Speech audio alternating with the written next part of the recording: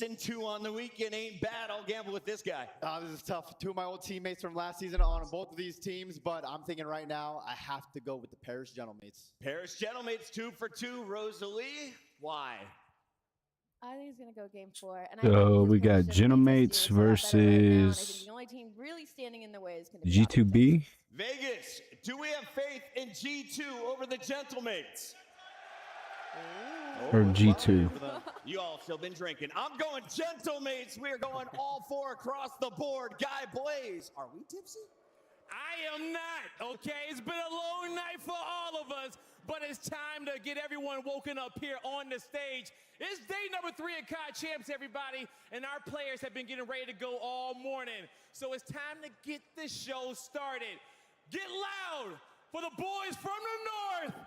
It's G2 Minnesota. Skies, Envoy, Crimp, and Nasty. It's been a hot weekend in Vegas, but that has not stopped G2's ice-cold execution. They're ready to keep the story going and take down their opponents. G2 is here. I think the key in this matchup for G2 is a hotter start than yesterday. They lost by 1 point. They win that map, it's a totally different series. They closed it out earlier before having to go game 5. That's going to be massive. And Crimp, full of confidence from that game 5, he's the man to do it. He is the man to get it done, and we'll see if G2 can. All right, let's go. Because it's time to bring out the Major 1 champions who are looking to set this stage ablaze and show everybody why they are the heart of Europe. Get loud, green suits, for the Paris Gentlemates.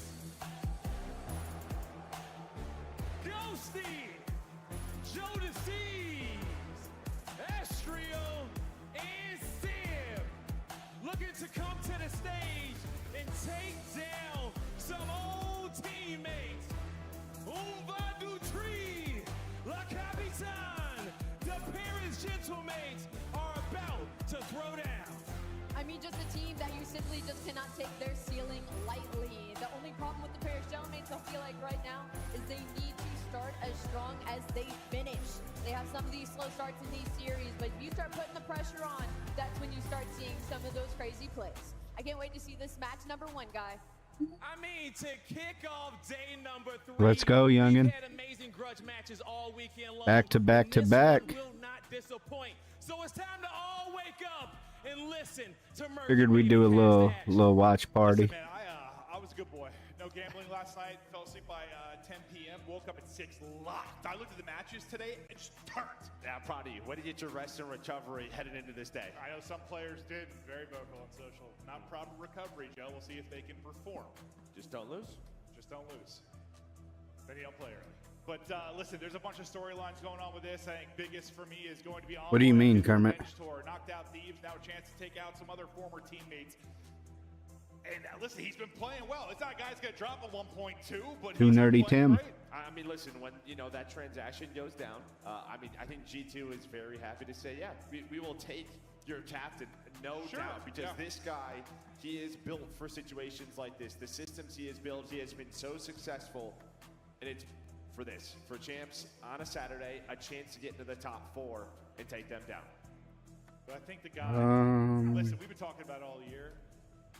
Crimson's insane. I mean, he is like the next big prospect in the sense of this guy should be on a team competing for titles, and maybe right now this team has a chance to compete for titles. He has been sensational. There's just only so many spots, right, in the offseason, and we've kind of heard the stories where he was just waiting on a couple of teams, which players were going to go where, and sometimes when you're like that last player, that last domino, you just don't have many options, right? But yeah, I mean, just what he has done, his individual skill, his confidence, and it feels like he's just playing with a swagger, right? We heard in that post-game interview yesterday, he's going to take his timings, and well, he's going to take advantage to what that team shows. We're going to take a look at the overall season performance on our 5 maps we'll be competing on in our first series of the day. Obviously, there have been some roster changes on both sides. Some of them. but what's the biggest map for you? What are you highlighting between these two teams in this 5? I would look at map number 2 because that is a G2 choice. And if you look back at Major 4, that is kind of how Paris turned around their search and destroy was on Fringe. So that 4 and 5 to me is a little bit fake, right? Because they were lights out when it came to that map. So you have a chance very early if you are Gentlemates to You go up put- too low if you take your hard point in this map number 1. Not monitor and output. That map 1. But G2, they're 1 and 3 in hardpoint this weekend. The only one Properties. Good for them. They're able to pick that map. Okay, So they have their 1 they want, filters. but you got to get there. But it is pretty lopsided. We talk about the hardpoint. Yes, you got to do enough to get there. That's probably going to be the map 2. That's going to be the one that gets Maybe them we're there. wrong. Maybe it's his first map. Who knows? Sometimes that first match of the day is the toughest. Just to get that adrenaline flowing again. Get locked in. You know, listen to the comms. I think that is a big thing. Hearing the communication. Just making sure everybody's on the same page. G2 trying to make a run into another top 4, trying to relive the glory for the championship to start the year. Backs against it. Losers bracket match. Winner is done. Paris. Yeah, I'm not sure. And this It'd be is what alright. we're probably going to be seeing a whole hell of a lot of. Listen, I didn't think it was possible really to win MVP because he didn't win. But if you just talk stats, listen, he's unbelievable. No, he is unbelievable. And well, the last time these guys matched up, he dropped He's so nasty. 3 in the series, destroyed this new G2 Minnesota roster. A great start for him. Did some early objective time, finds 3 kills, and looked at this P1. If you are Paris, this is exactly what you want to see here on your den. We're going to push through, get spawned for a second. Everything is going through twice. As it gets. Paris comes out hitting early. Civ trying to win the gunfight, but now numbers are going to go to G2 with a chance to disrupt an opening setup here from Paris, and they'll do that perfectly. Yeah, but they needed that, right? Already down 37 seconds. It looked like you were going to lose spawns for P2, but Envoy, he was able to pick up a couple of kills. Now Tremp's going to get forward. Can they respond with a nice hold of their own? Jonas Seeds, though, he's able to slip through the back, and that could be the play. It looks like he just got behind Envoy, and now here comes a pinch when someone is there off a spawn and a hold. That was the opening for Gentlemen. Echoing with game and mic. I just see he spawned there. Or he took a route. I just know sometimes they get a little long on this particular hardpoint if you're not full blocking. Nasty continuing to hold, still healthy 25 seconds here left to earn. Paris trying to mount up for another push, but it's been a bit staggered over the last couple of attempts due to gunfight wins. Well, from Crimp, 3 straight for him at 7 and 3. Now we take focus over to 3. Jodeci's there first, wins 1, can't get the second for you. Gets a couple tags in. Thought set up Ghosty, but didn't soften up as much as I thought. Maybe the needle finish him off. Not going to be the case. He's actually going to catch one. So be Joe again, though, going on a big pinch. Again, he just takes a long route, but Trent picks it up. That's what we talk about in the comms, calling out names. Where is that last guy? And that is 2 I am not plays now. sure. Jodeci, if he wins a gunfight, this game looks a hell of a lot different. But it was 37-0 to start this map, and it's been all G2 since then. Yeah, and there was that moment, like at the 37-0, and the way P2 looked, where I'm like, uh-oh, if they're coming out flat, they might get the doors blown off them early. Has not been the case at all. As Caesar Skies Bueno lights up the feed, 6th straight. It's the world champ performing on a massive Saturday. And we have seen the last couple of tournaments just taking maybe one step too far. He's going to get out of the objective, and well, he does not get the Hellstorm. Normally a Betty play. Yeah. I would just love to see him stay in the hill time there. Get that objective. Who could go play? Now! Ah! Looking to be the multi-demon. Weak somehow. No, I don't have it. He's able to take it. Sid got 2 though, basically the same moment. So they're gonna have a rooftop spawn. They're gonna push from there. Lobby has been dealt with. We get to the battle towards the point, but what a stretch this has been for G2. It's been 2.5 hard points now. I don't. You've allowed only 4 points for Paris. They are gunning. Skies is turned. Yeah, he is turned, just trying to get down behind the tree after the double. But the key has been the rotations, right? In the early pushes from Minnesota or from Paris, they have gotten shut down by Minnesota. Another one here early at this P4. Sky's the last player alive trying to do it again, but this time cut short by Estriel. But with the jet spawns, you are right back to work. Well, right back to work, right back to slaughter. They're all going to get cut down, so it looks like most of this scrap time going to go to Paris.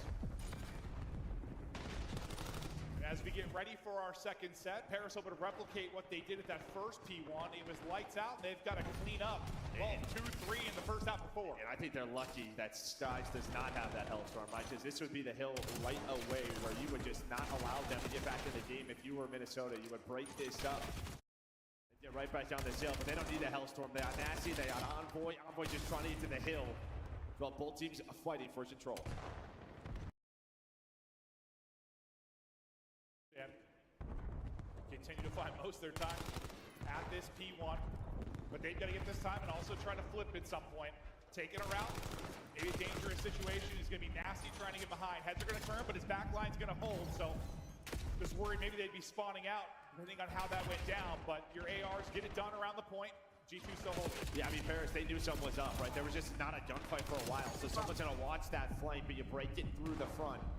So even with him getting taken down, doesn't matter. But besides that, you're still down majority of this time. Up to 79 now is the gentleman. Another key rotation here towards his P2, who's going to have some forward progress. And, well, the white arrow is going to turn. Yeah, but even like, hey, he doesn't come away with kills. Like, so they're turning to fight him instead of thinking about being able to flip, right? That's where you want the gunfight to be going down. Sure.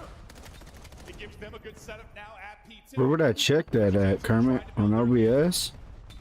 Here's my OBS. Able to take down the first. Paris now with numbers. 4 versus 2 towards the point. Civ gets another double. And Joe Deceives clears the last. That is a perfect 4 up, 4 down. Paris needed that. And well, Civ starting to catch fire. 21 and 11 on 4 in a row. Doing it with both weapons in hand. MPC can't find number 6. But through the P1s, and now a P2 break Paris right back in this game. Yeah, just about time. They hold the rest of this time. Just with the spawn for G2, you just got to set up for 3. Can't send anything else at this. You had somebody push that roof side for Paris.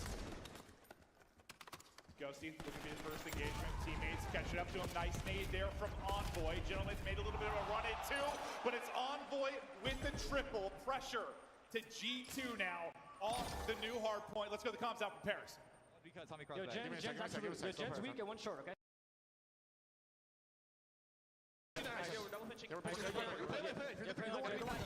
That fix it?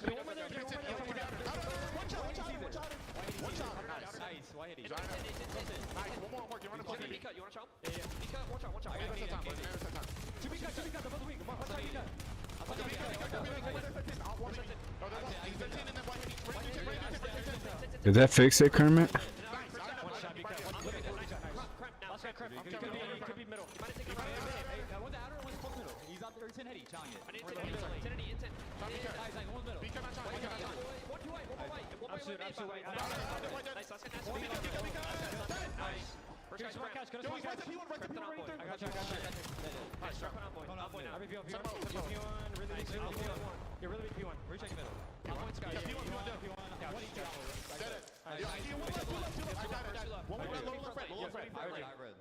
Yo, I have the back, okay? You go top 3.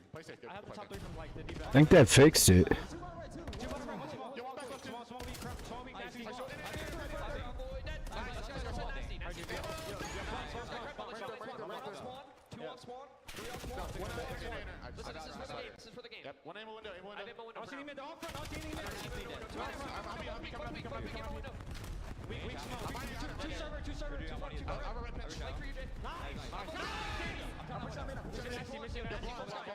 First 2 up, 2 off streaks, guys. Yo, right to mid, Caesar. I do not know. Sounds like the recovery time was good enough. They are fired up, calling names, calling spawns, working together. What a stretch that was from Paris. Yeah, and that's just the intangibles right there from Dandosi, right? You hear the toms, who were the first couple up, but this is our map. We're going to take this if we lock down this hold, and will put themselves in a great position as they have dominated P1s, but they will need an early break here as G2 gets set up. But I just love hearing, all right, he's the first to spawn. We got to look for this guy. They are on point, and now, there we go. You're not able to earn a Hellstorm, Skies. I am this time. I'm going to use it to break P1. Guys would love to have it. Yeah, I think that is a massive moment in this game. Some maps, the streak not the biggest deal. Here, breaks up the flow from G2, but they get a couple of kills, it might be right back into it. So it clears some time. There is one in behind enemy lines. That's going to be Estriel. We'll see if he can get some kills and find the flip. He is able to get one. Hasn't been traded out yet on 41 HP and trying to wiggle away. And he's done a great job. Wins another fight, gets his team spawned. So at first I thought the streak didn't turn into much, but now we're good. Yeah, it just kind of, you know, obviously you would love to get a couple of kills, but it makes the mini-map messy. But honestly, G2 handled that so well, and a T has been nasty. He's on 5 in a row. He might be close to a hellstorm, but it does get Gentlemates across the map into P2. Nasty trying to open things up. He's on 5 in a row. That comes to an end. And Civ once again with the double. 10 points though. All that separated the two squads right now. Pressure is on. Again, elimination match. And what a steal this would be for G2. They won 1 hard point this weekend. That was a Hacienda versus Thieves. This is Paris's map pick. Pressure is on. It's going to be all 4 dead. Feed lighten up pink. Nice sequence from Paris. And again, just all this objective time for Dosi. He's only on 2 in a row, but he is working towards another hellstorm. But yeah, desperation time, as you can see. Minnesota trying to fly on in. Even with the back spawns, they cannot lock this hill down. This has been such a good sequence here out of Paris. So Nasty continues to fight. Rotation gunfights going down on the other side of the map. And well, they are going 1 for 1. It's going to be Joe Deceives versus Kremp on the other side. Old teammates, an old duo, but Joe a step ahead. And if they get broke, Ghosty has another streak to work with. I don't know what happened with Nasty, but he's going to be taking out his teammates though, picking up the kills. You love that one more player, but he's been ripped out of it. Splits one. Civ, backed up, but still up. Little bounce. Joe Deceives able to pick it up, still holding. 20 to go for the win for Paris. Yeah, another chance with a split, but you were just able to play your life. If you were Civ, buys enough time, one player spawns out. Like Paris is about to win. They're just able to react, able to adjust. When Paris have gotten to their spots, they have not been able to get broken. It's been all about these rotation gunfights. The map flips on his head. Gentlemates, well, they dominate another hardpoint versus G2. And I checked it. I checked it on everybody's phone I could possibly check, Kermit, and it's not playing double on anybody else's. So it's got to be something on yours. Well, you had another streak you didn't even need to use with Ghosty. They made the plays late. It was a wonderful listen-in. They were fired up. And it's a map they need to take. It was their pick. They were the favorites of that. They're the better hardpoint team. Job done, but I think it's more interesting from here. No, I think they handled sort of the situation well. Just there was 3 hills in a row after that P1 where G2 were, outmaneuvering them on the map. Yeah. Skies got hot. There were some big plays, but then they respond again. And once they got into their spots, Civ had some big plays. Joe obviously up there with 31. G2 just could not break through. Yeah, Crimp right there with the damage, but goes 20 and 30. It feels like a tough matchup just based on the talent on the other side. You're going to need probably the best version of him, but he's having some takeover, search and destroys. You think back to the game 5 where he popped off. They're going to need him in a big way in the upcoming map 2, where we'll check out a couple of the highlights of the players, get ready and prep for the next map. Some nice sequences from Skies, but that's right after that where he fell short of getting the streak. And listen, maybe they don't win the game with it, but it could have been a difference. I just think it's I don't know, it keeps their momentum up. Right, because they dominate this P4. And I just think if you have that streak, it's just in the back of Paris's mind. You get into another great P1 spot. Maybe this game looks a lot different. Sometimes we've had, kind of Jekyll and Hyde with what Civ is going to put out. Civ was pumping in that map 1. And Skies, I mean, he's just such a veteran. You don't really expect him to make a small mistake like that. Play for that objective, but yeah, Civ has been so consistent for them in the respawn throughout this weekend, putting damage down. And then this was a hell of a hold at the end of the game because they do not have the back spawns, but the numbers were there, the NPCs were there. That solidified map number 1 for them. Joe Deceives, with the final shot, just making sure he's dead. They got to feel good after that win. Some really nice stretches. They're playing good COD. But the question mark when this team formed and some of the hiccups early on was the search and destroy. They had made some strides coming into this event. You thought they were one of the teams that maybe had the most room to improve coming into this event. A lot of that based on search and destroy. Yeah, a lot of, and obviously just do the roster change, right? In a couple of weeks, you Hello? know what you need to work on. But I thought it was interesting just looking at the stats from the desk. Like, they're 7-3 since this new roster is formed. Only losses are to Optics, so they have handled business across the league. There's the map flow. Here's the 5 maps we'll be getting to. Fringe is going to be up next. exposure, which we haven't seen a ton of as of late since having 4 overloads in the rotation, but we'll get there. I think Paris is happy about that. Yeah, because sure. That's been like their home throughout the year. They've played it 24 times. It's not the best record, but 13 and 11, and it feels like it's where they're at the most comfortable. Well, what's your thing to watch maybe this upcoming French? Anything that stands out? I mean, I just think in terms of like the map process, right? If you are G2 and kind of tell me into this one, you know what they were able to do on this map at Major 4.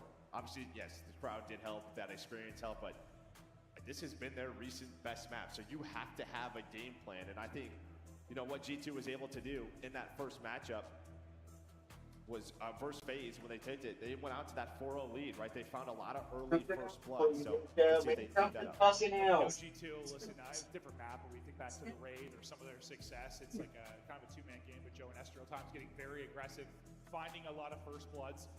Fringe of the map, it's difficult to do that. A lot of times it's a bit of a slow play. You're waiting for information. It's a ton of info. It's tough to just hit stuff sometimes if you're just a free kill. But look at the SMG matchup between these two absolute studs, Joe Deceives and Krem. The purple. I don't know. I can't tell. Yeah. Ping. Yeah, Joe kind of he melts in there, but that's pretty much because what Well, Krem has been doing. I mean, he is just covering everything. Yeah, right. He is outperforming that guy. 2 players to watch in this upcoming map. Joe Deceives the guy that's going to get you a lot of first blood, get you a lot of first deaths sometimes. I think you say the same on the other side for Krem. What kind of success they're finding early could dictate a lot of rounds. And that's touched on it too. I mean, no pressure on this Minnesota team. Every match win is just a thumbs up. You're going to keep this going. It is an upset. Well, we saw it yesterday. Even if they lose this map, go down 0-2, do not count out these guys. They got to have a bit of belief after that one, that's for sure. G2. Oh, we get the 2-man label. Let's see if Joe Deceives, though. Talk is going to break things up. He is able to find the first. Almost got to trade this out. He is able to do it, but Joe Deceives gets his 1. So there's 1 first blood on the board for him. Instant trade though, so we go into 3 versus 3. Envoy's able to get another. You heard the AR shots mid, tagged up, able to execute. Sid can't win his fight, and Paris are falling. Ghosty last alive in the clutch. Yeah, as soon as Joe dies, it wasn't like a 3-man instant rotation out of Paris. They were really worried about like a tracks flank, the middle of the street flank. Well, that gave them some room. Well, Sid, he was the only player over there, so it's just the trades efficient out of G2. They get that 1 pick down the middle of the street, and that's the difference maker. Yeah, it wasn't like the craziest play for Envoy, but just made sure he traded the kill, which he needed to. Plays off the comms of his teammate to get a second mid-street, and then they clean things up from there. Yeah, but it's all double chows out of G2, where on the other side, it's all solo chows, right? And we'll see if that changes as we get further into this map, too. But solid stuff from G2 out the gate. Looks like Astriel will be the lone man, track side. Sid maybe sniping window for now, or maybe swaps off it. We'll see what the case will be. Joe Deceives hanging out 10. There's only 1 player over here in Krem at A. But you're going to see a lot of this on this map. Slow build-ups, play for information, use your tacks, use your frags. Yeah, it's on that 1 player we saw from Joe last round, right? Just to find 1, give the info that they are over towards that A bomb site. But both players just playing around their rotation. It sounds like Sib still has a snipe out, so that's why this is such a slow round. They are hoping he can find a pick. Well, held that a second longer. Nasty May gave him a shot. Look at G2. They are pretty much just quickly over here. They have already read this. They have the rotation. Krem, he's got the help of Skies. They're not going to overcommit. Couple of 2-2 splits. They have the read. Do they have the numbers so far going their way? Yeah, I mean, we just hop from 1 weak player to another. Sib able to hit a shot, but getting him alone in 1 versus 2. He'll get cut down. G2 flowing. And well, that's what you have to stay patient if you are G2. You know he has a snipe. Don't give him any angles. And when it comes to these pushes, they're going to be at a disadvantage as well. Envoy hops the wall. He's up to 4-0. But just great reads on the map so far from them. Honestly, I think Paris sniping kind of plays into how G2 want to play this. So like, all right, I mean, we're not in a rush, especially on the defensive side. Granted, he held it a second longer. He may have had a may have had a shot of Nasty. You said Envoy flawless. so far. I'll see what this hit looks like. A bit different than the round one. Still playing it slow, letting Crimp kind of play the ISO game. Yeah, I mean, he is playing with some aggression. This is confidence. Throwing a smoke drone today. He has pulled 3 players here. I think he wanted to like wall bounce there and didn't, so he was just a free snipe. And well, I think maybe just a little off of the same page there if you are G2. It feels like Kremp wanted to go, but everybody else trying to set something else up. Well, I think he was just trying to go high and catch the sniper, and he just instead just plopped right in front of him. I thought he was throwing a fake, honestly. I really did. Because he was the only player in that area. Now it is Nasty down to a 1 versus 4. Paris get on the board. They needed one, and it feels like, in a way, G2 kind of handed that one, where they've been on the same page so well in the first couple of rounds. That one felt Yeah, I mean, listen, Kremp, this is what he kind of said yesterday. If there's opening, if tags aren't hitting me, if nades aren't hitting me, I'm going to go. But here is the snipe from Sib, and I think you're right. It feels like he wanted to bounce one more. I think he wanted to bounce high. He only saw one. I think he was dead either way, but maybe he might fry the sniper at least. But instead of having some saucy movement, it just hit the free. I mean, you should see, as soon as he throws a smoke, throws a nade, like everybody from Paris is on the move towards A. Yeah, so I was like, oh, this is a fake, but it was not. It's in his fear. Fear infection. Kremp got spotted. Kremp trying to get out, has to use his smoke to get away, so won't have that on a potential retake, or might not even need one. Envoy pushes up trackside. How many times have we seen that tracks isolation player get caught? Well, it's not only that, right? It is just pressure through the middle of the street, and then it's 2-man pressure through tracks, right? So you were giving them no room to work with. Have them so worried about Kremp and the plays that he is making. Then Nasty gets a bit. Sib, Dosi left in a 2 versus 4. I thought he hit that. I thought he hit. Yeah, so did I. I thought he hit that shit too. Josie again by himself will get cut down, and G2 with a quick response. And that is just a beautiful round, right? Because you show 2-man pressure through the middle of the street, and that just locks in everybody else from Paris. Like, yo, he's in the middle of the street. Let's get our nades. Let's pick this guy. Let's give us our first blood. Meanwhile, that's happening. It's a 2-man push tracks. You get that first blood. You take so much of the map away. Decisive. Quick decisions. Out of G2 there. There's the first blood. Yeah, like Estriel's there. Everybody else is like, all right, let's work middle of the street. Let's go towards A. And Crimp wiggled away with his life to set things up.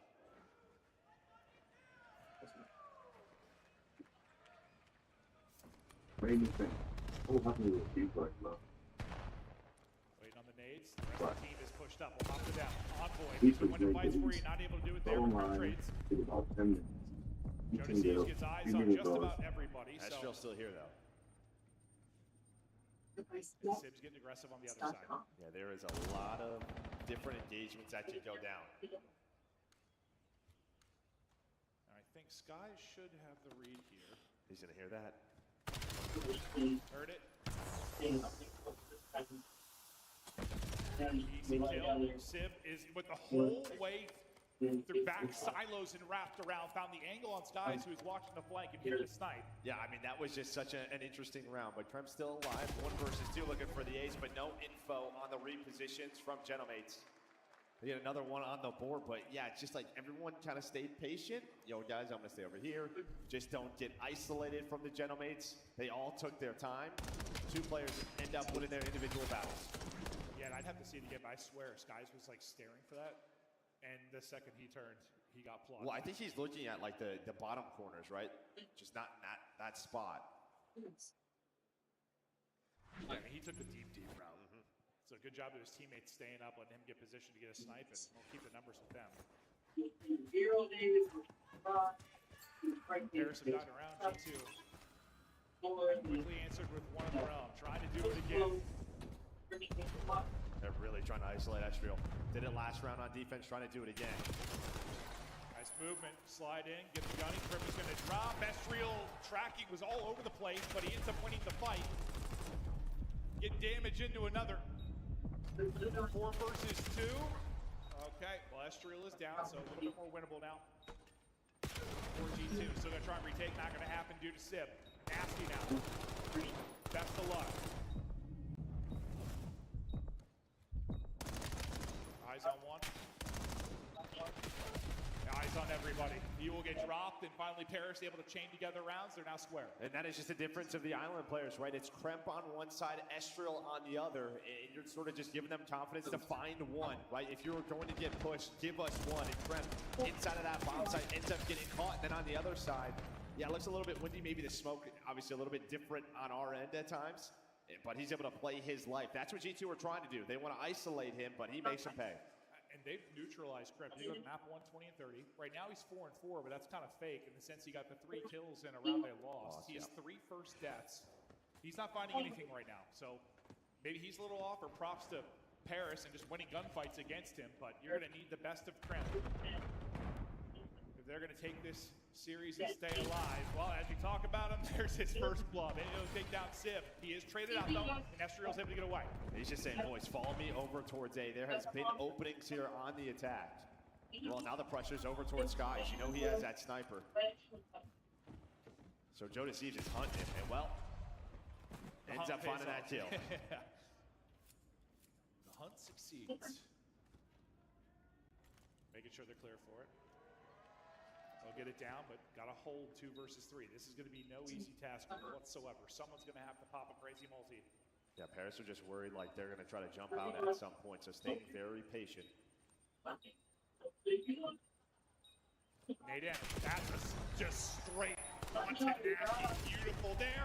And Joe Deceives wins his 3 straight for Paris. Calm and cool on the retake. Perfect. Looking like the Genomates, maybe. It's like a little messy or hairy there for Paris if they don't have nades, right? But they hang on to their nades. Joe Deceives still had one in that last one, so they had the right idea. Just beautifully played. Play again with that information.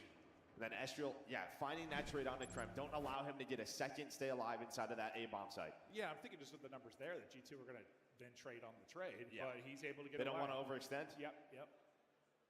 And that was the difference. He ends up making the play there late with the nade too. So a couple really nice rounds out of Estriel. 6-4 start out of him. 5. Looks like the Genomates might be winning this. He's the island player in a lot of these scenarios. Skies trying to get something going to this. He's been completely silent. 1-6 currently. Nothing working out for him. He had a great map 1. He'll try to bring it back. 4 seed versus 6 seed.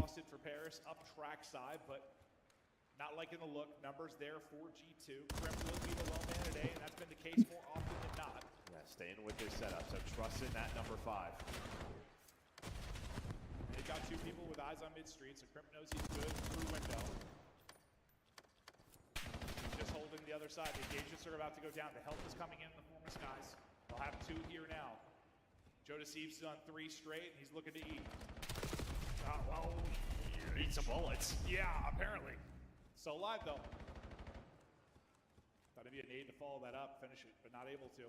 But both teams, again, just staying patient. Envoy throws a shoulder. He was able to spot Sib on that flank. Estriel does get aggressive through the back alley, but they lose the fight on the bomb. Bomb is down on A, but all of a sudden it's a 2 versus 3 for G2. Kremp, I don't know how he wins that one.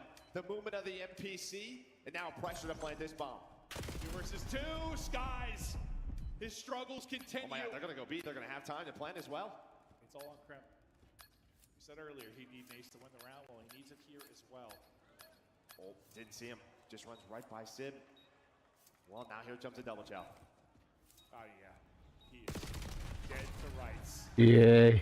Doesn't spot one, gets caught. Kremp a couple chances to maybe. He got cooked right there. Short. He did his job, got the first blood. How's the mic sound, chat? Where did it fall apart for him? Yeah, I mean, I think if you're G2, it's looking good, but it's just that trade after on the Skies, right? It feels like you were locked in down that A bomb site. You had everything that you wanted, but you lose a couple of key gunfights and you lose those numbers. Joe Deceives, 5-5 with 3 first bloods. A monster in map 1, but Sib's having a series. Guy popped off in the map 1, double positive here. At times just looking to make his mark in search and destroy. He is certainly not here. He's done it with the AR, done it with the snipe, done it with the sub. Pressure.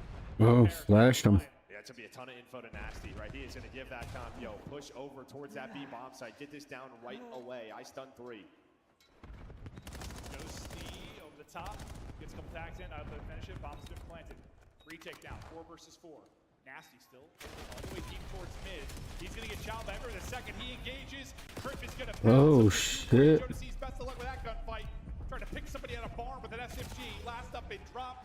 G2 needed it. G2 Okay, maybe it ain't the Genomates. See that man on your screen. Great tact usage there. Finds all of the info. And then there's a chance, right, that they just 3-man push him, but he backs away, holds that angle, and then gets all the information on the retake, puts some shots in, doesn't throw his life away. Look at this crossfire. But again, doesn't overcommit, trusting his guys to get there. Well, they stay alive. Ghosty got, I think, 4 moments in this team, man. Sometimes a team goes Just like 1 happens, or 2. Yeah, no, I know it does. But like, that one looked insane. Get out of my way, bro. 5-4. Well, Skies has to get involved a little bit more. Normally, he's got a couple of nade spots that land. But he's been the second guy a lot of the times over towards A with Kremp. See if he can be better on this round, but a first blood there on Envoy. Astriel just peels him. Got caught here a couple times earlier in the game. Not going to happen this time. Sib with the big stick. Prep wanted to send it. Gonna fly. There's another one here, though. Oh, shit. The help. Joe DeCease getting away as well. 4 versus 2 for the map. Sib does take the chow and get dropped, though. Things get a little bit more interesting. Yeah, Sib just doing Sib things. Yeah. No, 2v3. But that could be one of those. Can Minnesota win this? And that costing you, especially if Astriel were to fall. Well, I was just talking about the Skies nades, but it doesn't end up getting them a kill. And now he is left in a 1 versus 3. 3v1. Now down to 38 HP, and just like That's it. Paris up 2-0. Harris is up 2-0. He's gonna have to brush off 1 and 8 to get nothing going on the map. But listen, no strangers to He's just, he's like, fuck. Able to pull off the reverse sweep, but Paris dialed right now. Solid hardpoint win, looking good in the search. This is just my worry, right? Obviously, I trust Envoy, I trust Looney and the coaching staff, but you literally are picking into their best search map over the last 30 days, and they make you pay. They sure do. Solid outing from Paris.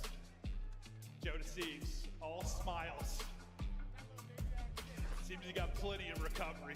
Twisted, finding a ton of first blood, finding a ton of success, and yeah, Sid maybe an overshout late, but he was terrific throughout the rest. Yeah, and honestly, a very fun fringe, right? There were a lot of different looks, teams just, trying to stay patient, trying to bait it out, but yeah, I think a key difference was Astriel in sort of his island play trackside. He was unbelievable, puts up double digits, and really turns that map around for them. And gunned Envoy to sleep for that final round. That ended up being the big kill, the first blood to take numbers. So, all Paris so far. How did G2 do it, dude? How did they bring it back? They did it against Thieves. Surely they can do it here. I'm just worried because this is Paris's best overload. Yeah, no, I hear you. That's sort of my one worry. I think, yes, they can do it if they get to the Hacienda, but this exposure has been solid for Paris. No, I think that's what we said at the beginning. Can they get to the Hacienda? They're going to need to get there. We thought it was going to be through the map, too, that they were able to extend this series, but not able to do it. Paris simply too hot to handle. Up 2-0, looking to continue their run, but look to close it out on exposure after this quick break.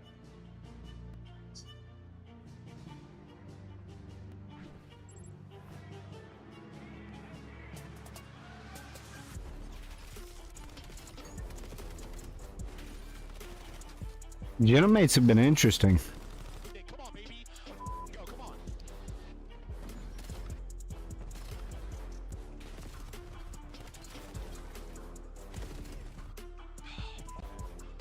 Let's go, baby. Paris. This season has certainly been a roller coaster. The season began. You eat your popcorn. Go eat your popcorn. That first destination, Eat. Major 1. Go eat your popcorn. I feel like we had a kind of like a point to prove going into Major 1, so it kind of just proved a lot of people. Luca. If you make the right play over and over again, you're going to get rewarded with a crazy bailout, 2-piece, 3-piece, clutch, whatever it is. It kind of just gave us like that delusional confidence that like no matter what, we can win. Together, they defeated the home team Optic in a 4-3 victory. On the hunt, 2, 1, stays alive! They earn it, they deserve it, and they have silenced this crowd. I feel like every season kind of has both highs and lows. Just depends kind of how high and how low you're going to go, as cliche as that sounds. Their tailwind ended after Major 1. The Gentlemates qualified for Major 2 by the skin of their teeth. Major 2 is kind of like the real start of the tip-off of, I guess, like the point of no return. Once the tournament began, they gave off signs of life. It wasn't enough, as they would exit in elimination round 2. We were definitely getting booed probably the most out of any team at that event, and to have the crowd against me was definitely a surprise to me. At this point in the season, doubts were spreading about the team's ability to perform when it mattered, with poor showings across qualifiers, Minor 1 and Major 3. Major 3 was kind of like the real final pinnacle of like, okay, something has to definitely change. No! Obviously, we made one roster move immediately following Major 3 with removing Envoy and trading him to G2 for Estriel. After the first weekend, we made another roster move. Neptune, their Major 1 star, was out. The team welcomed Joe Deceives in from Toronto Coin. I figured with the opportunity, joining the Gentlemates, teaming with like Dan again, someone I've already played with, especially going into the Major 4 in Paris, I was like, I don't see why not. So it was definitely really hard, especially emotionally, but I think I made the right decision. I love playing with Joe. Joe is probably going to remain one of my favorite teammates all time, forever. All time. The switch may have been exactly what the team needed, because the Major 4 showing at Paris, France, proved they still have a good fight left in them. And I know we didn't win or anything, and my favorite moments are obviously me winning, but Major 4, I mean, I'm going to talk about that for a long, long time. The noise, the crowd, the energy, the atmosphere. Yeah, that was a crazy Undertaker, dude. The journey isn't over yet. I feel like we've been getting more and more on the same page. a crazy COD event. My mind, but getting that damn ring.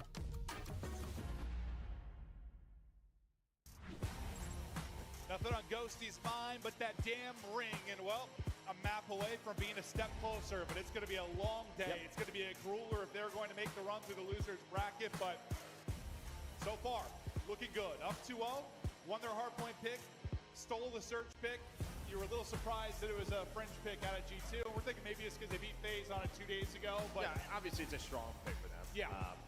It's just... It's always like, do you pick your strengths or against someone's weaknesses or try to find a balance? You're like, counter-stratting, right? Yeah. A lot of BOD obviously to go over, but just saw how comfortable Gentlemates were. Now to exposure, and well, this one gets interesting, that's for sure. It's a very good one for Paris. They have been so strong. How did G2 do it? Who's got to turn up? Are you just looking at Crimp, Envoy? Do you really get it rocking? I think Skies obviously has to step up after the map number 2, but yeah, I think when you look at exposure throughout the start of the year, it was, Paris, it was Falcons were very good at it. The reason why is because their subs could get lost. And well, Envoy was on that team, right? He was on this Paris team early. Yeah, he was. Yeah. So yeah, you looked at the subs of how much pressure can you put on the map? Can you get to your enemy base and won't make them look for you for a long time? Can you deal with the routes of the likes of G2 and Estriel? Can you shut it down? This is how the bracket looks. And, well, Joe and I are doing Optic and FaZe winners bracket final later.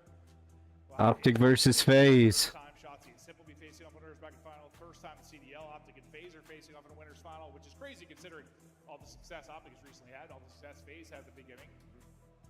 That's going to be wild. It's going to be wild. But yeah, for one of these two teams, our team's up next, it could be sort of an old school day where you're playing 3 matches in a day if you want to make it all the way to that champs final. That's the goal for everybody remaining. Make the run. LA Thieves getting knocked out as early as they did was pretty crazy. Your lobby leaders for most champs goals. Got 4 all over the place. This is, we have a lot of maps where you can have those long extended stalemates. I mean, sometimes this map just gets freaky quickly. Yeah, a lot of counters. G2, backs against the wall, down 0-2. Able to survive the 0-2 deficit against Thieves. So they can muster up the magic here, but the Magic Man and Joe Deceives, they're going to have to stop. He is frying. G2 3 dead very quickly, and Joe Deceives hunting for Oh my god. Yeah, he is frying. That's just knowing that guy is one shot. Keep him in that corner, and well, this is what I'm talking about.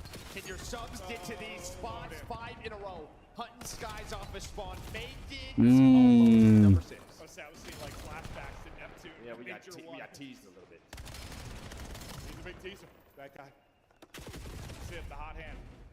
will end up dropping. So G2 hold the first bit of pressure. On the opposite side of the map, we're going to hop to Crimp. His turn.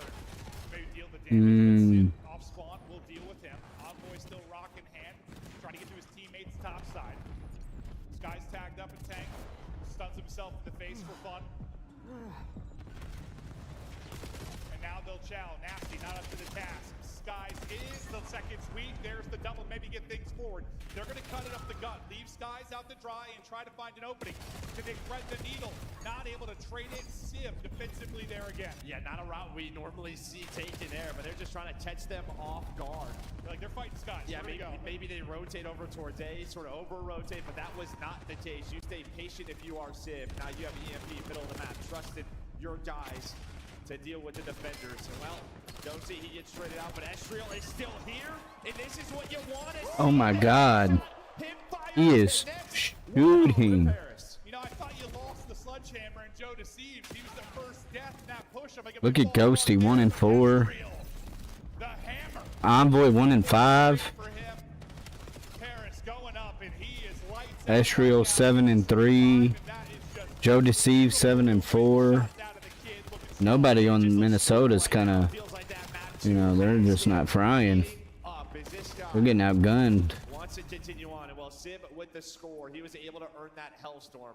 But you're seeing this, right? If you get your subs into those power spots, that is how you make plays on this map.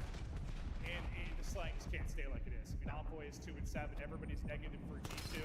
Might be 14. Yeah, this is literally what I was just saying. It's not going to be one. Oh, well, it's a team kill, unfortunately, with the streak. You are able to get nasty with it. Ghosty has 2 in front, and that's going to stall out. So the streak, for now, not turning into much, but you did get forward. You still have players here to 3-on-3 for the score. Closer spawn in for Nasty. He's able to reinforce this quickly while Ghosty's trying to get back into the fight. Oh, no. Oh, no is right. You got to finish that one. Might be a score where he's able to do it, but they're going to go ahead and wrap this out. Ghosty can't get it out, though. I mean, he gets that kill. He might get the second. That's another one, but it's just a multi-kill. Estriel is frying. Oh my God. Is their playground. They are frying G2. Does he have kinetic armor or something? I have no idea. Oh my God. Oh my God. Speakity, Papa Joe Deceives is hungry. 13 and 6, having his way on the map. Will drop, but well, the follow up from Estriel is what led to their score. Can't do it there. Yeah, I mean, the only thing stopping him is stuns. I swear to God, if he gets stunned, he loses the fight. If he doesn't get stunned, he wins the fight. You take a step back, though. Obviously, things looking great, but you've used the Hellstorm now. You're only down 1, so you're still very much in this. But it's just a question of, like, how long? No, in fact, you're going to save by 12. 10 or 12. He just only run out. Yeah. And there we go. Pretty good. Finally, a good wave, and this should be a score. Trophy in for protection. Players forward have to win a fight. Nasty's able to do that. We're tied up 1-1. We're going to stall for a moment, try to get players in position for the next EMP. 1-1. So there's not a quick counter. Teammates are going to spawn all the way topside B due to the position of Joe Deceives. So they've got to track back, deal with a pending counter.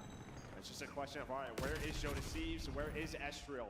They know where 1 is, but where's that number 3? Trying to clear. I mean, Minnesota, they're kind of. Just not losing gunfights. Oh, Nasty, but they do stop the I don't know. opportunity for Paris. Just kind of Now they got to deal with the next one. Well, we said the subs on G2 had to have a solid game, but it's just been Joe Deceives and Estriel, the 1-2 combo. You sneak on in here. Oh my, the snap, the read on Envoy. Oh my God. Third in the feed to get the second point on through, and it's just down to Kremp. And there we go, Paris up 1. I feel like they needed that based on how that They happened. did need that. They did need that. Second half, you outplayed them throughout. There was really 1 clean 4 dead that allowed the score for G2. Outside of that, it was constant pressure from Paris. Yes, you'd love more scores, but at least you take the edge. I think it would have been real frustrating to go 1-1 to the half. Yeah, but and then on the other side, the Toms are just like, all right, we're only down 1. Felt like we were in hell. We were getting pieced all over the map. So many multi-kills. It was this middle pressure, just right through Zig. It was Estriel. It was Ghosty. Joe Deceives just jumping through the window. They could not take down the NPCs of Gentlemates. Yeah, like this No, their SMGs are shooting. Fry you in the slaying column to get wins. Like they'll win some hard points here and there. Unless Kremp goes nuclear. Yeah, which can happen, but for the most part, been kept relatively silent. But he did put up what, 1,900 damage right there. We're basically Esriel in that first half. So he was shooting. They just got to win some. Genomates win this. That's it. Sib popping, him Oh, I'm not even playing, Al. Sib able to come out on top. Ghosty finds one as well, and just like the first half, immediate pressure from. This is the Call of Duty League. Professional players. Esriel's already here. Can't change it into multiple, but it's going to be a fast score. 30 seconds. Joe to see maybe extra love again. Just doing kind of a reaction They're going to go towards B, but stream, I that's not guess. the case. And Esriel, he just gets behind the van, so everybody off spawn, they don't spot hit it, and it ends up working out for him. The timing goes his way. Maybe a counter chance. As well, Skies was able to find Esriel. You getting dubs on Fortnite? In the spot. And well, just that extra NPC from Ghosty has been paying dividends. What looked like a threat was not much one at all. Beautifully dealt with by Paris. He said all NPCs out, everyone won their one-on-one. Now they're trying to rip it to the other side. Ghosty slipped out and dealt with. Okay. Nasty's trying to find They're gonna get the other. He's able to do that. If he get you two, Oh. and you get a big one. A triple there and pressure for what a moment from Nasty. Takes the round, finds the Ooh, if he would have got that. What's a team kill? Team 8, and then the pinch opens up. Of course, it is Envoy finds the opening. They are still very much in this, but it's going to be a lower spawn on EMP. And well, you have to be careful here. Look, this all of the arrows in a great spot, but Nasty, he pulls out the extra NPC. It has been worked, and he finds that first kill. This will allow his teammates to get into a spot. Envoy trying to take down Esriel, but no matter what, that gunfight has been going Esriel's way. I sure have. Stop shooting. G2 has just had quick lightning strikes for their scores. So they have one more into tank. They're all dropping though. Awkward for Skies, and now that great score. 4-2. 3 minutes to go. Paris back in front. Oh my God. I don't know, glimpse at Skies where He ripped him with that damn NPC. Then throws it past. Like you're just seeing kind of the pressure get to him. Pressure a chance, yeah. Different beast entirely. Ghosty somehow was a lot longer than I thought he was going to be. Finally, we'll drop an envoy we'll get to. Beautiful from him in mid-map. Some of those close range fights starting to go the way of G2 as long as it's not against Esriel and Joe Deceives. As I say that, they're both going to fall. Crimp and Nasty dishing it out, but no real pressure at mid-map. And you have such a strong AR duo on this Gentlemates team, but you see Ghosty and Sib with NPCs out, right? This is a map where you should take some longer range fights. Solar side, window to top balcony, but it does not matter. They are playing with pressure. 2 to go. G2's tournament lives on the line. They're going to muster up something in these 2 minutes. Maybe it starts now. You deal with that. Joe Deceives and Esriel are fucking carrying. Little two-man game here through the back. As far as the frying. Looks right, doesn't look right. Makes him pay. Everybody drops. Oh. Guys did get through. Guy's gonna have to kill everybody, and it's just I think he's got to pull out an extra NPC, right? If they want window control, unless they're gonna take this top side, I think he's just got to match this.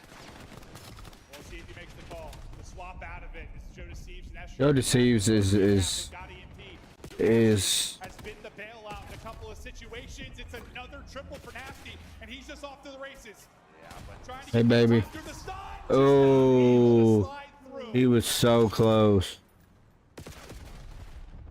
Close, but no cigar for Nasty. A minute to go. yeah, hoping for another Minnesota miracle, but does not come in right there. And well, now you have EMP control looking number 2, and Sib is all the way pushed up. They just have to deal with this mid-cut, so he's going to come all the way back to try to help them out. They find these kills, this might be the series. And they find them all. That might be the final dagger. Envoy able to stop EMP for a second, but not stall it out long enough. 3-goal advantage with 30 to go. That's it. I think that's it. They're 20 seconds. Yeah. That's it. 32 winning so many key gunfights to keep the pressure on. Shooting his body. I love it. Love to see it. Yeah, as impressive as this guy has been, I don't know, Esriel has They're gonna go for another one just for the disrespect. 10 in map 2, winning so many crucial 1v1s, now leading the slaying category. And if he is playing like this is going to be a dangerous Gentlemates team on Saturday. They put through a 6, the cherry on top of a 3-0. Gentlemen, so they're gonna play. Their Cinderella run comes to an end. A crazy upset yesterday. Further than people maybe thought they would make it.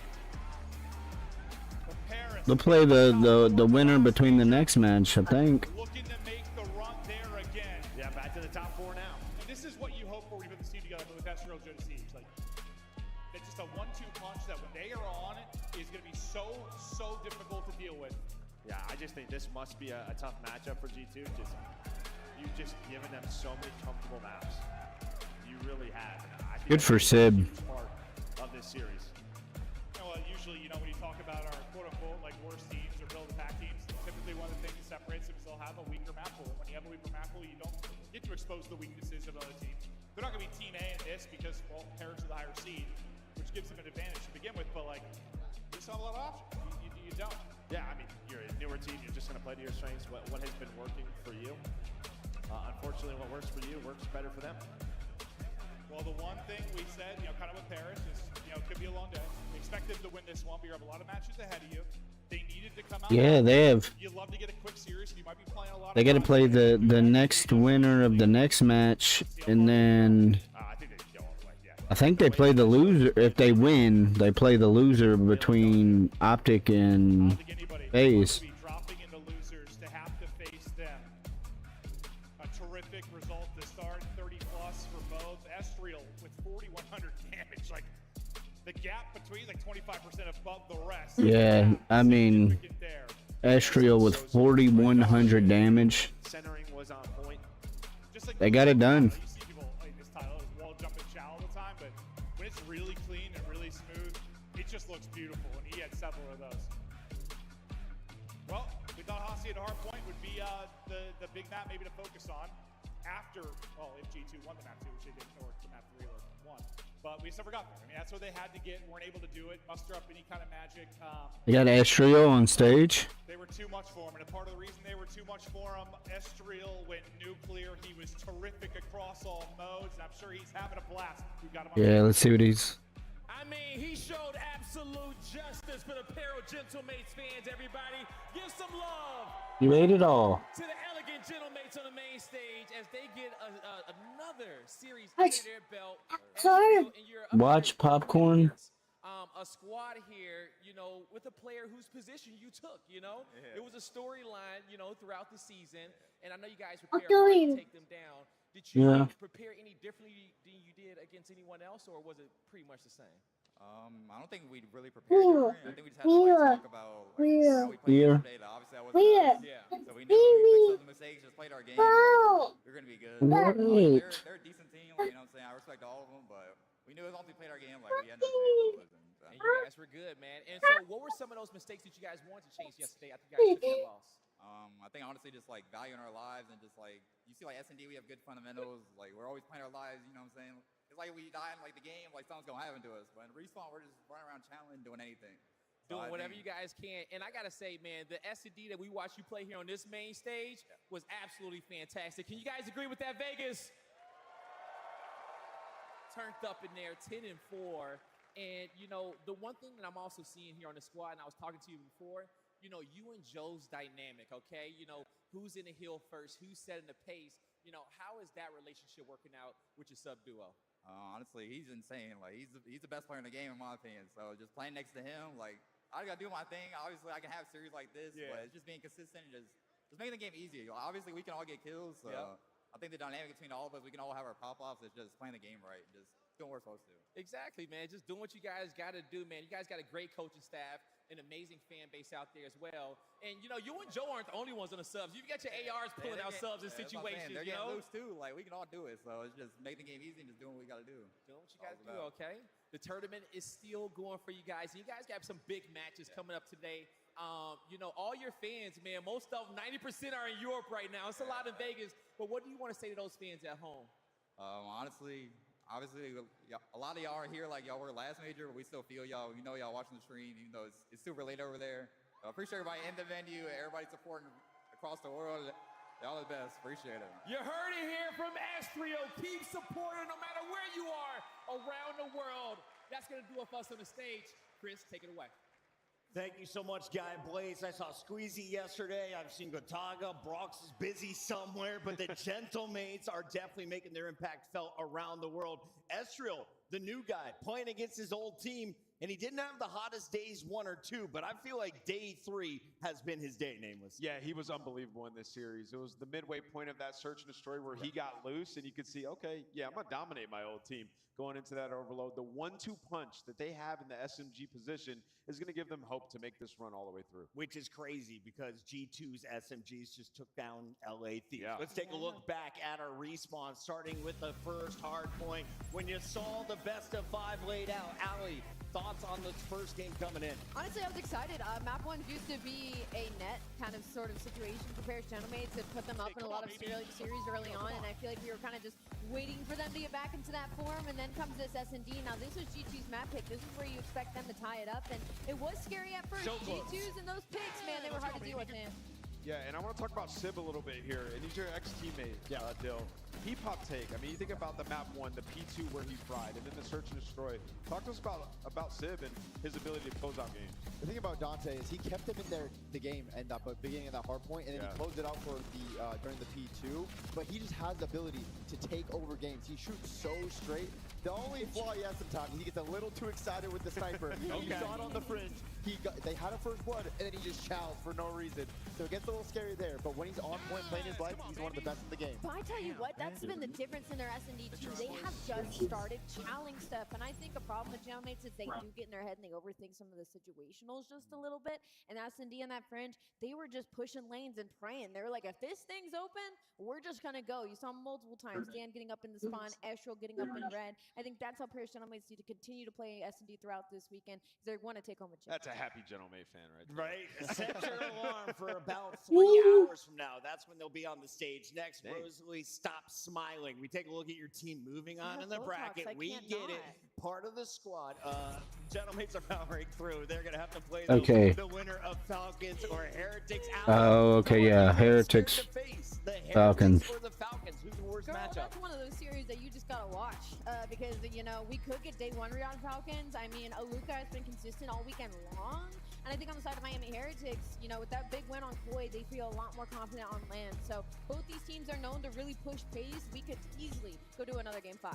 Dill, it's your day 3. Here's your first challenge of the day. We're going to a break. Tell everybody why they should stay tuned, because on the other side, we got a big matchup. Who's playing? Oh, we get the Falcons versus Miami Heretics, and we have Aluka, potential Rookie of the Year candidate, even though we're going a little bit too late. But I'm loving the Aluka story right now. Does that disqualify him from Rookie of the Year? Yeah, I think you have to have like a couple more matches. I think so. Aluka's him. Let's see. Yeah.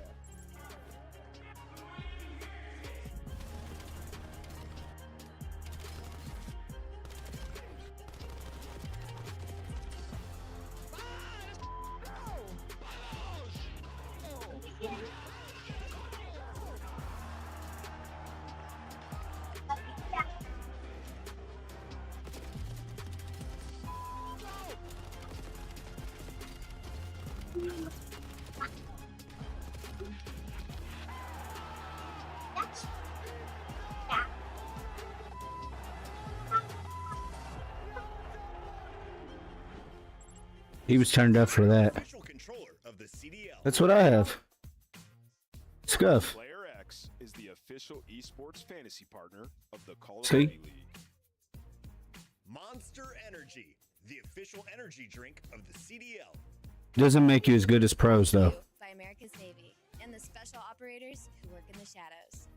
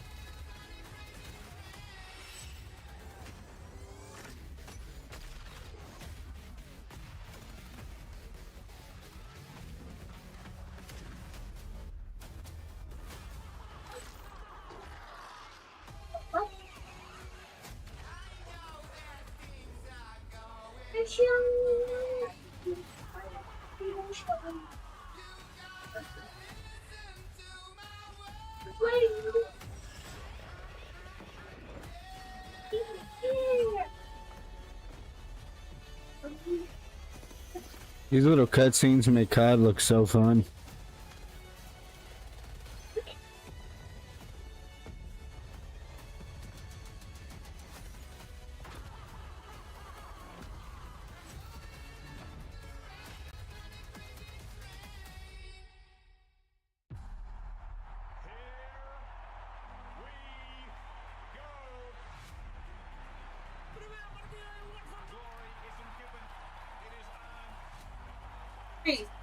No.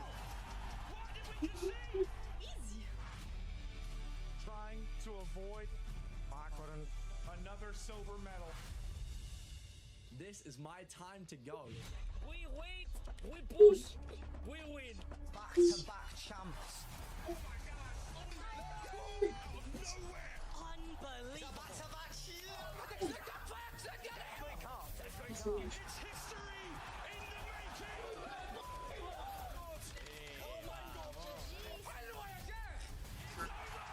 the champions of the world. Leave it alone. Why do you think I'm laying directly in front of it?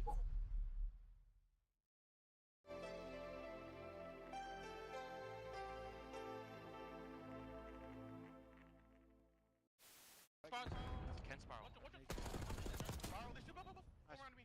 Last guy, he's low. Stay low. I'm 245. I'm sorry.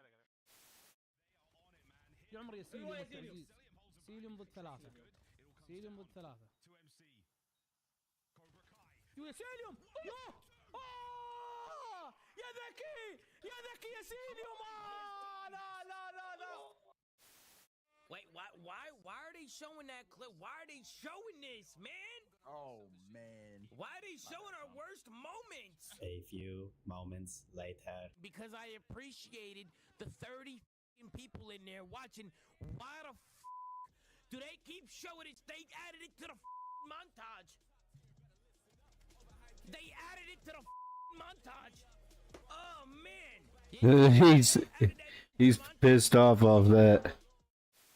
Yeah, I'm feeling great. Those guys are frauds. It's Sunday. We're on land. Reverse sweep. It's easy. I remember that.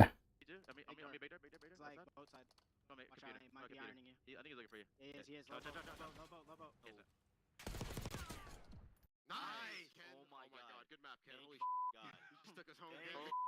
Took us home. Oh my god. Bro, I can. No way.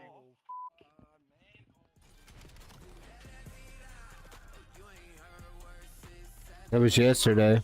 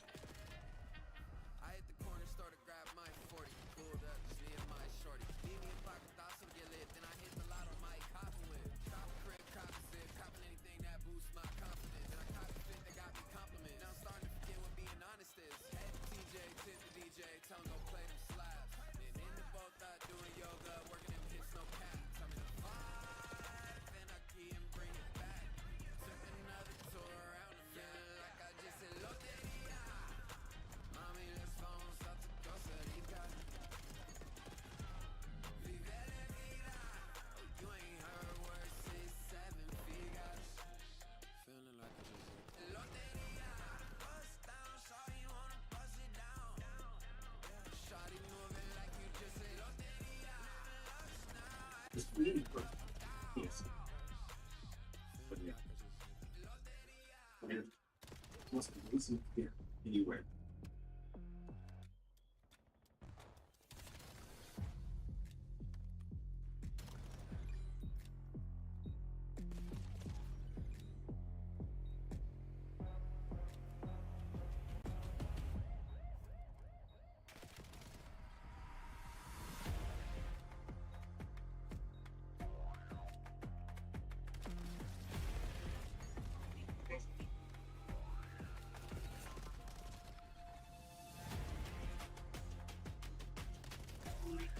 The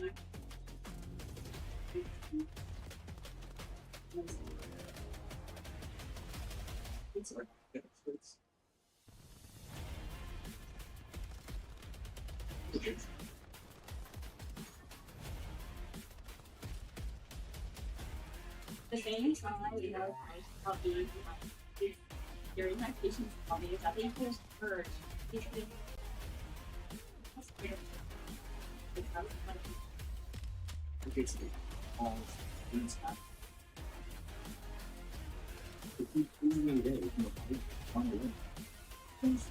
so much beyond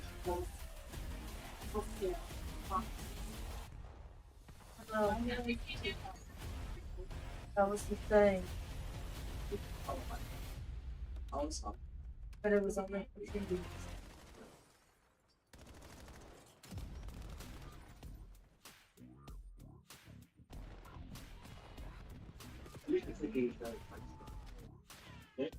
I think we got a little. Oh, we got a minute. That was the team night, babe.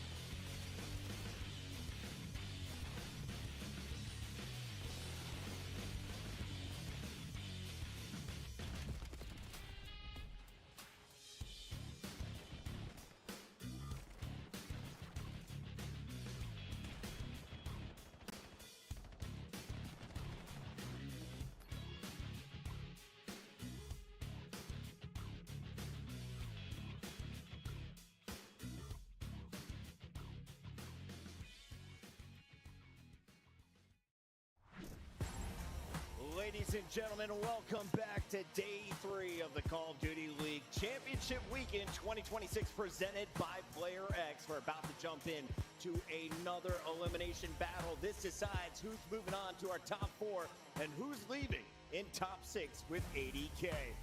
We're in the Michelob Ultra Arena, host of 30 UFC events, but more importantly, Oh damn! know that Taylor Even the top 3 leave with 80K. That's crazy.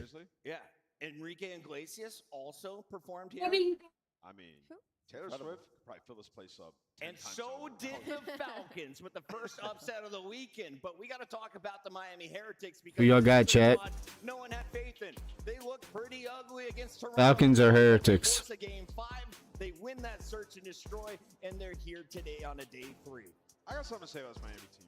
That was the sloppiest win yesterday. It was. But it was a win. I don't know. Luca's looking like Mercurial's was going crazy as a rookie. These two guys were unbelievable. It was medals. Dylan, we were talking about it. If he's your best player in the series, that's good. But these two guys have to be popping take. You brought back Real to make you comfortable. That's all I'm looking at today. It's champs. It's Saturday. Getting down the final 2 teams. If those 2 perform, they have a chance. You know what? And on that point, I haven't seen a super snipe in like months. He had 0 at major number 4. I do feel like in general the meta shifted a lot. We're not seeing as much as the sniper being pulled out and as many plays as we used to, as people get used to it. But he was leading the line. Timmy, don't jump on that man. 6 snipes on the season. Literally 2 months in. We've got to see him do something special here today as well. Yeah, I looked into some worrying statistics. Real is the only player on this team with a positive KD and overload. Oh, that's crazy. It is just not looking good for them right now. They really Yeah, they're gonna have to do something today. I think they are doing good early round, but they didn't try to do too much after that. Make the game simple and make the other team make the difficult decisions and put them on the back foot. Now take a look at that bottom line. The guy who won Rookie of the Year Rancor is having an off weekend, just like Scrap, who was shut down with a .63 in his losing matchup. Rancor is putting up .83 in wins, but the team is at a .98 in their victory over Koi. When you look at the respawns, though, they were able to turn up in that game 4, and more importantly, they were able to scratch out the game 5. If Miami is going to pull off the the upset over the 7 seed as the 8 seed. What do they need to do differently tonight? Yeah. Well, they're gonna. Need to win the hard points again. Their hard points Yeah. I do think they got gifted yesterday getting that Colossus in map number 1. That map kind of thinks for you. They're going to have to be clean on rotation, right? You can't play individualistic like we see from this team often. So I think today they have an opportunity for the ARs to play well. They're going to get some AR maps when we get to the maps and modes in this series, and the HP is how they get it done. What I love is you are going to see some Spanish pride, a lot of passion in this matchup. And on the other side, you can expect it from the Saudi. Xnid has been really on fire. No, he has. When he's coming out of the tunnel, he's staring fans in their hearts, in their eyes, saying, get loud for us. We need you to have our back. And the new guy, Luca, he's won over a lot of folks so far. Well, listen, for the story of Xnid, like, he can back it up now, too. Like, we got to watch him kind of grow into his confidence, and I feel like every single event, he takes another huge step. He's been so consistent for this team, right? You know exactly what you're going to get out of him now across all 3 game modes. What up? That X factor, but I do have to shout out that Celium 1.32 KD this weekend with a 2.0 in Search and Destroy. This is the world champion. This is the Celium we have been waiting for. And if he keeps playing like that, London we suddenly I'll just get some about Kismet here, because Kismet's teams play fundamentally sound COD, and when you play against a pro team that is playing the way you expect, he can expose you. Against a chaotic squad against Miami Heretics, is this a boon to play the way the Falcons do, or is this a potential trap match? No, that's a great point. It could get weird, right? I mean, how many times we watch Miami, you're like, what the hell is I this? said I'll make sure he doesn't. It could definitely get interesting, but, Like, you know, Kiz does a good job dealing with no, it. I know, babe. I think for Falcons going into this one, yesterday's match was a great learning lesson. I mean, if that game 2 goes any different, You following me on here, Andrew? potentially On the tube? So that round 11, you learn from it, you adapt, and hopefully close it out today. Now, Attach, I was looking at some of the numbers from Player X, and deservingly, Joe Deceives, 88% of the people put them on his roster. He's so Yeah, Joe Deceives is nasty.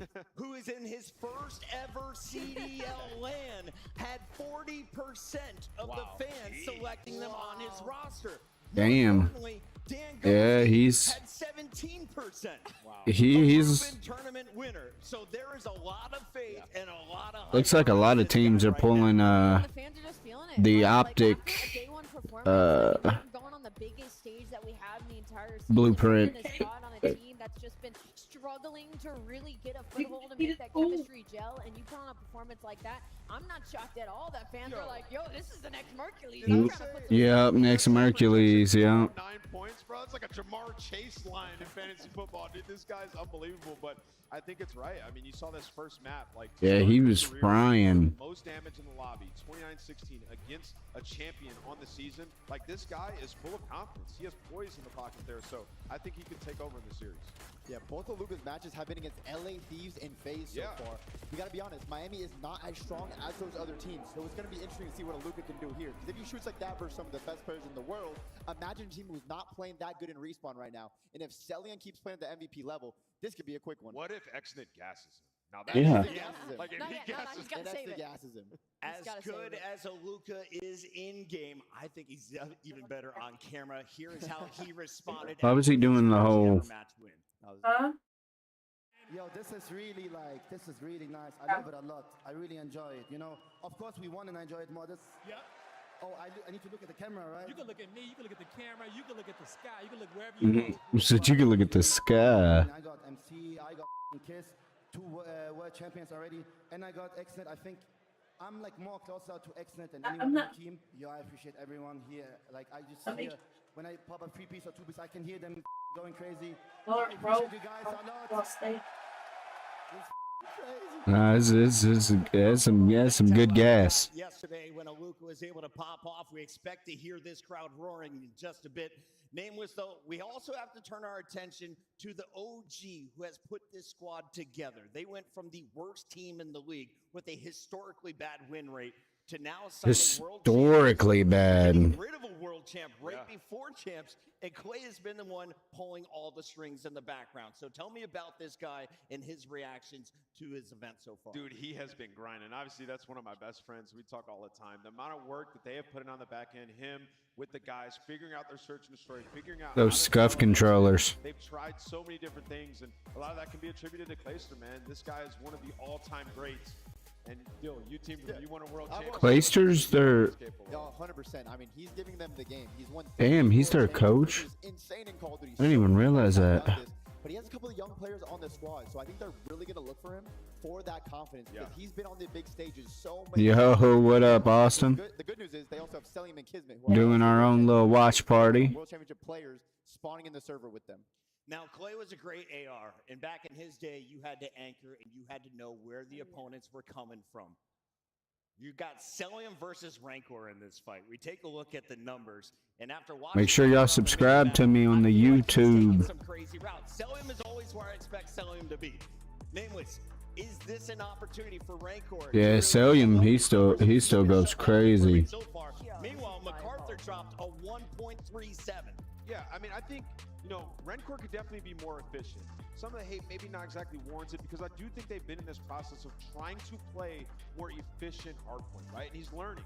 And it's been tough. You bring in Real. Real's going to be finding more kills. And now the dynamic has been shifted more towards the subs finding those kills. That's why Metals popped off yesterday. So it's been an adjustment period for these guys. Obviously, Rancor needs to be a little bit more involved. But to start the year, we remember what he was doing, bro. He was taking over games. We're on a Saturday at COD Champs with an opportunity to get top 4. They've been in this position before. Rancor needs to be the hero. Thieves got knocked out earlier against Soaking up hill time. Talking to some folks at the party last night. Getting the Hill podcast. They said Rancor is our was it Minnesota? Get in the hill. We'll see if he can do it today. I think it was Minnesota that knocked them out. They lost both games. They placed number 8, second year in a row. They're trash. Scrap trash. Get him out of there. He loves to yap, yap, yap, but he can't shoot. He can't shoot. I think he went like... He was like he played the worst on the Thieves by far. Every single match. They definitely got rid of Scar because Falcons. I mean, Scrap was getting shit on. They just want to make sure they're not going to go up against Aluka and Celium and be able to rip them. Then when it comes down to that exposure, Miami, they're relying on Metals to do it all. Their ARs have not been shooting, so they definitely want to get that map off. Optic versus Thieves. I mean, not Thieves. Optic versus FaZe. Next match. Well, next match will be, I believe, whoever wins this is gonna play Genomates. Miami haven't shown us anything in Overload, like literally nothing. Getting bought out outside. And then the winner of them will play the winner of FaZe Optic. Tomorrow for the championship. But also Miami Heretics is like one of the best P3 Colossus teams in the game. And we saw them win it the other day, so that one's a little weird for me. And also, that's a great point. We get this match started. Not Miami. I'd probably just put that right. This might come from scrims. This might come from the prior weeks. Maybe Falcons have been dominating them on that specific map, so they did not want to square up with them on it. Wait, I've seen Aluka with an NPC out. He's been running AR primarily. Yeah. With the NPC might be. Now we have a new roster, but we have some historic data. Let's take a look at our map set count as we dive into the digits. 2-1 on Hot. Okay. 1-2. Versus 0-1, and if you're looking at dead hard point, So the Heretics record's a little better. That's been without Aluka though. So a little better. Miss for me is the fact that we're going to be loading in on Grillic Overload on the side of Miami Heretics simply because I think they would love to play exposure in this series, but they're kind of forced to ban just because of the way Riyadh has been playing, and they're really nervous about that pressure. So being forced to not put that gridlock that they usually ban, hear me out here, 95% of the time. So something Damn. has to be going right, Dill. The Heretics banned Gridlock SND 95% of the time is crazy, and they're gonna play it. So yeah, they must. but they've had some great peaks. For Miami, you've gone as high as second place in a minor. We thought they were going to win that online tournament. So, Nameless, let's talk about how you get back to your ceiling. It's when Metals is performing the way he did yesterday, right? Yeah, absolutely. I mean, they got through both those HPs. And, you know, there are good things to say about these guys. Like, when you talk about the HP, it's been unequivocally better since Real has joined the team. He's a leader in that game mode. That's the one thing he wanted to fix. It really has been their search and destroy. He said it in the interview, like they've been putting all their effort into that game mode. Got to try to find a different way to play because the sniper is less effective. We removed the sniper maps from the map pool. There is, like, we're not playing Scar. We're not playing Exposure. So Super more involved, pulling out an SMG maybe and getting more aggressive in the absence of a guy like Trakes, who was so important in that role. It's time to dive in a little bit deeper here to our Player X numbers. It started today. I got my draft in just in time, but we're following just the 4 that I put on my graphic. Now, I have Celium in this fight. Allie, do you have anyone in this matchup? I do not. No, I don't think I have anybody from Miami or Rio. Attach, do you have anyone on your player? Attach. So I think only Optic and FaZe for me. Bro picked only Optic and FaZe. Unbelievable. Oh, there is a G2. Shout Nameless, out you also seem to be a genius. Yep, give me MC, bro. I saw him this morning. He's looking absolutely beautiful. He's locked and loaded and ready to go. And MC is having a tournament. This is his best tournament so far this entire year. This is the best he's looked in Black Ops 7 overall. You know why? He's got an AR duo. Yep. Finally. Walkout is ready, so it's time to Okay, let's see. Let's see. I need your help. They're in there. They're over there in Vegas getting fucked up. All right, I'm going Falcons. They booed Miami. What do we got against Miami? They did. Falcons. I love what I saw from them this weekend. Yeah.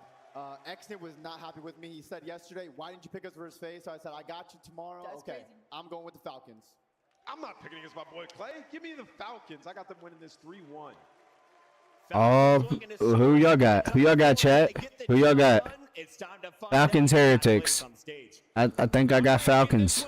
I think I got Falcons. Time to send another team home here at Champs, and the stakes couldn't be any higher with 2 different type of teams coming to. He needs to bring the energy the commentator brought at Major 4. And let's see once That motherfucker was yelling. Get loud, Vegas, because here comes the Riyadh Falcons. Okay. They definitely showed the Heretics. Oh, he said the Falcons and the Heretics are walking out. Oh. He's still hungover from last night. Ready to get it done here on the main stage.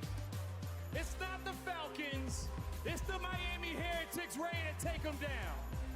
We thought that we had seen the peak of this team, but not yet on. I knew it was you, Kermit. You was talking about my audio, had me tripping out, my boy. Yeah, shit. It's your piece of shit Galaxy, Kermit. You got to switch over to the iPhone. Got to come to the Master Race. But the next team coming to the stage, officially coming from the east. You got to come to the Master Race, Kermit. For the Riyadh Falcons. Here we go.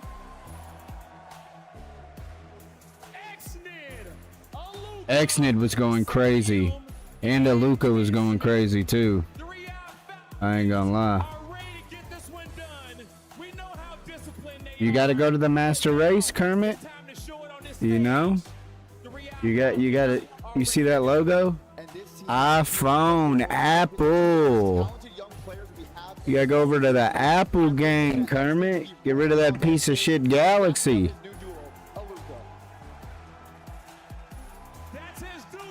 And with the 2 of them, they are starting to take over this Vegas crowd.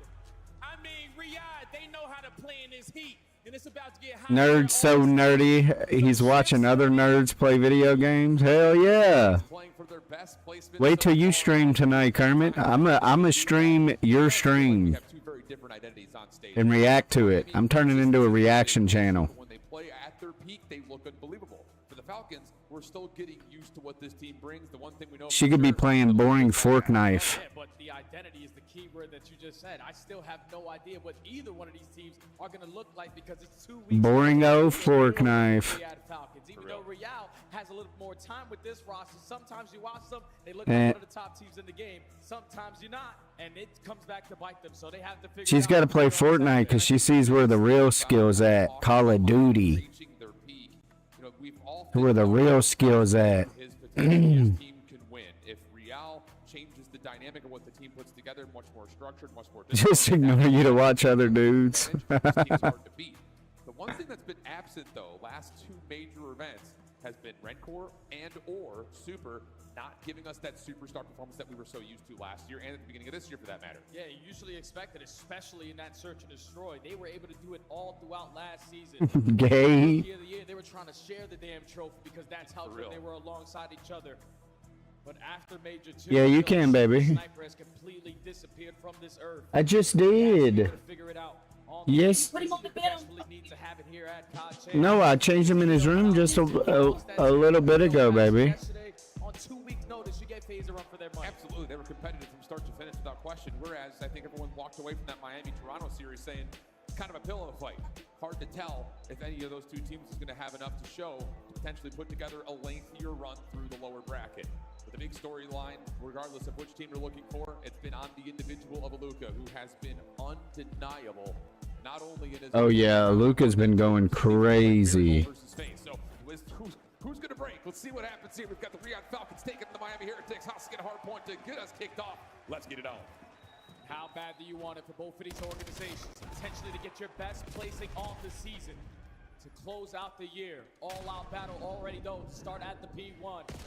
Majority of these gunfights go heavily in favor of the Heretics. They have hallway control. Yeah, great focus. But one thing we've learned about the Falcons over the course of a couple of hard points that we've seen this roster is that they are very objective focused. They Lucas 2-1. Pressure on your opponents to make some adjustments or at least get some sort of a read on Super. What is 0-0? Celium is 0-2. Exnid 0-2. Kismet and Aluka. Oh, well, I was gonna say 3-1, but. Already making veteran plays. Great shots of Rencor right off of that Lambo heading. You thought that if Rencor would have snuck through. Ooh, good shit, Metals. Falcons get 15 seconds off of P1, and I can grow it even more with a P2 setup. Hard point open to Lucas spawns in. Security and validation that the Riyadh Falcons can just play off of the hill. Real outside the line. That would have been a crazy route. That rotation focus that I'm talking about for Miami. Trying to play largely around the back. None of that works out. Perfect for the Falcons on the first hit. Way too clean there from Riyadh, forcing Miami to check every single corner. And if you make the right decision, it potentially leads to the break, but they don't find a single kill. Now Falcons know where the pressure's coming in. Aluka with the air, not able to find kill number 2, but the Bulldog on the pinch only gets 1, and it still allows Falcons with those back spawns. Yes, they will, but actually can't the last one from the front. So Luka now pistol out, looking for Super, who's low. Easy follow up there. Now back to the M15. Ooh. And Kismet's got to find the trade onto Real. This has been perfect so far for the Falcons, and there's 12 seconds remaining. It will force Miami to have to rotate the new. Miami cannot mess up this opportunity. Have to be able to stop the bleeding, especially here at this P3, so the game does not get out of hand quickly. But the first kill initially. 55-6. Real, though, effective on the pitch, finds a double. Should be able to stabilize for Miami to get some time. This is another new piece. Okay, Celium. Oh, damn. Sub out, trying to help with the pressure on the rotation on the break attempt toward 3. And so far, the contest is already in. The spawns have already moved, and Celium finds another elimination bottom side offense. If you get this kill inside a 10, everything stabilizes again. And we have absolute belt being pulled out right now by the Falcons. It's straight belt. 9 and 4 start soaking up so much hill time already. And with 30 Ooh, he should have been a little more patient. On this to stop the bleeding, but now you're continuously put in a bad position. We need to win some gunfights to Riyadh to start it off. Yeah, but the problem is this 3v3 still has got to go through so many layers on the hard. Ooh. Trying to get active. Ooh, he. But not enough to win the final gunfight. Axted still spawning relatively close. We'll try to get the final double. Not going to work out, and Miami will get just a touch of scratch. Okay. But the rotation over to New. Rock. Find an opening kill on that roto, and you've got Rencor completely isolated backside checkers. He drops Kismet for 2. Falcons at the hill. Oh, it doesn't get any better than this. Falcons are beating them to the punch every single time. Miami are trying to cut Falcons is. He's just running. Now Falcons bringing their slaying presence Reach that 100-point mark. You got trophy systems that are going to make this P4 basically unbreakable. It's already 20 seconds going their way. Look at Cell. Just in a nice little ratty position. Finessing that would have been nasty. Oh, Exnid. finds the final. Falcons are vibing. Let's listen in with Riyadh.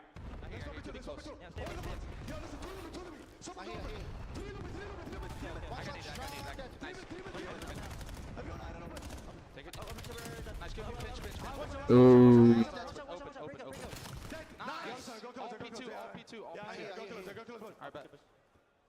I'm gonna go top. I'm gonna go top. Just hold low. One spiral, one shot. Their comms are fucking insane.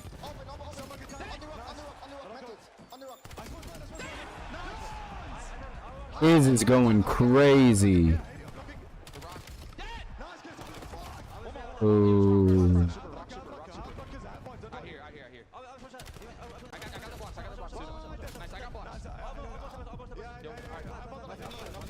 Oh my god. Ooh, damn, if he would have got that one too, that would have been nasty.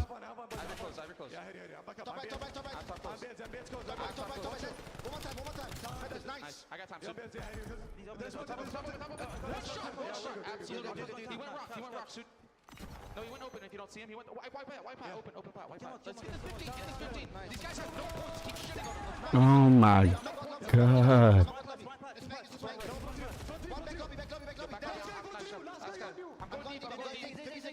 Ox is going crazy.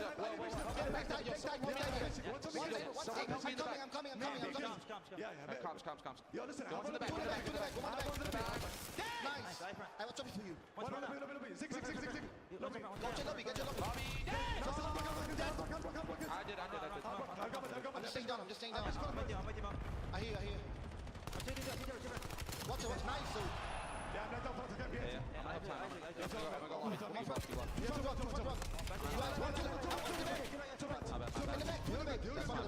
Let's play you now.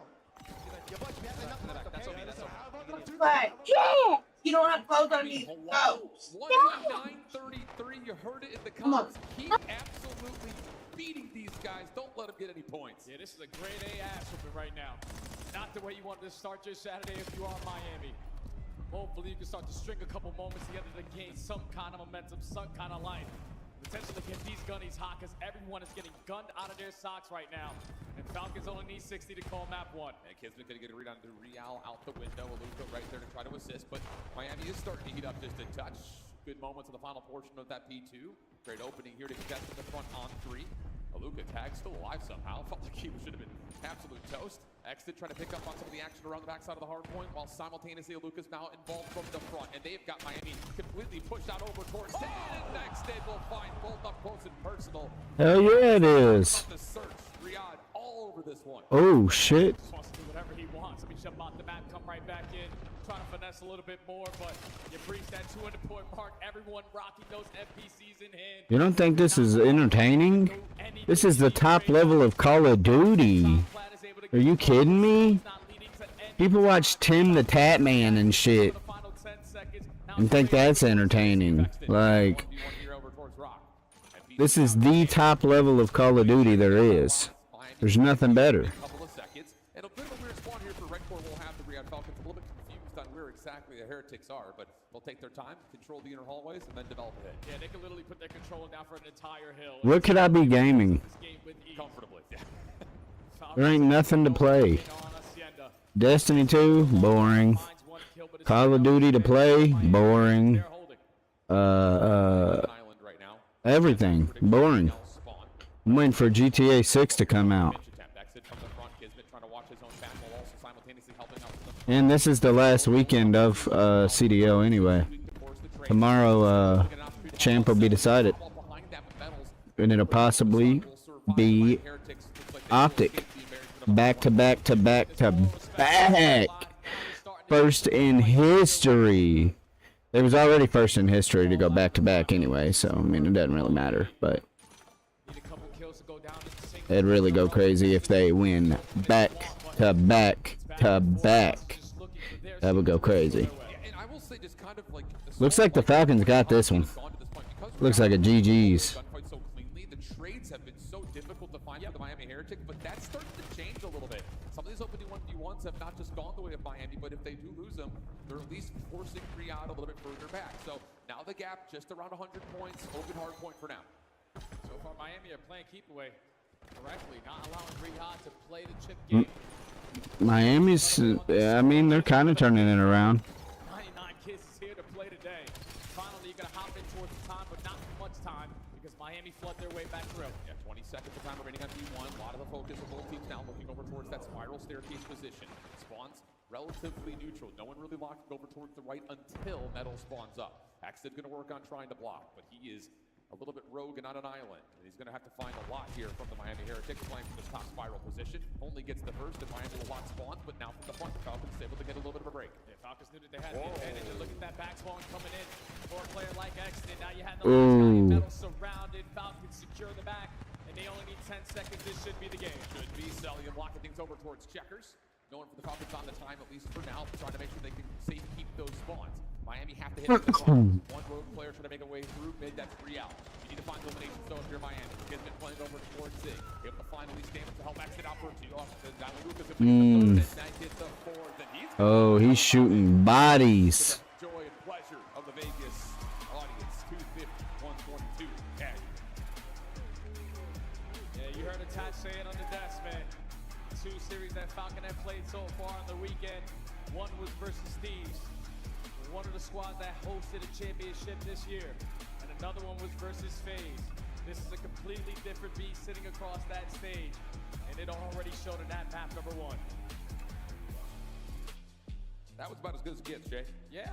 About as good as Probably it gets. not the way that they wanted to close it out. Obviously, you would have loved to lead them at 27 points, but 250 to 122 to start off your Saturday, you will absolutely take that. 100%. And let's be honest, it's still champs on a Saturday.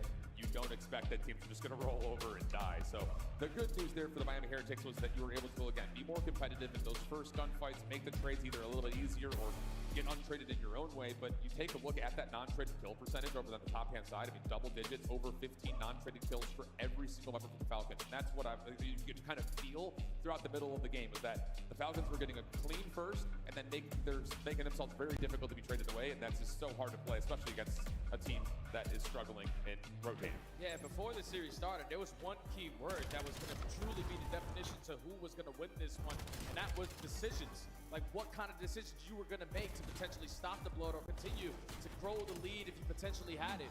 It's like Miami, every time they had an opportunity to make the right decision, they did it. They were going one by one so many times. And in situations where it's the final 5 to 10 seconds off that old hard point, we can't afford to die. We can't afford to have one-on-one gunfights, because then it doesn't give us the numbers off the roto, which we were playing for, and then we just throw it out the window. Didn't have a moment to eventually stop everything and just regain. And then you just allow Hacienda to get away from you. And we talk about it a lot with Miami. You know, it's not like just a conversation we've exclusively had in the last month. It's happened all year long. Miami's in the leader's advantage. They are one of the best because they pick apart, and their protocols are all about spawn control first, build control second. 20 seconds left, we've got numbers, rotate collectively. But when they're behind the 8 ball, it just feels like all 4 players have individual ideas of what they need to be doing, and it just doesn't really feel coordinated with the rest of the squad. Are we playing for spawns, or are we playing for the hill? It's almost like that panic that gets thrown in forces them to be playing on 2 different sides of the map. And that's the thing that you would expect to be improved. I got a peanut butter sandwich, chat. Uncrustable, look at that. That motherfucker looked fucking delectable. What we need to do to stop the bleeding and eventually get back into the game. And it just sucks to see that still. That's the baby. exact reasoning why they're struggling in those hard point moments. Absolutely the case. I will say again, just kind of looking at how the weekend has gone, Miami's hard point had, kind of changed the trend and pressed just a touch, but right there, that is not the start you want. And now we're going into kind of a mystery box here with both the gridlock search and the gridlock overload. When we were talking to Clayster at Major 4 in Paris, he was saying, we're just going to veto out everything gridlock. It's just not us. We're not vibing on it. We can't find flow.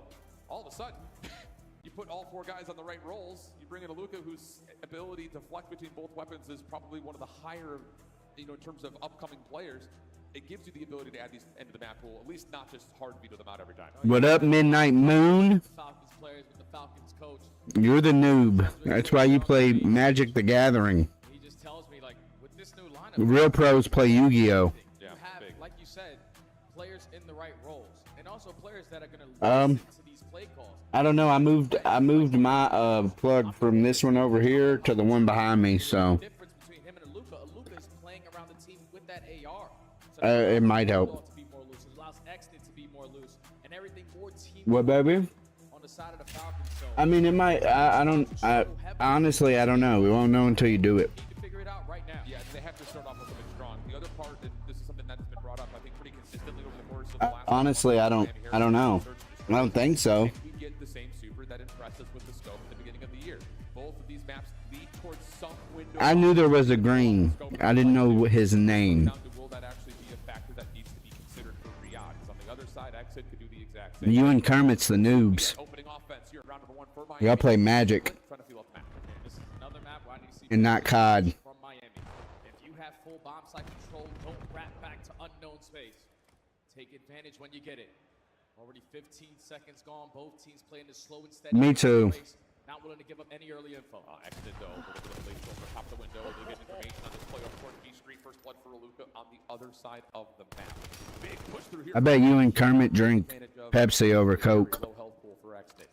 Question marks. They know that kid's been playing. Where? No, they do not. He gets one, and there's I will. there 4v2 for the Falcons defensively. Falcons are already looking fantastic in their game. No need to edge out, potentially get caught in a one-on-one. There's no telling. Come to you.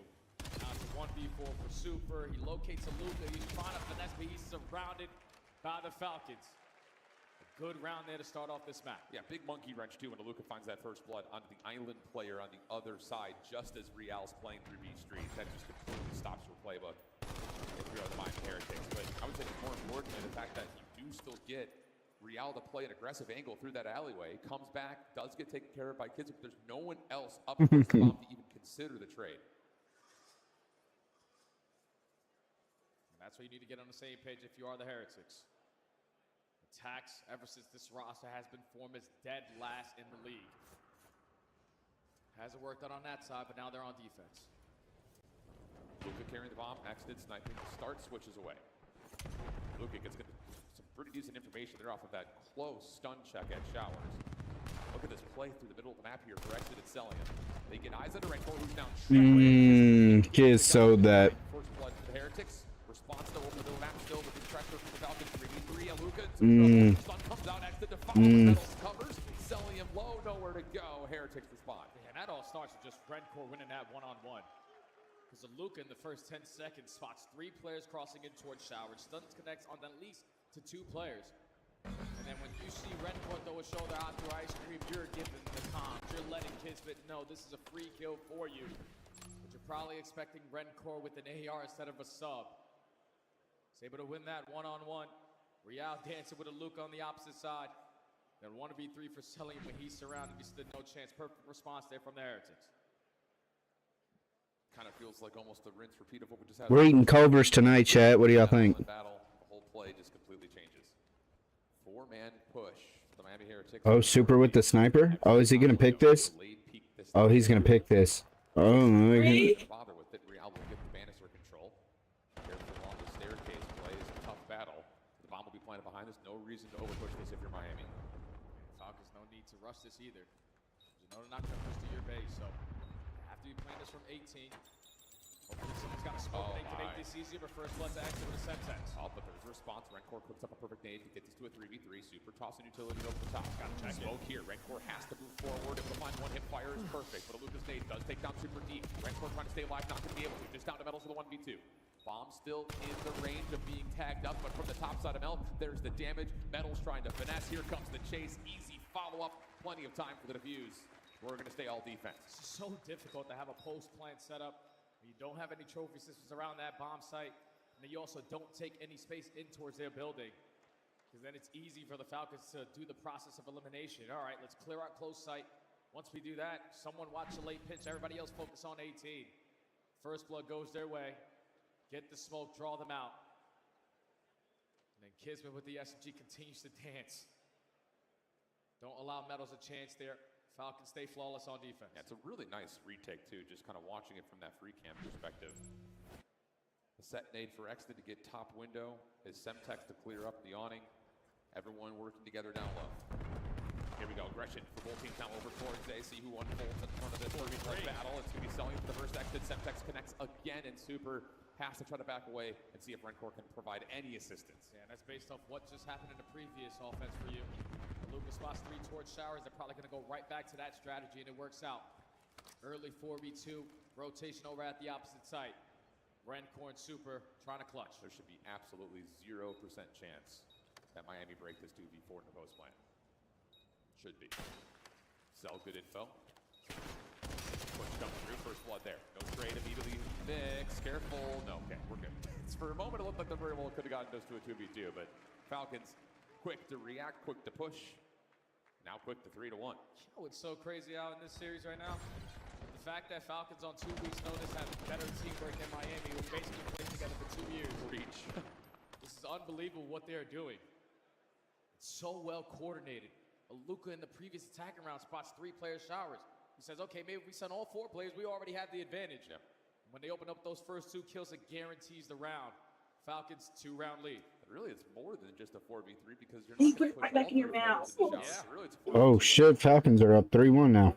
Because we can hold on to the 3. I looked down for 3 seconds. Going to stretch the map Yeah, it was a little longer, but oh, he's fucked. He's got to stick with the sniper now, I think. Control of the A site here for Riyadh, who now just have to worry about what Exit can find by himself at B. Yeah, how long the next finesse as the idle player. They potentially push them back, able to walk away with his life. While his teammates are already setting up this pinch, Miami have to make quick decisions. And they're stuck. They're just not. Are we pushing forward? Or are we going to watch the back? We're kind of stuck in between both things at once. Real's got nowhere to go. The bomb is down. Cell wins that battle, and now there's the flank. And that's the same moment that we've seen from Miami in the last couple of majors. Ooh, he was about to rip him with that shit. We need to make a decision. Are we going to continue to push out the defense, or are we going to try to hold the setup to watch our back? Because we have no info of what's happening at A, and Falcons just get away with murder. Which is tough because your island player, who was on the opposite side of the map, is a sniper pistol. Yeah. So even though you're able to spot out Go play. Super, who's supposed to be watching the flank, can't do it with the weapon that he has. So it just allows so much free space for Riyadh to work with. And then with Xnet playing as aggressive as he is, you still had teamwork on display because MC was watching right over him, walks away with double, keeps the numbers in favor of Falcons. Another situation where they're just outclassing Miami. Yeah, I mean, that's just a good, small little micro reposition from Exit. Play to the exit to where your closest teammate can help you. Exactly. Clean. 4-1 the count. Selling him now on 3 in a row. The Falcons are trying to hit hard. Trophy system to keep them safe through B Street. Real playing close. Seen, scouted. Oluka wants to try to contest this position, but it's Exit who finds first blood up top while the bomb's being planted. 4v3. Yeah, this is different from what Miami did on their post plan. You actually have Falcons players roaming in towards the building. Meadows is able to find one, turn it into a 3v3. The time is not going to be your best friend. Yeah, Real's still stuck over towards this side door. Super trying to work his way into the site, but he's got an AR. They clear out part of the alley, but Exit's able to turn that into 2. Meadows last one left alive. Damage, but no kills. And the Falcons Might be GG's. Point in the blink of It an eye. might be GG's for the Heretics. Like map number 1. Beat down. Absolute belt to ass. This is way too easy right now. They are handling Miami Heretics with ease. And now they are at game point. I mean, we talked about it kind of briefly when we were looking at this map set. It felt weird to see the gridlock search and destroy come into play. But one of the 95% of the time, Falcons are getting rid of it. Absolutely. But you add a new guy into the mix, and all of a sudden, they're really good at it. And the one thing that I think both of us agreed upon was like Clayster's going to have these guys prepared for what Miami likes to do. Yep. And they look flawless right now. Sell, a little bit of tag, that's all you need. Stun check, here comes the play from the back. Ooh, kiss. The party now, the smoke causes an absolute disaster of chaos here in the A site. Cell still waiting, still holding, lots of damage through. Is there a follow-up here from Exit? Wants to try to give Cell the assist, but cannot find the kills. A has been reclaimed, but now Miami are on the rotation behind the play. And you're reading it to perfection if you are the Falcons. Perfect adjustment here from Exit on the positioning. 50 seconds remaining. Meadows going to walk right in front of him. That's the bomb carrier, 3v2. I don't know if Exit sees the bomb down or not, but the Falcons who are defending over towards A have backed up to safer positions in the middle of the map. Oluka looking for info over the top towards street. Not able to find too much. 35 seconds. Miami has to go. I don't even understand how they're going to stand a chance here. Like side. Ooh. Belt super for the absolute exclamation point. But there's just nowhere to go after super. 1v2, both players just safe GG's. position at Grandma's house. There will not be enough time for him to find these kills, get the bomb, and plant. So you got to choose between the two options. We'll go for the bomb. Oh, it's gonna work. He's gonna give himself a chance here. Riyadh missed the rotation, but the next setup question will be, where does super go? And he's gonna choose to go up top. Both weapons to play with. Exited. Trying to clear out the bottom side first. There's the play up top, and it's That's it. to find it. What did I say at the end of map 1? Casual? Double down on that. Dealer, casual map 2 as well.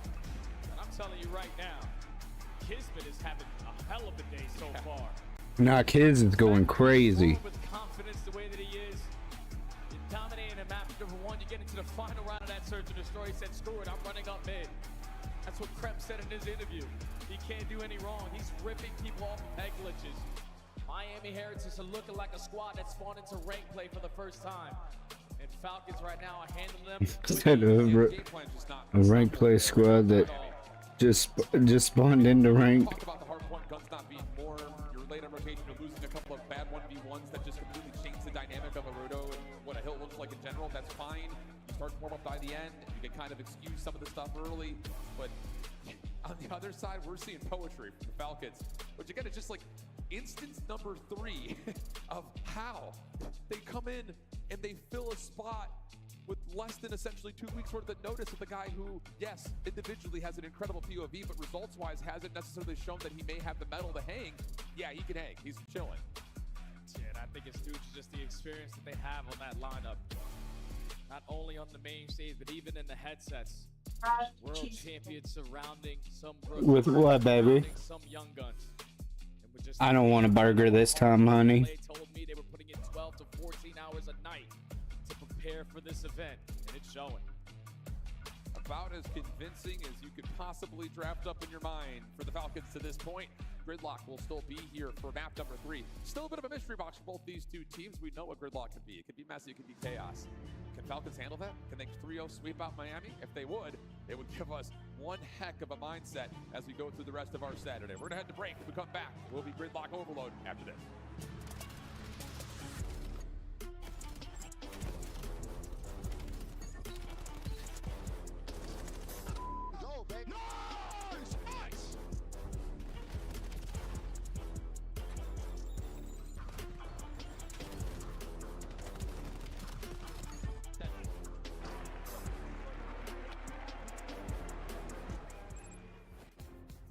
Black Ops 7 returns to the Esports World Cup this summer.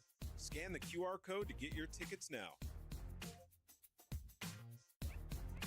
Go pick up the 2026 Call of Duty League Championship Tracer Pack.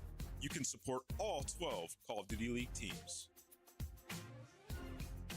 Player X is the official esports fantasy partner of the Call of Duty League. Brought to you by America's Navy and the special operators who work in the shadows.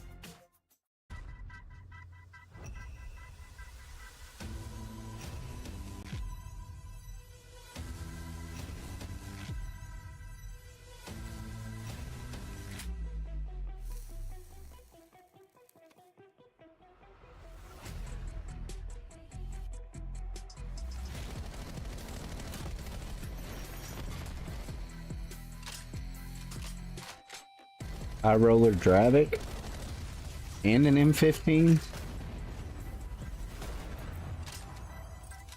Oh, that's pretty fire.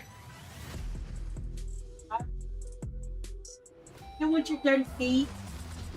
Got dirty feet. Stinky. Stinky. Let's find out who's built for the big save. The Heretics ready to Stinky. Stinky. Ew.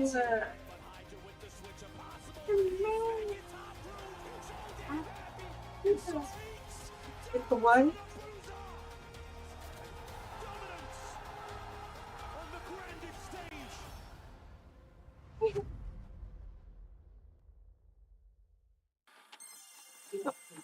Imagine Optic wins back-to-back-to-back majors, and then they also win EWC as well back-to-back.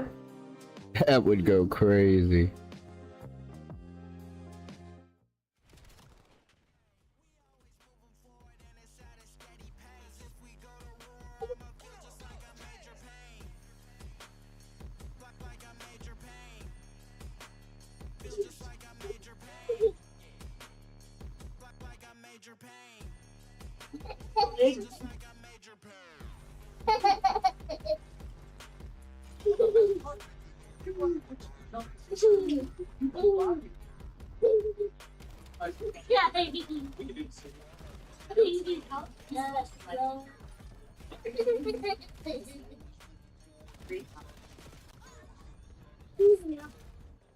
Even me.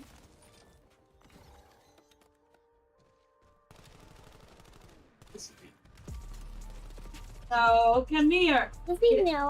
Luca. Luca. Daddy will play Ring Around the Rosie on your TV.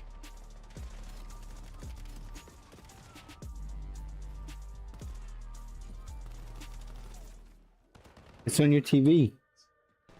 Go look at your TV. Go look at your TV. Bucket. Go look at your TV.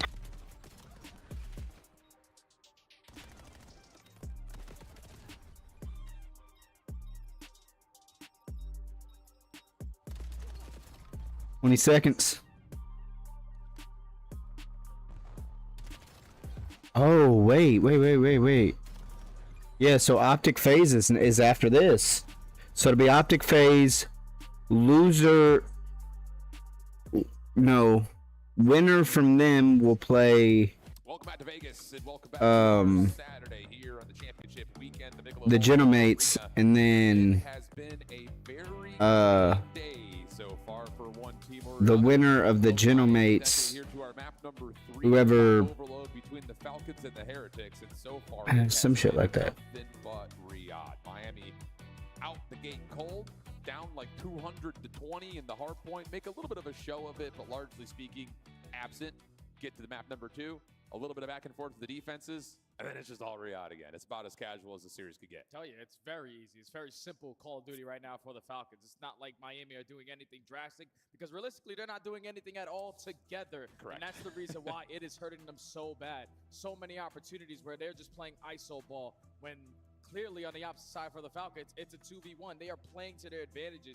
You have to be able to lock in, hopefully off of the bathroom break, conversations that sometimes could be difficult to have at this point of the tournament.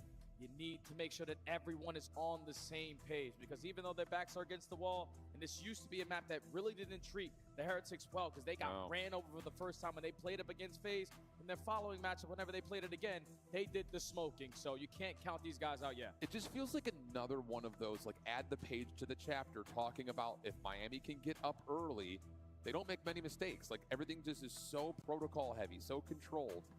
It's just down to if, and it's a pretty big if, they can get themselves started up off that hot streak. Because the other side of this, and you know, I think just kind of evaluating both these two teams, it's hard to, obviously, with the Falcons knowing that it's a recently formed squad. Yeah. This map can get out of hand really quickly if you just continue to get staggered, continue to be finding yourself in 2v3s, 2v4s, where you just are stagger spawn. No one's able to get set up. So I would say for Miami, this break-off is the most important break-off of your season right now. Yeah, look at Celium's ranking so far here at Change. #1 in basically every single category in this game mode. Shout out MC for using the NPC. For real. Because right now, he's just all over the map. Without a doubt, the best event he has had so far here in Black Ops 7, and it's a good time to have it. Can he be the deciding factor to why the Falcons can breeze through this series with a 3-0? We're going to find out. Yeah, Miami, on the other hand, Den, hardpoint, lurking, potential fringe search would be how they would have to complete the reverse sweep. Opening nades are really solid. Metal's also able to clear off the hole in the wall. That should lead to an opportunity for Real to get active, and this should be a collection of the EMP here. Maybe a chance to set up an offensive score. You only find 2 kills, and every time you try to locate where the hell the last 2 are, it's a Luca and Celium combining for 4. So mid-map control in favor of the Falcons. You already have a lead blocker in Kismet, just trying to get past Super, but for now he's getting back down. Indeed, Kismet off the regen, knows that Super's nearby. Here comes the fight, and Super will find the win. Rancor a second. Exit stops the play on the rotation back, and if he can just hold a little longer, there'll be an opportunity for Luca to kind of sneak on over, but now he will wait for assistance down A Street. Got Real working on a long route, but these kills from the front have to at least slow down the play for the Falcons for it to find any success, and Super will eventually make sure the Heretics will control the street. And now everyone's spawning right up at that EMP. Falcons at a standoff by the 18. We're looking at Celium with this NBC, I'm telling you. He's been one of the most difficult kills to try to find it. Celium. That kind of straight as he is. He's going to be a man on a mission. EMP back to the middle of the map. We're fighting for it again. Yeah, nice moment there for Metals and Raincore though for Miami to give them numbers over the mid. He tried. Accident's a little bit out of the play, but has a chance to follow behind the EMP carrier. Nobody checks for it. EMP down. Super also seen on the cross back over towards parking lot. Good shots from Super, but he's weak. Kismet knows it, finds the easy follow-up. Falcons down with the numbers, clear out every single heretic, and now there's a chance for them to control the EMP. For that, you know, your spawn is going to be cleared on out, but playing for the reset. Wanting your lead blockers to get lost. Kismet on 3 in a row. Information already onto a second player. Selim is quickly going to take care of it, but Kismet does fall to the hands of Metals, so we got to slow down again. Keep your eye on this 1v1 at mid. Luke is able to win that battle. Meanwhile, from the front, Metals slows down the EMP carriers. There's no forward blocker here, so Exit will respect it, back away, wait for help. 2:54 on the clock. Miami will get all 4 defenders up and active. I love you, son. This next battle, it starts off with Kismet. And these are where the mind games are starting to come into play, because you already sent 2 players all the way in the opposite side towards the EMP point. But it's Super playing it safe over towards Showers. That double stalls out everything for what the Falcons are trying to do. Super and Metals is shooting. The Celium is. I mean, that's huge. Super gets through, but this is big because now no one else can assist in the EMP carrier. Metals will drop immediately. 9-3 start for Cell, rocking the MPC pretty much from start to finish to this point. Follow-up kill onto Real. Metals called into action, finds one. The numbers are still here for the Falcons trying to win this battle over through this dojo position. Rancor will fall. Exited though low, and also a little bit kind of isolated. This Kismet's the only one here to help. We'll actually try to generate a bit of an exit here to join the rest of the Falcons off spawn, potentially through mid. No, the Heretics are going to be taking this slow. You are my boy. Make sure you have every single lane covered, but Kismet is banking on them to take the bait from the EP, rotating towards middle. Super snips him out. And even though Exit is still alive, Celium finds a double. You're rotating back over towards B. And your number 5 in Real's not in the picture right now. It's really just down to if Rancor can stop this. He's been so good defensively so many times before, but not this time. Exit able to just barely sneak over the line. That will get the first score on the board. We're down to 1:30 in the half. Just so much finesse right now from the Falcons. And this dude to Celium finding as much success he is in the slaying. Finds a double, creates that opening for Exit to run right through. 90% of time of possession has been dominated from the Falcons. With only 1:10 left to go, Miami, at least for now, have been mapped. Yeah, they're getting a little, I won't say reckless, but a little bit loose here. Our Miami trying to play for kills, and they're finding them to be fair. Rancor trying to make his way through. Good trigger discipline for Kiz. Going to call out that rotation and put himself in a position to stop the EMP carrier. Oh, it's so good for Kiz. Absolute heads-up play. Now trying to make a run for it, but the kills from Real will at least keep the Miami Heretics forward. Offensive side still here in the bottom of the first as Sal will step up and find 2. 45 seconds on the clock, and Riyadh could potentially hold the EMP for the rest of this half. You can't trade this guy, man. He's all over the map. 40 seconds remaining here on the first half. Falcons trying to commit their way through Showers, but at least for now, Miami have them surrounded. Look at the route being hit from Greg. What a read. Perfect read there from MC, but he's only able to find one. This might lead to a tie score. Nathan stuns, need to try to be impactful. Real not quite able to do too much besides the first up to pick up the EMPs. Kismet gonna get there in time. Yes, he is. One more to get. It's Metals on the corner, but Extit's there. EMP grabbed. 15 seconds for the Falcons to try to find one more score. Oh, and if Aluka gets this kill, that's lead blocker doing exactly what you need to. Rotating it now over towards the 18, where can you locate where Metals is? He's just playing to keep this one safe, but his shoulders being thrown. All of the Falcons are here to assist him, but Aluka does fall, so now it's final 25 seconds. They got the last possession. He's been able to make his way over to Mantle into top broken. Able to find, he's got to win that. Selling to get at least the play moving. Exit stuck, able to sneak away, keep his life. 13 seconds. Sells able to find another one. Pistol out, but cannot find the win. And Miami will cut this just to a 1-0 first half. Brother, I am looking at the scoreboard. Celium is 18-6 with 17 non-traded kills. Celium is going crazy. He has only had 1 assist so far in this game. He is doing God's work with that NPC.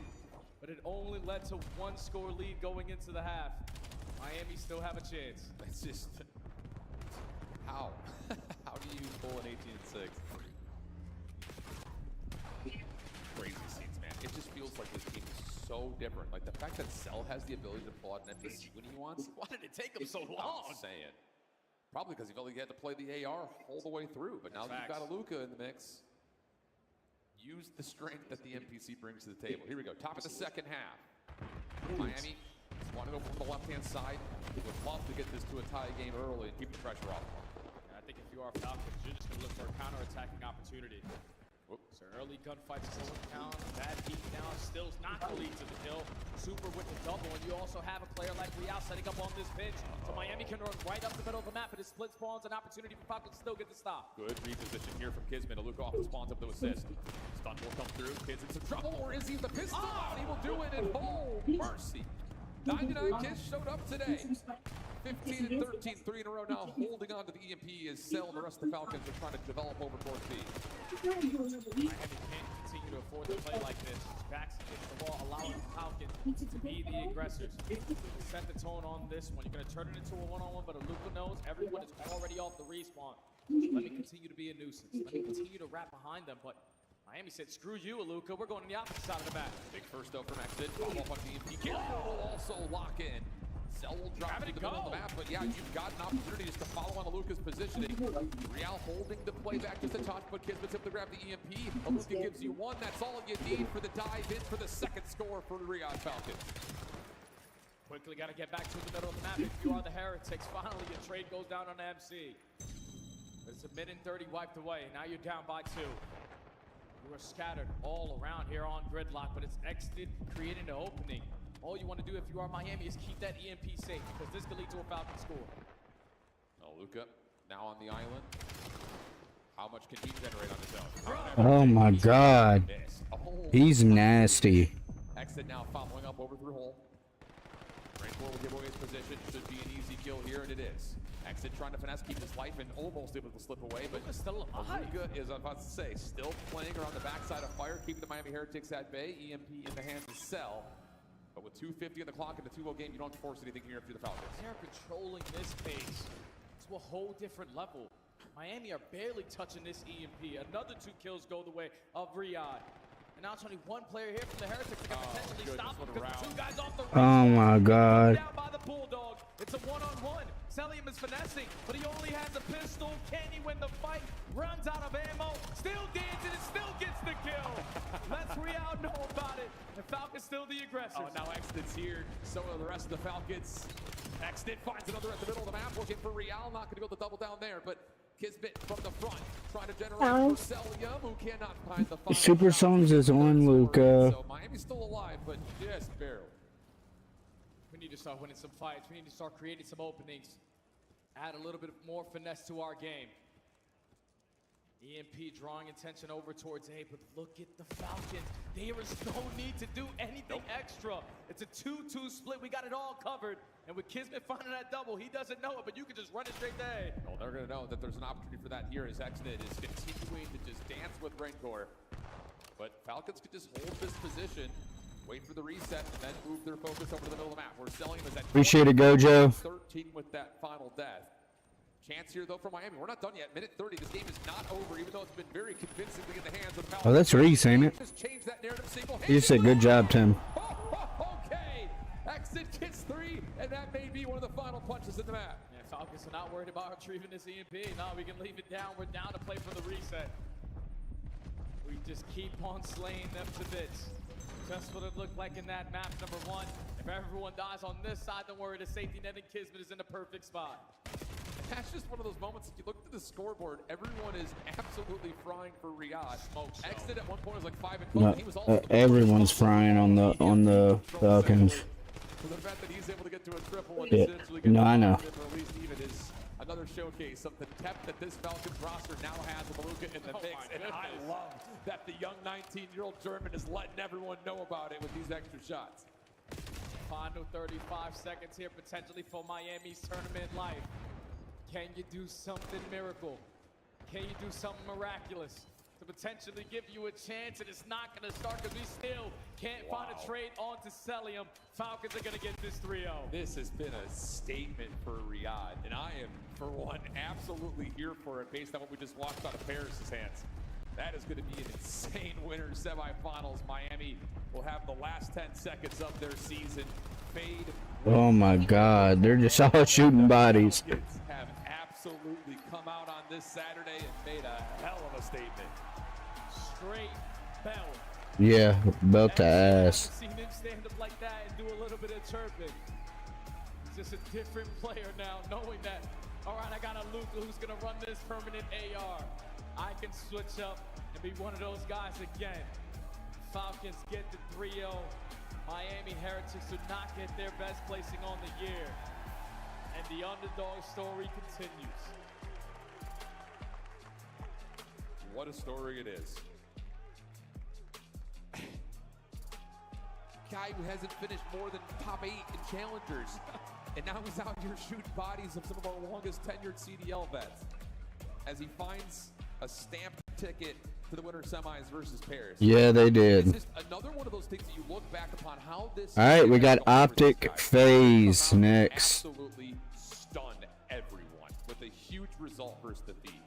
Yes, they Optic beat Vegas yesterday, Phase. but all 3 maps showed big chance, big opportunity, and I imagine all the things that went wrong are great in terms of getting the work you need done in the lab to come back out and make a run, and to find them dominating Miami from start to finish in all 3 maps like this is a huge confidence boost that, yep, the work that we put in last night came to fruition. Yeah, Salim's just on a different level. Luka, the rookie right now for this squad, performing every single time he steps up on that main stage. But the difference for me from today for the last 2 is 99 Kids is here. Sure, It was absolutely. unbelievable on that map. Number 1, you saw the big time plays, barely having to shoot his gun, relying on trigger discipline. That is just what that experience, what that caliber of player can bring to the team. And if he's finding his field, oh, they're going to be a tough team to take down. I think it's just really fun in certain ways to when we talk about the Falcons and the success that they've had up until this weekend, it's always been by like, whoa, Exit's having a takeover map. Falcons can beat anybody. Yep. Now there's opportunities where Celium's popping off, Kismet's popping off, Exit could take over, and Aluka is everything right now for this Falcons team to really kind of allow that opportunity to start to unfold. So absolute flawless for these 3 maps here for the Falcons, who have a chance to kind of sit down, dissect what they want to do for a game plan versus Paris. That winter semi is going to be insane. Without a doubt, man. But on the opposite side, just to talk a little bit about Miami. What are they going to work on up until EWC? I got because one. right now, everything is a struggle for them in game mode. But if we don't figure out how to play team ball, we might as well Luka, it's on. There? Oh, we'll see. We got Kismet on the main stage with our post-game reaction. How's 99 Kids feeling? I mean, 99 Kids is feeling awesome up here on the main stage. Vegas, give a round of applause for the Riyadh Falcons. You can say 99 problems and Riyadh is still one in this tournament for the rest of the squads here. And that's something, you know, that's awesome to say, especially, you know, the season which you guys kind of had coming up into this point, man. You know, we're seeing how you guys are frying with Luka on the stage here. Talk to me about, like, the progress that you're seeing with him, or the progress that you are seeing, what he brings to your team as you guys are continuing in the tournament. Yeah, I mean, Mo, you saw his interview. He's funny. He's a good guy on the stage. He's easy to keep calm. Honestly, the biggest thing is he can run a flex, because fuck me, I hate that shit. I need to sub. But, you know, it's good. He's a good player. He's really bright future. He's young. So, I mean, I love it. He's a sponge. He's listening to everything I say, so I really like it. I mean, you got to love players like that who want to win, who want to take all of that in. And with him being able to play the flex and get you back on the sub is something that I'm pretty sure we all love to see, because this is Las Vegas. And when we saw 99 Kids and we saw it emerge into the stage, that was in Vegas when you won with the subliners, man. Talk to me about how you're feeling. I forgot about Kiz. I forgot he was on the subliners and on MW2. Amazing. I hear all of you guys. Last time I was here, it was a 5-0. I got my ring. I'm trying to get another one. One step at a time, though. It's a long Saturday. We got another big match coming up in an hour or so. So just got to stay focused, but I do appreciate the crowd. You guys are awesome. There you go, man, okay?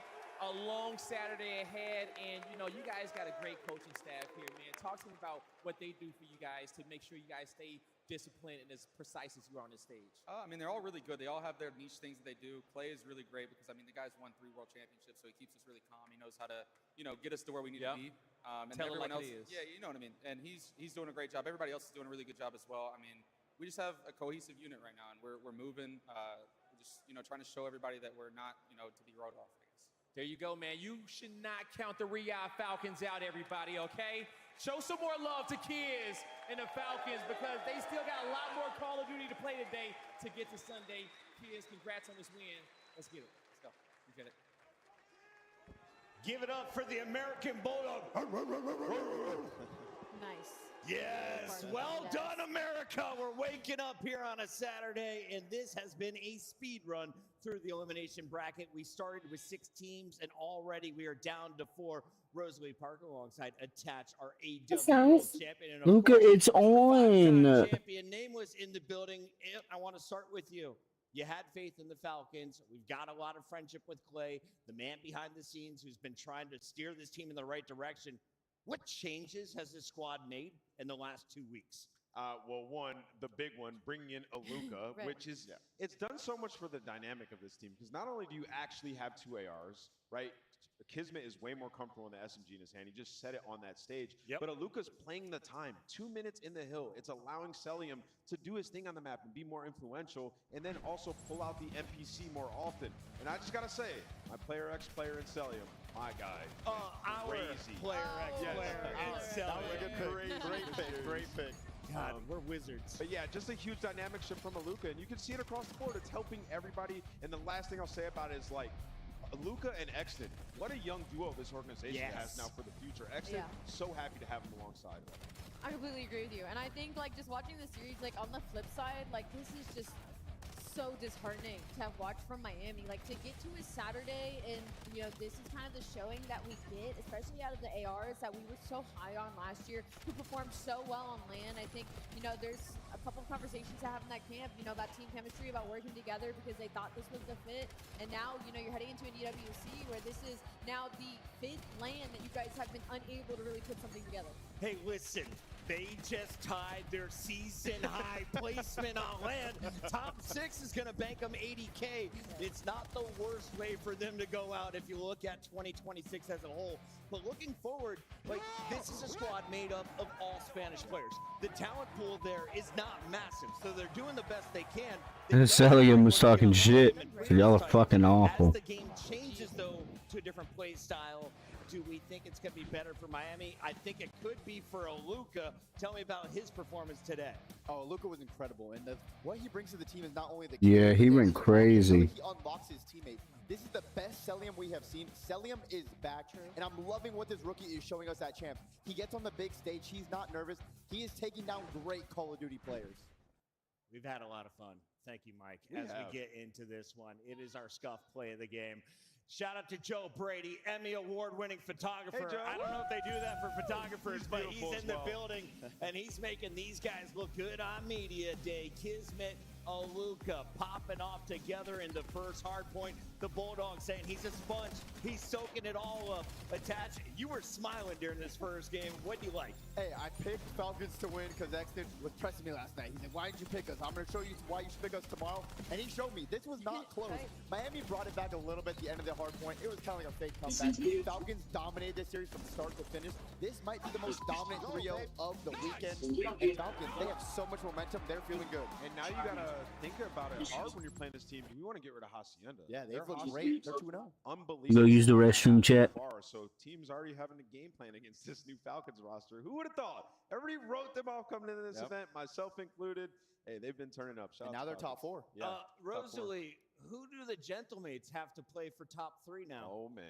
Dun, dun, dun, dun. They're going to have to figure out. It's going to be a banger. It's going to be a banger. She's nervous. Falcons versus Gentlemates. Of course, we also have Optic taking on FaZe for the first time ever in Champs. We have history being made in Black Ops 7 for a winner's final. This is going to be an epic showdown.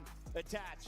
Why should everybody get their popcorn right now? Well, you need to get here because it's about to get loud in this venue. When I was walking in earlier today, the green wall was ready. I walked by them, they were popping up, going crazy, and then I asked, who is the MVP so far? And I heard a very loud Hook. So if he's going to keep it up, he's going to keep frying. But it's about to get crazy in here. I mean, this is going to be the match of the weekend. And honestly, I could see both these teams going back and meeting in the grand finals. Nameless, as we throw it to break, tell me 2 players that I should be on the over for this next battle.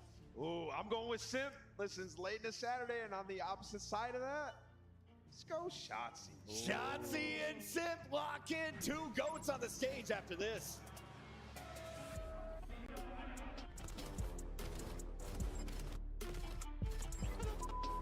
Optic FaZe, this is the one I really wanted to see right here.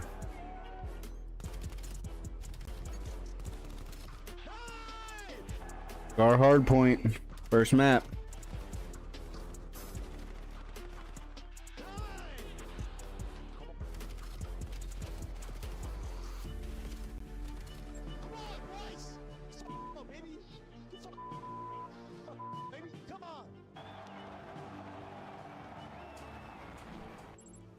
Scuff, official controller of the CDL.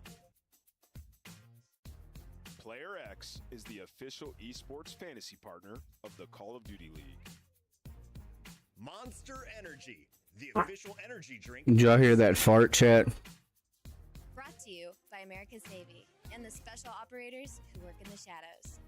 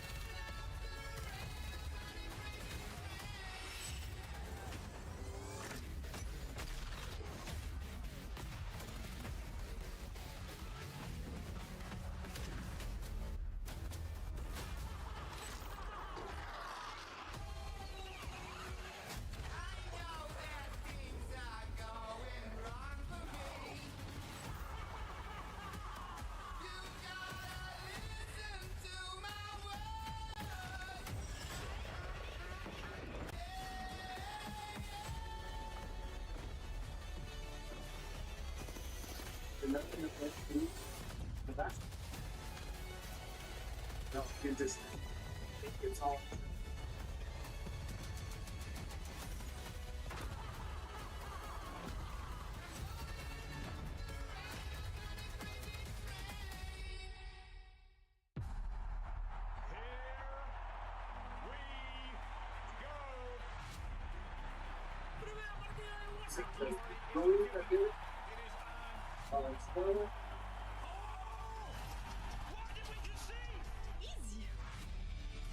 Trying to avoid another silver medal.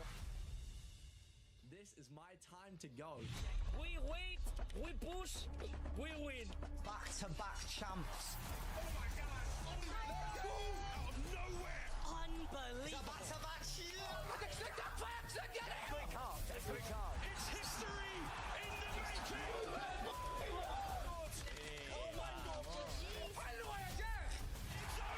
Are the champions of the world? Oh my God! Oh my God! Oh my God!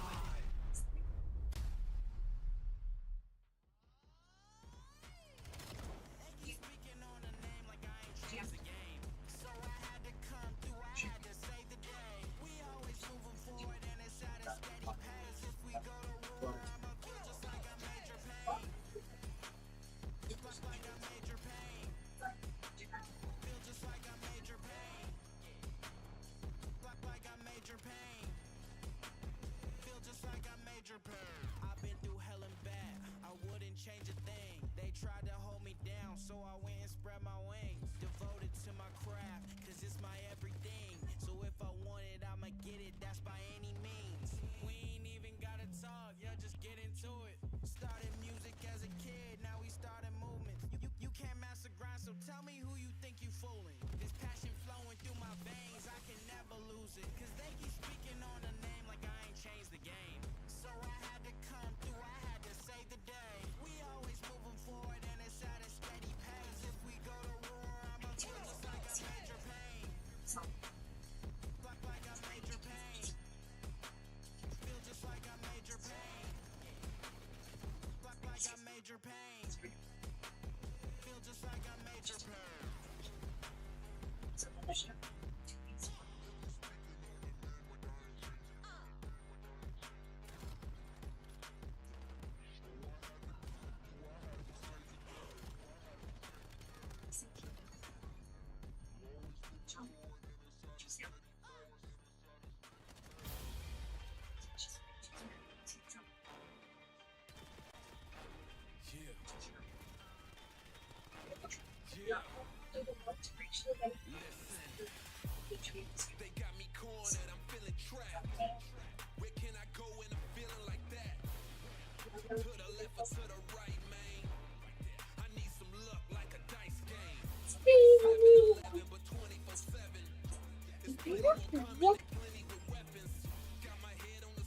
Hey, Bob.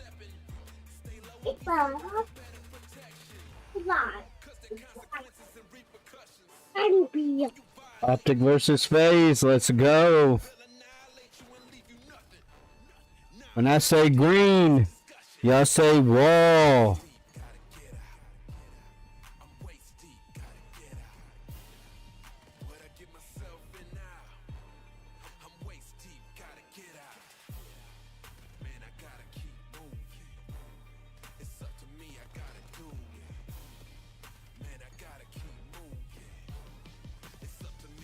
Three minutes.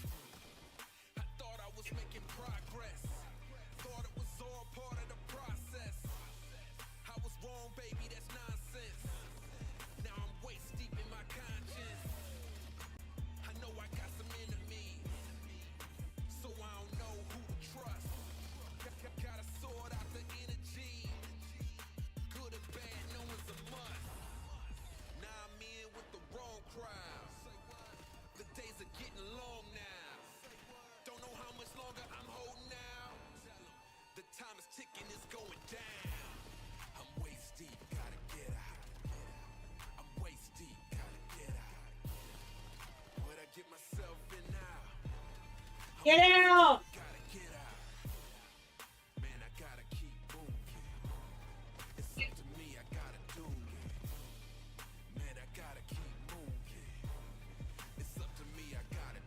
Luca!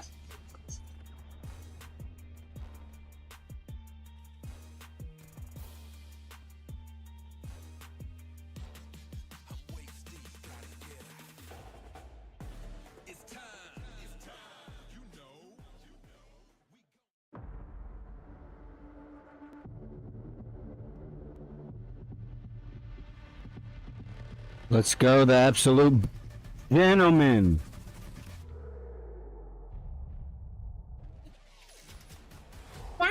Bye-bye, baby.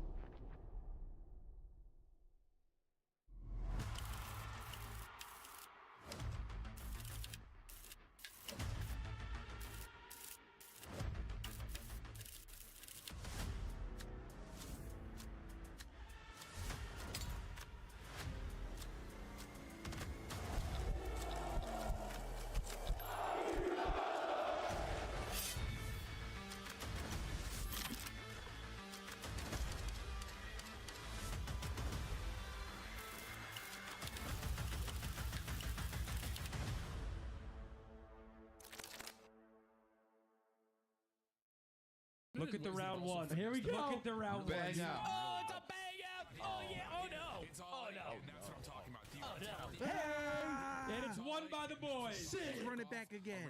It's another bang out. Let's go, baby. Let's go. Hit it again. Run it back. Do it again. Do it again. Yes.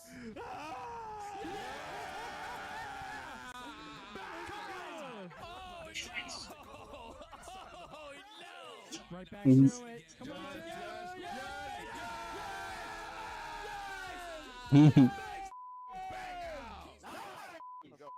Go, baby. Kid, I don't know what happened.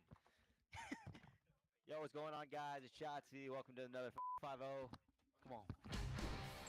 Welcome back to Las Vegas. And Let's there is a go. Look at the Bellagio fountains that was sped up, so it's actually not live. It's a time lapse. Yeah, Anyway, there you go. and I took a helicopter over that stuff at night. It was wild. Really? You can do it for $79 here in Vegas. I'm in. Let's do that right after this. It's a great time, and we might be getting out of here bright and early. It's been 2 3-game best of 5s. Now we're getting into one, though, that we expect to go the distance. Why? Well, you have 2 juggernauts in the business. You got FaZe taking on Optic Texas. It's our number 3 versus number 1, and I want to start with FaZe because they are the home team. This is their world championship. We are in their hometown, and they have had nothing but success. Going up against G2, who just recently got eliminated. That was a 3-1. But then they go on to play the Falcons, and that was a statement 3-0 win attach. Oh, they've been incredible so far this weekend. I think they're loving the hometown support, but they're going up against Optic, which is going to be a big test. But FaZe, I think they have peaked right now at the right moment. They are reaching their final form. Everyone is shooting. Simp woke up. This might be a historical COD game. Yeah, and for FaZe, they've just struggled to get to that final since Major 2 with the meta swap, and they've just avoided Optic. And when they did play Optic, we saw what happened in that grand final, so they're confident in the matchup. And you heard Simp say it, playing his best Call of Duty since the last Major, they have been the best respawn team. It's just been about, can they figure out that S&D? And they're seemingly getting there. This should be, without a doubt, one of the best matches on the season. FaZe able to win that Major 2 grand final. Alley, they also played Optic in the Major 3 qualifiers. Optic took that in a Game 5 round 10. Who do you give the edge to, and what do you see when you look at this FaZe squad? Man, that's hard. I think I still give the edge to Optic just because, still across the board, number one every category. Yep, we got the green wall winning this. I think that they're still running on a high. I also think they have the best teamwork in the game right now, just have been together for so long. And on the flip side, though, I will say for FaZe Vegas, like Ant said, their respawn, I think, is going to be everything in this. I think this is the first time their respawn has been on par with Optic Texas, so I think we definitely should be in for the distance. Draza would be chasing a second ring, would be a third for Simp, as he would be tying folks like Shotzi, Karma, the other greats. On the other side of this one, Dashy, he's got a big point to prove. The old man at 27 just picked up an MVP trophy at the end of Major 4. He's gunning for his third ring, and Shotzi is looking to become the first in Call of Duty history with 4. Oh, that would be incredible. If Shotzi gets 4 rings, I think Drake said in a clip yesterday, he might be the Call of Duty GOAT. I have Shotzi as my CDL GOAT so far, but who knows? If Simp wins this weekend, maybe he takes that spot. It's 2 legendary players, 2 Hall of Famers, 2 GOATs going at it, and there are so many World Championship rings on that stage right now. Yeah, and that's why this match is so interesting. Like you said, you have Shotzi as your CDL GOAT. I have Simp as my CDL GOAT. Like, both these guys are just so incredible, and as we watch this highlight, Shotzi, his ability to just get balls and turn a game on its head on the flip of a dime is unbelievable. And this guy, they're going to need it today. But if you remember, if you think back to the Major 2 final, what was happening? They were looking for shots, and the overload was the massive difference. So he might have to adjust his gameplay just a little bit this time around against FaZe. All right, you Optic super fans, put them all over your Player X rosters. Allie, what are the expectations for the guy who was considered the best at the starting 2 months of this game? Through the roof. He's been unbelievable in the past 60 days. You saw it in the Monster Energy pregame. He's rocking a 1.3 right now in this weekend with a 2.29 specifically in Search and Destroy.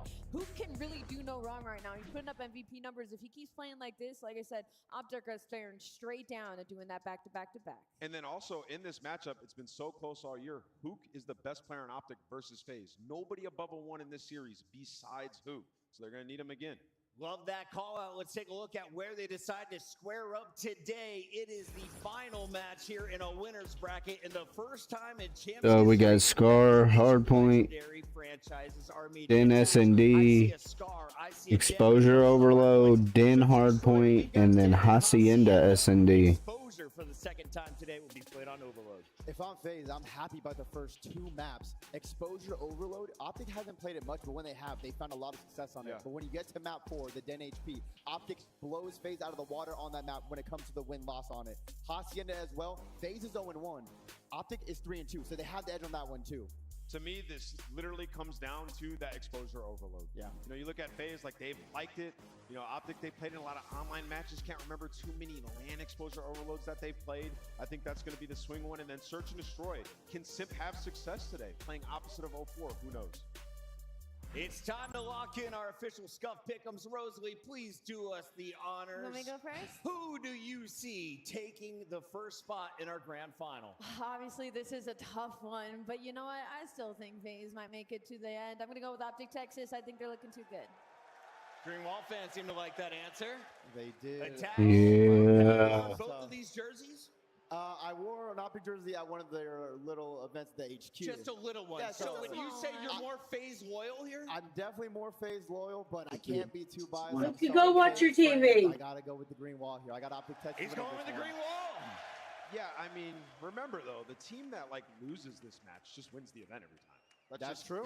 That's true. You might. This might be a tactical Are you making your loss grand angle. final prediction right now? I don't know about that just yet, but I got FaZe taking this one. I heard Sim's interview. I think FaZe get this one done in 5. Crowd, you've been on point all day. We got Optic. Who wants FaZe to win this? Boy. Pretty Gary. loud for FaZe. Who wants Optic to take this winner's final? Yeah. Green wall. Vegas, we're all riding together. It's time to kick off your winner's final. I know that Dix was supposed to. Optic FaZe, 2 of the biggest brands in the history of Call of Duty. FaZe will take your Season 3 championship. Stuff goes through. So silly. FaZe. Optic. The definitive Call of Duty esports rivalry on the main stage once again to make Champs Grand Finals. This matchup never misses, and we are locked in for another classic. This is the most efficient game we have seen. Shotzi calling game. That is You high? You high? Yeah.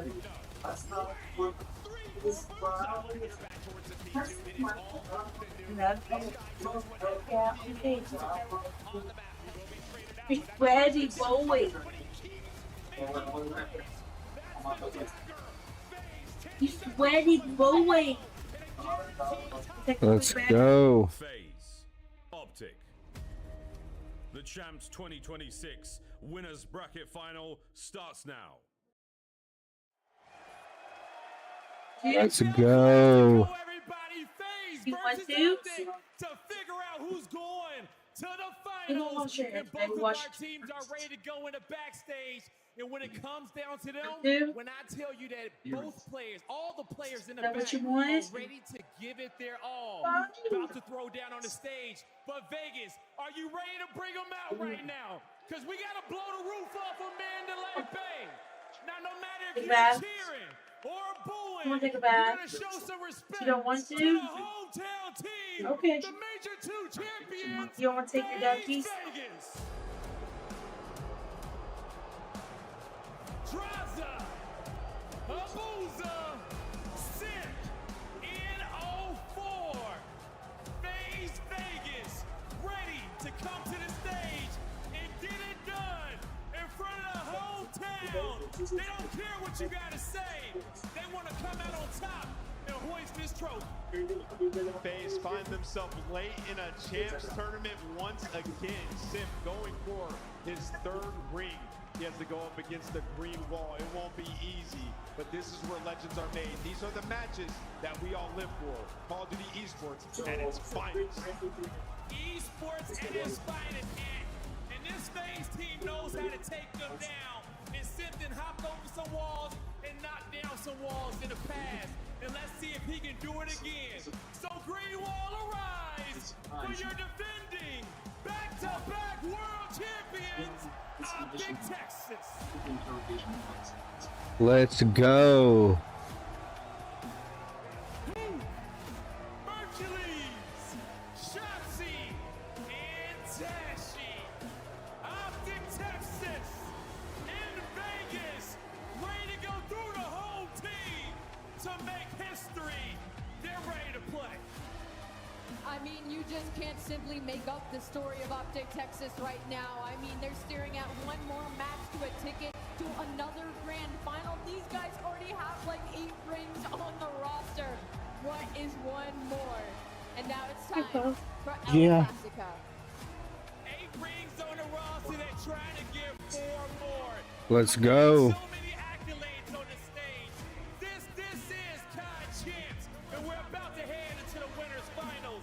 So Merc, Maven, the stage is yours. Let's get it going. I'll be honest, I'm giddy. I got chills a couple of times. This place is lit. We live for matches like this. 2 titans of their craft going up against each other. Storylines write themselves. It's all over the place, but the big one, Optic trying to go back to back to back. This is a big step. I mean, it's never been done before. The reason is it is a difficult task. These guys, they just always seem to make it to a Sunday. It has been that way the entire year. But going up against FaZe in the winners final for the first time, it should be a fun. Listen, the conversation's a little bit different. I know they talked about it on the desk. You know, the loser has gone on to win every event this year. It's been weird, but it's different here at Champs, right? You're not just going to, quote unquote, get hot and run through this player matches today. The final is tomorrow. It's a best of 9.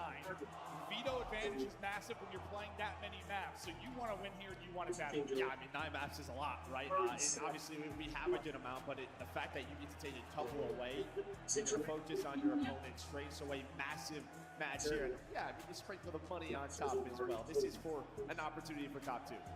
It just feels like if these 8 guys come Brick by brick. Let's go.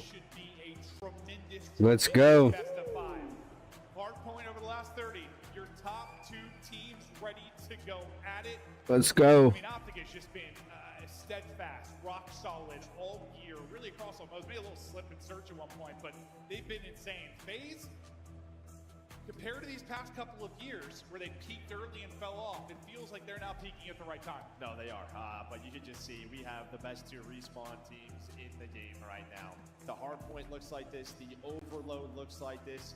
This should be an absolute battle from top to bottom. Fans are excited. I've been doing Let's go, boys. Now, and I still, moments like this, bro. Yeah, you walked out the tunnel and you're like, dude, I have chills right now. Yeah. I am so locked in. The players are locked in. The fans are locked in. It's exactly what you want. Right at the end of the year, these teams are peaking. And throughout this weekend, they have shown the highest Call of Duty we have seen all year. We thought there would be a Scar hard point. There is indeed a Scar to kick it off. Both teams like to get here. Both teams like to battle. Looking for the 1 map edge, trying to get off to a strong start. We look at the last 5 hard points for FaZe. They're on a 7-map win streak. Not usually something we talk about with FaZe in the CDL. No, it's not. But you gotta think, like, this has been their go-to. They are 4-0 the last 30 days. They have been so strong here. He's giving Luke. The numbers he is putting up, unreal. If Optic, they take this one, things gonna look Let's daunting go. early in this series. Come on, Optic. Come on, come on. This is the one I'm really invested in. Really, I mean, I like it. I like watching the others, but. Well, winner guarantee a spot in the final. Top 2. Yeah. Top 3. We're already in the top 3. Yeah. I said that. I was like, ahead of time. Oh, Shotsy caught with his knife on out. Get any more kills on the backside of it. Hercules trying to rack up the time. No trophies early, so nades are going to connect. Dashing, find an easy pickings. Over by Blue. You got just the guns hot early right now for Optic as Dashing tries to patrol mid. He's got help from Hercules. So far, so good. I mean, you already flipped the map, right? You have white wall control, but since it is push on up, he's gonna find one. After this series, and then I'm That's where Draza is. He was saying there was one more earlier. this is it. This is the one more. There's 3 matches. Okay, baby, I'll go get it, honey. Or you can. You don't like my car? That luxury? It's a luxury, baby. It's a Rolls Royce. Hey! You have to give me a minute. No, give me a minute. Like, no. It's got a controller. You should have let it charge. Everybody lining up now. 4 phases. They'll battle back inside. Optic on both sides of the map could have a split push to try and break this up. But this is where FaZe have been so good, is picking that up, and that was Abuza. But it's the pressure now on the hill. It's a last player. Draza wins that. Gonna allow all 4 to get right back to it. Dashy takes down a teammate, but with 10 seconds left, FaZe, they are going to rotate. Well, Abuza, he started this one off 0-5, and he has like a 1.4 and hardpoint 1.5. That has been unbelievable, and a lot of the times it's been on this Scar hardpoint where he gets to his spots in situations like that at the P2. But now starting to get going. It sits on 4 in a row as P3 pops. We'll check him out in a moment. He's getting closer to a potential streak. But Abuza starting maybe heat up, and the stunts are on point. That'll get broken up.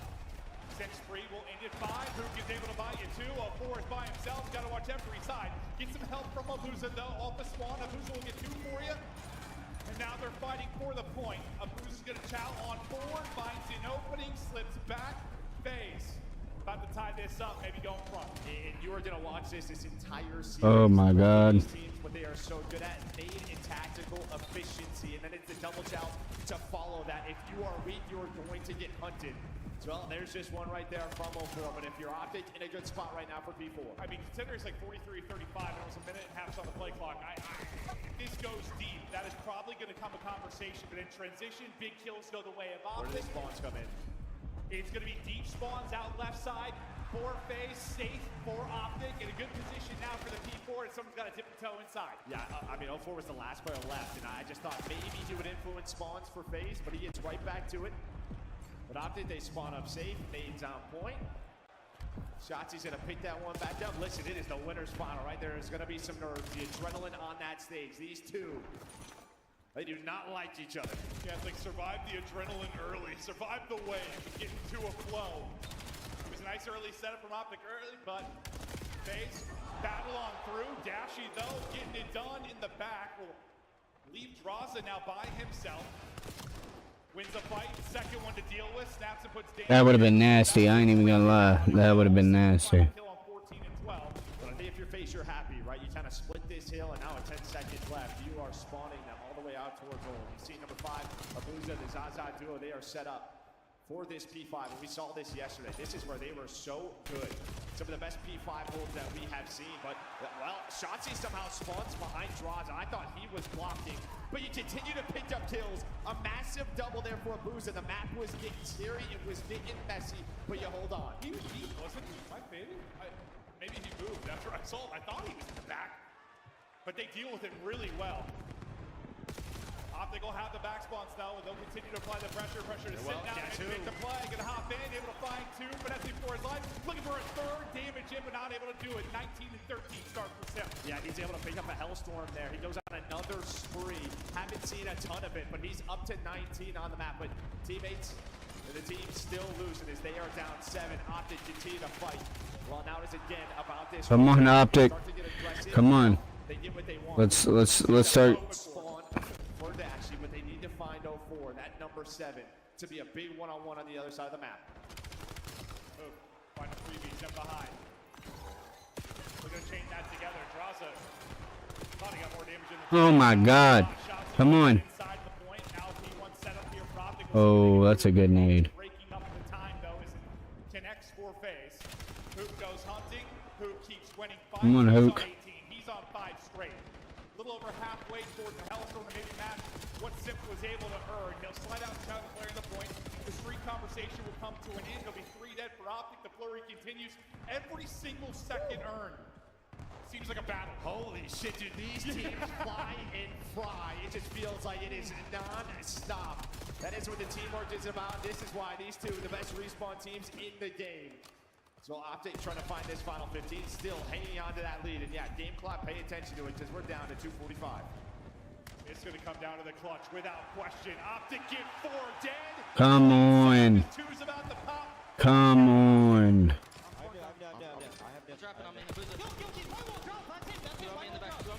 Ooh. There's gonna be 3 frogs, 1 behind us blue. 1 behind us blue. He's gonna spawn trapping or he's fishing. Ooh, good try.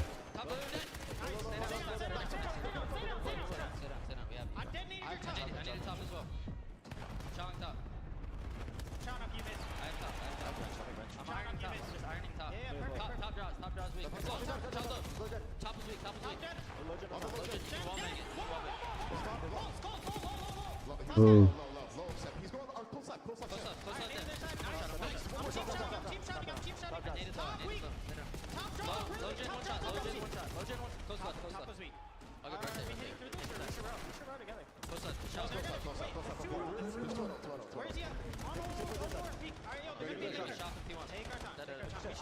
Underbroken weak. Underbroken was half health. You went big cut. First guy dropped. Okay. We have a main advantage here, by the way. That's one behind us.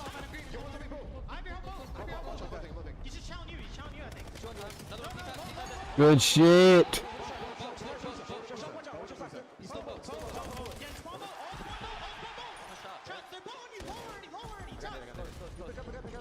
Trying to stay down.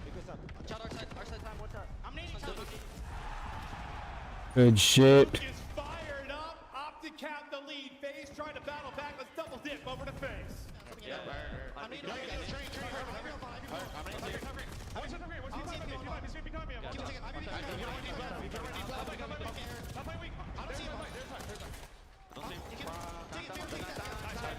Dead, good shit.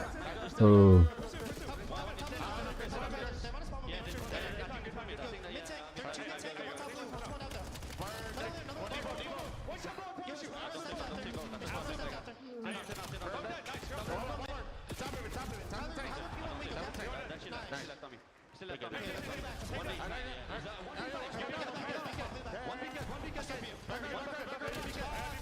Ooh.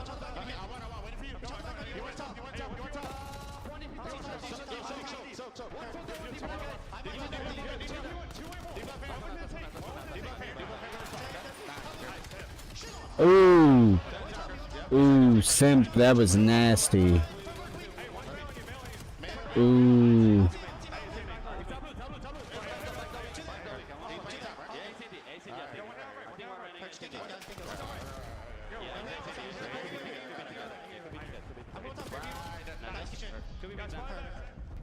Simp is on 35 with a lot of game to go, but all that matters is the lead. And Optic are building that. Chance for FaZe to answer back. Dealt with a goofy spawn last time through. Mercury's trying to get positioned to disrupt the spawn of FaZe now. Gotta find Pressure Shotzi from the front as well. Yeah, you gotta find Shotzi. That is the key guy. He's able to find a route. He's able to split the defenders. You still have this streak to Hellstorm on Ooh. Finally, some breathing room. Listen, because we have been doing this a long time. This is maybe the highest level of hardpoint we have ever watched. These guys are fighting a heavyweight bout. Nobody wants to miss this. Hercules for two. Optic again, able to get in at the P5. Who's trying to make a play around the back? Good shit, Hook. There to kick down Simp. Hercules leading the way for their side at 32. 20 crucial seconds here trying to earn. Built themselves a bit of a cushion as we get late into the game. 90 seconds on the play clock. Double 404. This is a matter too much here. Massive 15, right? Good shit, Mark. Sure, the rotation, but Hercules, he's gonna spawn them out. This is another scenario where it looks like FaZe. Okay, I thought they were gonna spawn out, but they rotate early. You get into a P1 hold. Remember, you still have the Hellstorm. You would love to use that at a P2 or probably a P3. But can they hold on? Can they just give themselves some nice clean time? I think that's why Abuza is having such a tough match. Just Optic continue to flow. Oh yeah, no, they haven't been able to get into ideal setups. It has just been mayhem on the map. Zaza Bros doing it. Simp trying to wallbang, not connecting. Contest now on the point. They'll clear that and start to rack up time with less 30 remaining. Get back to about a tie game. Abuza 3 before he drops. Maybe starting to heat up late. He was Mr. Map 1 so far this weekend and trying to do it here. Simp is on 37, looking for more. 38 is dialed in. Abuza winning his ones. A big rotation starting to get going. It's the whole feed for FaZe. Simp gonna be down to a team kill, but 04 trying to get in position. Now behind the utility, trying to do what he can, but gonna get wallbanged and dropped. Early kills here for Optic. Yeah, you still have Abuza alive, a crossfire with Simp. Again, you still have the Hellstorm. But FaZe, they went for that early rotation of P1. It pays off. Do they opt for it here? That's going to be the question. Well, yeah, they're going to get it out, and I think that is a huge play for Optic. Get this out, and honestly, you can survive this. So FaZe, it's going to take some time, but Abuza does find the first blood on a hoop. Streak, not going to connect. They're going to Good shit, Mark. So far, so good. Getting it done. Abuza able to trade. Snap. Ooh. Brilliant from Abuza, but still Optic inside of the point. No reinforcements here. They're starting to come in. He drops right as they get here.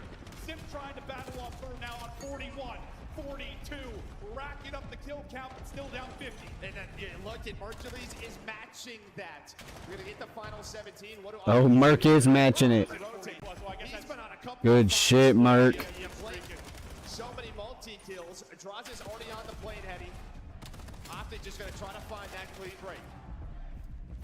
So far, they've done a good job. It's been breaking P5, breaking P3. They've released and this is what they've had. It's these splits. They've had a couple of key splits. Last time, FaZe weren't able to find it. They're trying to find Hook, and there we go. Now reacting. The next couple of players is going to be Shotzi and Dashi, the duo. You have to turn for Shotzi because he finds the route. A huge double from him. Now split for FaZe as they'll try to battle back in. Optic only needs 10 points needed for the win. Play clock to 40. They get 3 kills. They get 4 kills. They fight back in with some massive time here to get it P3. They had to break. Been able to do it with the swiftness. Oh, the nade though. The nade from Dashi on point. Now everybody has to maneuver. 04, he finds the players going on the long route. And because of the nade, you have not been getting the time. We are down to 26 seconds. Optic though only need 11 to win this first map. It's going to come down to the clutch. We knew it was based on how this is going. Optic just looking to close. Can they get these final 11 points? Well, it's not going to be 11 points anymore because they're going to get some final seconds ticked away here at P3. It's going to come down to the P4. FaZe get the kills in transition. Now set up inside. They're going to have a monumental hold. Every gunfight going to be crucial. So far, FaZe are holding. Yeah, 04 spawns out, right? He's able to pick this up. So now FaZe know exactly where the rotation is. But 04, he's going through the middle of the map, so he has to buy time. His teammates going to buy him time to activate. It's a 2 for 2 so far. 3 to activate it. All fours FaZe need to get on the time. Oh my God, 11.8 seconds on the play clock. It is absolute mayhem on the map. FaZe still holding. Plenty of time here for either team to get the dub. Optic need one crucial break. The stun's going to pay off. Now to a Blues inside. No. Optic, 2v2. Sid able to get another. Oh my God. And oh my God, we're going down to the wire. Just 9 seconds on the clock. 2:45, 2:45. Optic have the break. FaZe are going to hold. FaZe are going to do it. Map 1. FaZe just won that shit. Oh my God. Oh my God. They finally get a couple of clean holds. We can't go over there right now, baby. Oh my God. No way. But you win the D-Gun fights. Listen, we saw it yesterday. We casted FaZe versus Falcons, right? It was a scar. No Cherry. way. But kept getting broken over and over again. It felt that way early in this one. They couldn't get that solid hold. But when they needed it late, I'm sick off of that. come down to the clutch, and by God, it did. They had to be perfect at the P4. They did just enough in a couple of scary situations. I gotta try, you silly kid. We go to 2 M15s. How are we saying cherry? That cherry. Get up there so you can get your diaper on. And right 04, he gets this. Yeah. Then immediately he backs all the way up, just waiting for his team. They know it's pretty much going to come down to this. Let's go. But yeah, they find this. Oh my God. He's up to just block, block, block. Make sure we have control. Daddy's got to get there, Yeah, man. what a map one. No snacks. I mean, there were some heaters. I'm sorry. Really ended on what Sim ended on. He's at 45 at this point. I can't believe it. Felt like multiple times Optic got enough kills to maybe get in and get the break, but if you have multi from somebody on FaZe, stepping Oh my God. Abuza started slow, but he heated up in a big way late. It was massive for them in this hard point. Yeah, so you see number 7 there. He spawns out. They find Shotzi. It pretty much just gives them the info. Everything else is going to be boats, and then they can rotate. You can pick up motel side, you can pick up the middle of the map. There was like a weird, not a timing, but 04 is going to take this route to make sure, all right, boys, just watch that left side. They can go up top. Simpu, I mean, he's at 47 at this point. Draws it with a massive double.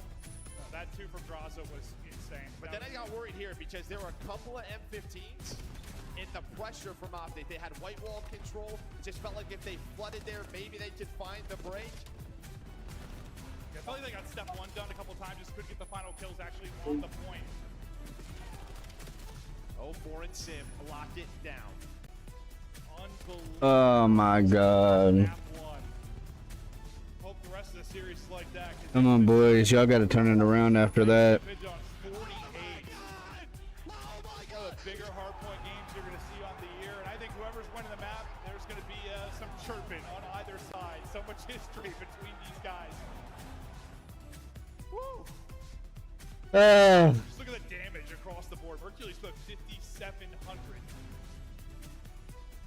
That was a shootout. Wow. One of the better hard points on the year. That was a hell of a lot of fun. And don't forget, I mean, listen, Abuza and 04, they're looking for revenge, right? This was the team last year that took that ring away from them in that final. True. You switched to FaZe. They're trying to get back to that moment. Been a couple rough years. When you talk about champs for FaZe, back-to-back top sixes, especially for Simp, you know, those GOAT combos, and he started his career with, what, a first, second in champs. It felt like the guy was just going to be in every champs final, and then there's been this skid trying to get things back on track late in his career. And, well, he was on track in that map one. Unbelievable. Dan search and destroy. And the search has really been, I don't know, maybe the world. Yes, you are. Like if they're going to get upset, it's not like it's been, well, FaZe coming into Karma was ready to lose it. Yeah, and again, when you look at the stats for Optic around the last 30 days, Fine, I mean, it's fine. Den was like their go-to, but they played the top competition. They've had so many rulers versus LADs where those records are skewed, right? So they're like 6-5 for the last 11 maps in Search and Destroy, but who knows how many of those losses are to Thieves? It's a good amount, and the same thing here on this Den. Whew. We take a breath after the insanity of map one. Moog, he has just been everywhere. Across all modes, he has been the definition of a superstar for this Optic team this weekend. Can he put in a doozy of a game here? FaZe to the offensive side first. They'll try to strike first. Yes, please. Go for spot mid-map. I don't know, Breeze. Well, you heard that. Snipe in the round 4 dash. Oh, y'all come late in my Oh my god. First blood, everybody else really over towards his B site. My heart stinks. My stomach is Right now, you have numbers on the opposite side. Everyone is here.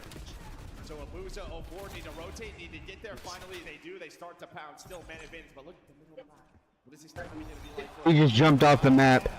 Let's go. Let's go. These rounds. It sure is. What a 3v4 this could be for Optic. We've fallen off the map here for FaZe. Draws it now 1 versus 2. Things have fallen apart. Well, Bomb fell off the map, so it resets. See if he recognizes this. He's going to have to repick this up. I'm not sure if he does. Rarely does this happen. Okay.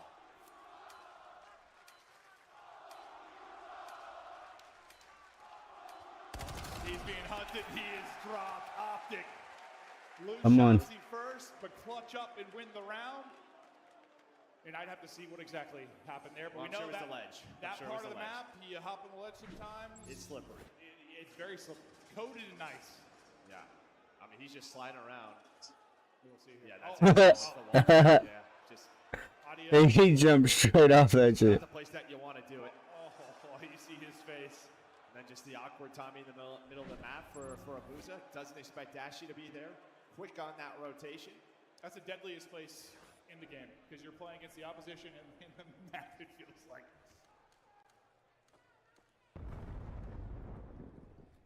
Now Optic playing it patient here off the opening of their offensive round. FaZe pretty split. Yeah, one kind of watching any kind of move. Player by himself is going to be Abuza, and he's going to back up, running out, try to get out. He's able to get away with his life. Help is coming before him. People starting to take space. Now everyone basically. That was the right call, right? Shotzi had the right idea. There were 2 players from FaZe who were thinking about flanking, but they just backed up. No trophies. This could be a massive nade onto the FaZe players. Oh my god. Able to get another first blood for FaZe. And I think the FaZe name, which I didn't even notice at first, is what hit first. I was thinking we had the nade. Oh my god. Hit all 4 players. But he gets blown to smithereens. FaZe decisive there. Group up. Retake the bomb site. Man, it's tough. It's like back-to-back rounds. You lost your first wave with the nade in hand. Like happened with Shotzi mid. Happened there. He gets that toss just a second earlier. I mean, honestly, that hits all 4. Yeah, I mean, I think it does hit him. Does it? Honestly, Yeah, I think it does hit multiple members, but they have a team shot set up with him and who? But it's the FaZe nades that sort of clean that up. It makes it a little bit easier, even when you're weak to get that trade. If Shotzi has gun ready or doesn't get hit by that, it might just wipe the whole team. 4 shots, 2 first S, both, nade in hand. Draza got the spot though, so Shotzi has gotten aggressive. Shotzi's play, maybe. Around as he backs up the group of his team. That's going to be the case. So plan He's a rock again. his life down. Into the post play.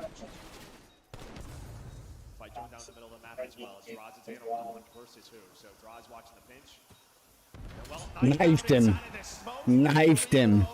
Trying to find another one. Just finessing the door, but buys time for Yep, this GG's. Oh my god. Oh. Got some run through the smoke. Knife to the throat. I tell you what, no aim assist, you might as well have that. Yeah. Probably more reliable in most situations. And I mean, if I'm basically Yeah, they. 4 hopped off the map. I mean, they could have lost that round still, but that definitely decided that they lost it. But 4 making great plays post plant. Yeah, what's so dangerous about that site post plant is right early in these maps, no trophies, right, nades need to be on point. You're playing dodgeball. Yeah, and FaZe just able to stay alive. They take the fight inner. Things FaZe, heavy only presence. regret is not starting my first sooner. Sticker. I'm able to see the fighter. It's easy to incorporate into my routine. Have a little reminder set on me. See the cross, because O4 is just here laying. Even when I get my hair wet, you know it's not Both have a pair of first to bloods. say for the first time I feel confident, my hair looks great. Start today, Well, you or left through him the sky. on the island, so you're hoping that O4 at least just finds one in that position. He was just kind of lurking. But Shotzi spots it out, so we have even numbers again. See, they back this out, trying to plan. Draza's got eyes on the mid, and he gets the shots. Hercules is going to get dropped. Big pick there from Draza, but numbers back to FaZe. Shotzi knows he has to make a play if they're going to take this round. They're moving, and he wins a big gunfight. Big game of Jenny. He's got to trade this, and Sim able to trade it. GG's. On 4 in a row. GG's. Comes in, FaZe take another round, up 3-1. I'm about to turn this shit off. And while Draws, I mean, he was my kind of key to this match, right? His hard point has been solid this weekend, but if you look at his 2, 3, 5 stats, not the best. G fucking G's. 5 and 1. He's shitting on them. Just so good for his confidence. And we'll see this kill. That's why I was wondering how it happened. And, oh, well. Just keep shooting. Wow. Just keep shooting. Beautiful there from Draws. I thought he was just going to get info and damage, and I didn't expect the kill to pop up. But Draws has been rock solid for them on land. And the rock solid performance here to start. He's on 4 straight. Dashy 1 and 3. Merc 1 and 3. Yeah, they're just frying. Simp 5 and 2. Draza 5 and 1. HGG's more than likely. Moving up, gonna drop. There's the first one they desperately needed. On Draza very quickly. Finishes one with a pistol. Damage into another one. He is very locked. Taking down. Yeah. I think one more bullet, and that gets interesting. But that right there, I think Sim just trusts the wall bang a little bit too much. He thinks if he's not on the right side part of that, he's not going to be there. And then he throws his shoulder, and he's just at an off angle. So the first blood did Tom to get in the Well, I back. thought he was going to throw a shoulder. He kind of just hit it. And No, he just trusted the wall bang. Come on, Optic. Y'all gotta win this shit, bro. Within one, just got there first. First blood. Shotzi, he needs to get going. He's had 3 first deaths so far through 5. Such a big win condition for them, well, across all modes, really, but can especially be here in the surge. Smoke out, utility flying, trying to isolate one, shots all over the place because of the smoke. Oh my god. That's why maybe you bring a knife to a gunfight. Situations like that can get a little bit squirrely. And 04 got back down the map, by the way. He fell off and then was able to hang on to the ledge and get back up. So he plays his life, doesn't die. And now, again, you have another man advantage as you add another first death to Shotzi. My bad, boys, again. I sent it off. Shotzi's. Yeah. First 2. Dashy, dance with the days. They won't play behind that, trying to all of it. No You got one, brother! No way. He's trolling this He's one. got to stay away from this. Yeah, we might need to put him on the other side of the map. He has no help here, so he's just able to get away. They have no idea. You're going on a long route if you are a Booza. Yeah. Draza puts it down to just Hercules. Hercules will get gunned to FaZe, take the round. My god, bro. At this point, brother, we got to figure it out. Yeah, but just don't go to that part of the map. No, he literally fell off. And Bro's jumping off the fucking map and we're still losing. It's crazy. Crowd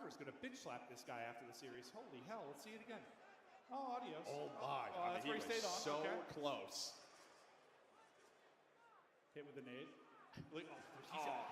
He's like trying to make sure he does it. He's in a custom lobby right now, just practicing this thing on the main stage. Oh, usually, yeah, you ADS like that, so you'll avoid doing it. He still manages the bunny hop off. 2-4. Babuza, the shots look great. Unfortunately, he catches a fastball in the face. First blood to Optic. Where's that nade from? Because that needs some money right in the broken window. Draws on the mission. Yeah, it's just really down to him. If he can win a one-on-one, even things up, find a good timing. But Dashi, he's just too smart. Too smart.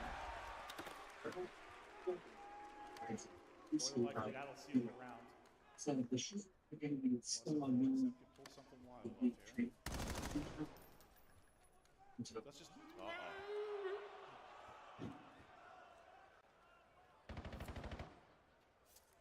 Simp goes on a hunt. Now back over. Ofor's in trouble or trying to wallbang him down. He's able to stay up. Simp waits for a fight. Takes down one. 50 HP. Chows it out. Nearly able to get another one. He's gonna go. Ofor gets cut down in the back though, and that'll end. And he kind of dreamed for phase in that. Come on, Optic. I gotta go get my kids dinner. In this shit. Well, they start getting these rounds a little bit more once the first blood starts to land. Great nades, and then, yeah, like you said, heads up for Dashi. Playing for the flank. He knew somebody had to make a play in that moment. Andraza gets the spot on, just gets gunned. Brucey be doing that. 4-3. Abuza started slow in the map 1, really started to heat up at the end of it, but he's 0-4, and he's been a staple for them in search and destroy. On the other end, Shotzi struggling in 4 first deaths.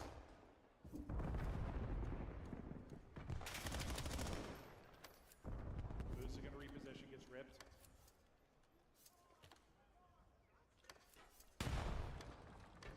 Shotzi is chilling. Yeah, he wants to go on a long route. He's just hoping. Maybe they can get this bomb down or catch somebody. If you catch someone, they can just rotate over towards the B bomb side. But it's 0-4, playing very patient on the other side of the map. Shots exchanged. Well, 0-4 is able to spot Shotzi. Give a one-on-one on the bottom side, a 3 versus 3 towards the top, and both players just gonna back away. Looking like it's gonna be a good old-fashioned 4 versus 4 on A. 4 trophies were in play. They just kind of group up and hit it. It's a little bit different than the post plan. They have to check so many someone who was able to get Shotzi's position. And look at this. He's able to spot all the phase members. Now they're gonna reposition in this post plan. Abuza has to wait for them. Shotzi, what are you fucking doing, bro? Actually brings it back on 17 HP. Will he be traded out? Sim's gonna send it. Yeah. We'll trade it. 2 versus 2. 3 versus 2. Still waiting on the backside. Nice shots in. He's tagged up. Hercules trying to bring it back, and they hold in the 2 versus 3. 20 seconds on the clock. He's at the 3 HP, he's at the 17 HP, but he's staying alive. Hook is weak as well. The bullets have been there, but the kills have not been finished. Time is dwindling. Hercules snapped. He's weak. He's finished. Draza, just no time. They hold off in the 2 versus 3, and we are all square. And well, the detail is that one on the Simp, right? Abuza, he has to stay patient, wait for them to get to that bomb site. He's putting bullets. Come on, Taxi. Optic Taxi. Get your fucking asses. Good round, though. Good round. But fuck. I still can't believe we lost that fucking hard point, bro. Like 245 to fucking 200. Got Draza's family in attendance, having fun. Fuck Draza's family. Spared up 4-4. I don't know if it's fun as a parent to watch your kid play. It's probably very anxiety-inducing. We continue on. Abuza still looking for that first. Okay. Abuza's 0-5. And it's tied. And then Both able to get one, and now they'll have numbers. Started well for Optic, now might be falling apart, or is it? Dashi able to win the fight. It's another. Okay. Okay, Dashi. Okay, Dashi, 10-5. With ice goes big here in the round 9. And I think because Abuza's saying, yo, he's weak, he's one shot. 0-4 thinks he can get out with that bomb, but Dashi holds the line. And well, Good shit, Optic. Good fucking shit. This guy is on fire. 1,300 damage, 11-5, a first blood to go with it. When all else fails, rely on Dashi. He's got you. mean, it started well. They got the first blood, and then, you know, it's suddenly into a 3v2 for FaZe. And yeah, he's thinking he's weak. He's not going to chow, but still on 40 HP. He's going to take it. Heads up play from Dashy. Brilliant moment. Now pressure to FaZe. Map point for Optic. Can FaZe get it to 11? Abuza finally got on the board. Unfortunately, after that, he got gunned. They're going to send it. Shotzzy is 6th first death. He can find nothing going early, but hasn't really mattered. The rest of the team is clutched up. They pulled off a 2v3, multiple 3v4s. They're going to have to do it again here. We're going to 11. And that's a micro adjustment there from 04, right? You have thrown that smoke at that B-bomb several times if you are Optic. They have not run through it. FaZe have stayed patient. That time, 04 meets him in the middle, gets the first blood. But as you said, Paper. The first bloods have That's not good, baby. He's going to get dropped though. Abuza with his second. Hercules gets pushed up, and he's going to be last alive. He's traded. We're going 11. Oh, round 11, bro. Come on. Oh. A round 11 search. We gotta win this shit. Oh, baby. Dude, you're ridiculous. Optic's gotta win this shit, baby. I care about any of that. I care about the kids eat. Okay, I'm about to go get food, honey. He is 12 and 6, and the other guys kind of all struggling. I mean, the rest of them have 13 combined. No, I mean, this feels like a surge like FaZe. No, I go, baby. Absolutely. Basically falling off the map. Number of times they've given up numbers. Hey, baby. But you can put my phone on your card. I mean, my card on your phone. Oh. I forgot about that. Because I didn't want the. Is going to get caught. Of course, it's Dashy. A freebie for the first blood. Come on. Come on, play. I am, baby. Checking out the shingles. I don't know. I thought you ordered it already, honey. Oh. Okay, baby. You know what you're getting. Shotzzy, he stays patient. He knows. Someone has to make a play when you are down a man on defense. Here we go. How do you work to create meaningful change? Send the pressure forward. FaZe. Grouping up. Now it's your FaZe turn. want to beat this while they start the bomb play, right? That is your opportunity to even things out. And on a Dashy backs him down. You have Shotzzy watching the flank. Here we go. Bro. That's the bomb theory. Bomb is not playing. Bro. Dashy with a team kill. We're into a 2-on-2. Of course, it's Dashy. Maybe working on the ace. Time dwindling. 30 seconds to go. 2 versus 2. Are you kidding me? Shotzzy and Dashy on one side. Abuza, Simp on the other. Simp's going to get ripped. Shotzzy fries him all now on Abuza. I mean, you just saw that heady. Could barely spot him if you were Simp, was just trying to get across. Here we go. Who is it? It's going to be Dashy. Watching the flank. 1 versus 1. Well, Shotzzy can play time, though. He did finesse, and there is nobody better than this man. Let's go. Let's go. He may have died first 6 times, but he wins the gunny when it matters. We're all square. Let's go. With absolute cinema. It was the clutch factor for FaZe in map 1. It was the clutch factor from Optic in map 2. We'll see the kill now from Shotzzy's POV. Simp just gets ripped as he tries to get across. Couple of headshots right on the Simp. Doesn't get to the tree. And then, yeah, kind of what I'm thinking is, all right, who's last alive? Shotzzy. He is going to finesse. He's going to throw shoulders, waste as much time as possible. But he just squares up, holds down the angle. Abuza gets caught with knife out, and that man's thinking 6 first deaths. We're tied up 1-1. Yes, Luca. An unbelievable series so far. We continue on in our winner's bracket final. We have winner into the championship tomorrow, playing for a ring. Loser gonna do it the hard way. Or well, this year it's kind of been the easy way, I guess. It's been all losers that have won it in the end. Dashy puts up 14 and nearly 2K damage. He has as much as the rest of his team combined. He was my MVP vote. He's disgusting. Yes, he continues to set such a high limit, high skill ceiling. He is so darn good. At this stage of his career, putting up the numbers he is nothing short of special. Well, look at how it's gone so far. If you're joining us late, well, you missed some bangers. You're going to need to dial back the VOD, rewatch how these two have gone down before before we head to break. Exposure overload. What do you I mean, this is the discussion we kind of had, right? If you are opting, what are you going to opt to play? You're going to veto Gridlock, phase. It's kind of, all right, do we veto exposure like they normally have, or is it Den? Instead, though, they veto Den. So is it exposure, Scar, and well, opting, they go for Scar. They've only lost it twice on the year. All square after 2. Des, talk us through the first 2. Maven and Merc, fantastic cast, and congratulations on the fact you're going to a Game 4 for the first time since Major 3. That duo has done nothing but speed runs.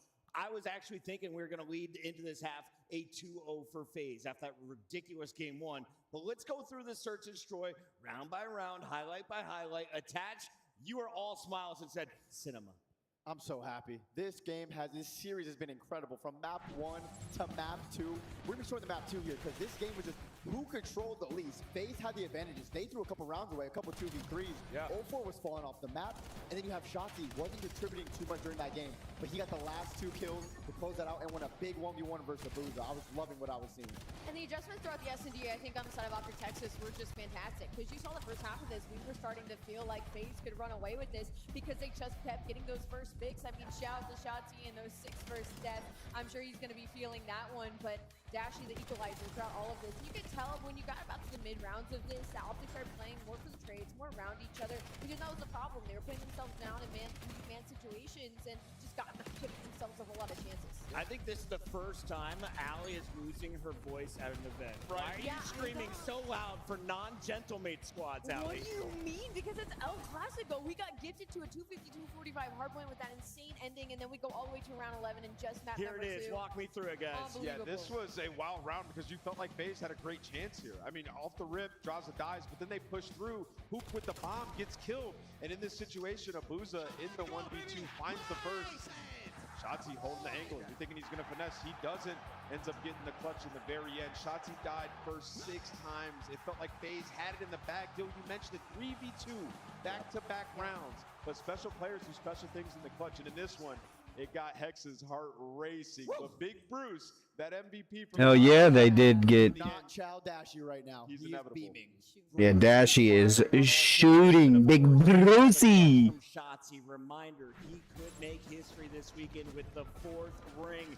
Mercules, who has been in the mix since last year, comes in for Major 3, Major 4, gets an MVP performance at Worlds. How's he doing so far this weekend? Unbelievably, especially in this map number 1. I mean, he was pacing Simp. Both of them kind of felt like a 1v1 throughout the entirety of this map. But shout out to Buzna, man. I think for me, he had a really slow start in this map, and you could see him turn it up. I think he ended up being like 30 and 35. So he was showing up when he needed them in the end of this tail, and you can ask for a better ending in. Yeah, this was a ridiculous map. I mean, point blank, period. I mean, for Optic, there were some wild spawns pouring out back green on the P5, thinking that they're going to be able to close it out. But when you look at this, in Simp's performance, to set the tone here, he had, I think it was 47 in the very end. And then you pull up the scoreboard at the end, and you're like, 0-4 had more damage? Like, these guys were popping off. And the key plays to find Hook in that corner, absolutely massive. And when you look at the score right here, you think, okay, Optic's going to close this out. But no, on the very end, 0-4 again making massive plays to close it out. This is when I thought it was done, Dill. 234 to 194. How did FaZe? Yeah, 234 to 194 was fucking crazy. Crazy. FaZe was somehow able to hold that. 0-4 was going crazy in the hill, winning such big gunfights. But Sim, it's not an if, it's a when, and he's showing up in this match. And when you think about that P4, Optics approach to playing Scar hardpoint. It's on, baby. It's, oh my God, Luca. Luca. Super Songs is on already. King Von playing in front of his family for the first time. He said he's got his grandma, his aunt, his mom, his sister here. And I posted it on Twitter their reaction to that game. Okay, they're back. They are knotted up 1-1. And when we come back, 1-1. it is going to be a game 3. Producers say no breaks. Players are ready. Let's go. Casters are ready. Vegas, are you guys ready? We're ready. We're ready. Get this shit going. Finals continues right now. Well, listen, you saw that map 1. It felt like Optic had it, right? You're 5 seconds away. Probably should have won the map. Weren't able to do it, but they bounced back and get the search. Now FaZe, I mean, very much should have won that search and destroy. You threw away situations or got gunned. Their turn to answer back. See if you can bounce back after a painful painful loss. Yeah, and I think that's just sort of, I don't know, the pressure of this moment right now. But at the same time, the level that both of these teams are playing, they are challenging the hard point. Now we're going to talk about the overload. Well, it is still number 1, number 2. These guys, who are they playing good caliber? Yeah, you just talk about these 30 days, and like it feels like Optic have been in form all year. Obviously, all second places, but the respawns for FaZe right now has been the best they have played on the year outside of the championships. Yeah, but the one key, look all the way Not that bad. kind of the fine print, right? There was a question You mark. think? I thought we were You gonna remove my see milkshake. but Optic, they had the choice. And they opt for the Yeah, but you can remove mine, baby. I'll be okay. This is one phase they don't play very often. So you have to give that advantage over to Optic here. Optic or Team A, they're the higher seed. They pick the overload. Pressure on to close it out. Well, these guys have had some wild overloads. You think back to what, Major 2, the insane one with the streak play. I mean, that was one of the crazier ones we've had on the year, Scar, but hoping some madness continues within this series. Yeah, I will, baby. There was a time when we saw like every series 2 hours ago. Or if you just want to get them in at Circle K in the morning. We did test that, Matt. Thank you. Oh yeah, I'll get them. I'll get them. He's what? Who is? Yeah. Oh, this is everything we hoped to be. For just 9 First 2 maps. Abusa has been so good for them, especially in overload, but he started slow, honestly, in both maps. Doesn't seem like the Gunny has been there to match with Hercules and Dasher putting it. So hot anywhere, but yeah, literally right here, I'm fucking dying. So we'll see what these teams are.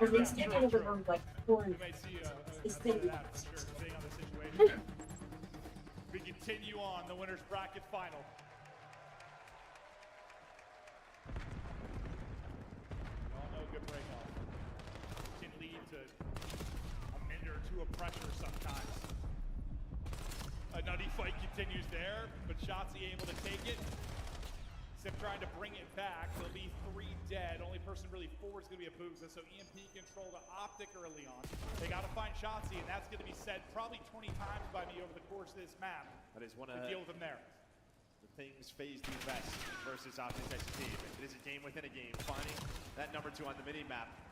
But you deal with him, then you got to deal with his teammates. Well, Mercules, it was a multi-kill demon in map number 1. His double right there puts the first on the board. Beautiful 4-0 start from Hoop. Still pressure here. FaZe trying to deal with it. They'll clear their base for now. Top Look at that. See if I can do it again. Oh. Actually going to be floating mid-map. Hoop playing a close corner. Got one. Got great damage in. Last player should be This really was your hair with her. finished off. He's down to Sabusa on the back. Yeah. Optic We will. control of the space for now. With this paycheck, we will. That's his BOB. The final 10 seconds. A double stun. A knee lands at his feet. That just says. Good score, Optic, but come on. To retake that position. We'll be all 4 dead. Players coming off spawn now. What, baby? That first player up. And well, with that damage, Yeah. we're going to have to hit the U-turn if you are Sim. It should be taking a break after this match. Well, FaZe are just going to go. They're going to go quick. Sit through a break. 4 members here trying to catch them off guard. I mean, we're starving. Not caught off guard, but he is a They are, baby. that sequence. Hercules and Daphne next up the bat, dealing with it beautifully. Abusa tucking tail and getting gone. Dashi continuing to be locked, had 1 bullet left in the chamber. Control not Optic. Yeah, that guy not missing right now. Coming off that double-digit S&D performance. Well, Mercules, that was a big trade on Nadraza. He loses that. Maybe there's a chance, and now he's in a finesse, but a great knife out of Shotzi on the Simp, and both teams He's trying to find an weak. opening. He's weak. I got this. I'm hunting it down. Nice play by Shotzi. They held EMP here for a bit, just looking for a 2-3 dead scenario to get forward. It might be finding it right now unless Raza is able to pull away 1 or 2. If it wasn't for the teammate, I think he would have, but EMP carrier will drop, so we stall out here for a moment. Possession dominated by Optic early on. This is a map that you play very slow. It's a slow build-up, and then it can just be score after Come score on. after score. As Draz You've seen him with the MPC. He's going to pull out another M15 off that life. I think just to play a little defense based on his position. Hercules, though, responds with a double of his own. Yeah, I mean, it's just been this constant battle in the middle of the map. Yeah, no one can get like a 3 or 4 dead. Make progress behind it. Zip over the top. Hip fire rings true, but will be traded out. Both teams just trading effectively enough that no one can really get a foot forward. But a phase playing from the defensive side of this has been EMP control for Optic. 04 in trouble. Rip the 60 HP. He's going to be dropped. Optic want to go. Dashi gets another. Mercury. Let's go. And there's still a threat here. 2-0 with 90 to go in the half. And I think a big reason why it's been so much of a phase being on the defensive is 04, right? He is their playmaker, their sub. They're first to go in, and right now 3 and 11. He's 3 and 11. He can't hang. He's a shitter. So much pressure he is. Come on. Just unbelievable shots out of Hoot. He's going to start to move that EMP to try to find the third. Game might be a little bit deep. Possession has just been all Optic. Would love to get one more through before the half. Look at the possession, 83 to 17, about as dominant as it is going to get. Simps gonna drop. Dash is get one. Draza has been the lone factor for FaZe, preventing this from maybe being more of a blowout. As he's on 13, but as he falls, Abuze is in. Good shit, Mark. Dropping Mercury's 13 and 6. Grabbing EMP, getting ready to go. Everybody for FaZe coming off the spawn. Outside of 04 will try to make the play. He is able to get one, but does get traded out. Forward with this. Oh. Let's go. 3-0 for Optic, dominant half. Yeah, it's just too much pressure. You had everybody pushed on up. The only player there was 04. Finds the one, but you had to trade with the EMP in hand, and that gave you the numbers advantage to give you a dominant half so far here from Optic. They lost Hercules. It's a theft. Good shit. Good shit. Let's go. Fucking shitters. Honestly, that entire half, that is just Optic toying with them, controlling the EMP, being patient with it, looking for the players, trying to find routes, shutting down 04. And well, it was just this man. Chris said it best yesterday. When that guy sees me, I am insta delete. Sorry. Yeah, Super Songs is on. Continues to pop off. I mean, this series has been very close to this point, but that half was not. Optic just. Come on, Optic. Keep going. Keep going. Come on. Come on. We don't need no hiccups. Score twice, and that's it. The rest has been that, dude. It wasn't straight belt to ass. FaZe Belt to ass, bullshit, bro. to make the pain worse. Just a theft in the final second. So 4-0 lead, 5 to go. Optic so close to the 2-1 edge after dropping map 1. Yeah, someone's got to help draw it. So we haven't talked about it. He was the only player probably shooting back. Shotzi getting in behind. I think Abuza just checked it. He just turned back around and got Ooh, dropped. good try, Hoop. I mean, that's another scoring opportunity if it's not for this man. It's Shotzi on one side, Simp on the other, right back to the middle of the map. Drowsy gets dropped. 04 goes up over the top. Yeah, good luck. Basic, I'll rethink that gun play. Somebody else picked that up on the spawn. Shotzi where did he go? He went literally hide and seek. Hey, Shotzi. He is found. Draza with the kill. But again, we're playing in the phase third so often. They've had no freedom Good try, Hook. whatsoever. Well, if they get these kills, Draz can help them. Mercule's 20 and 8, boy. Hercules with a triple on another 6-3, looking for the spawn kill. But EMP is flying shots, though, to not get through. He was real close. Good shit, Dashy. Ridiculous utter filth on back-to-back headshots for Dashy. Yeah, Ricochet's flagging that. Yeah, that looked insane. FaZe have EMP. Maybe not gonna get the score better, but maybe they'll get the possession. Maybe a chance here.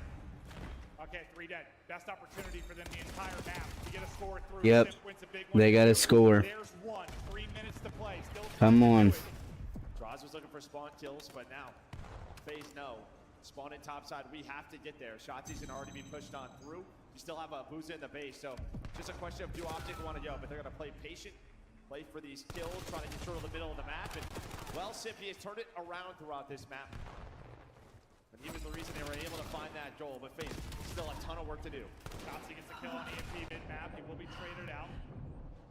Finally, FaZe having some forward pressure, but they've got to be efficient with the So, I thought this Randall game was fun mixing, and they finally updated the game so you just find yourself.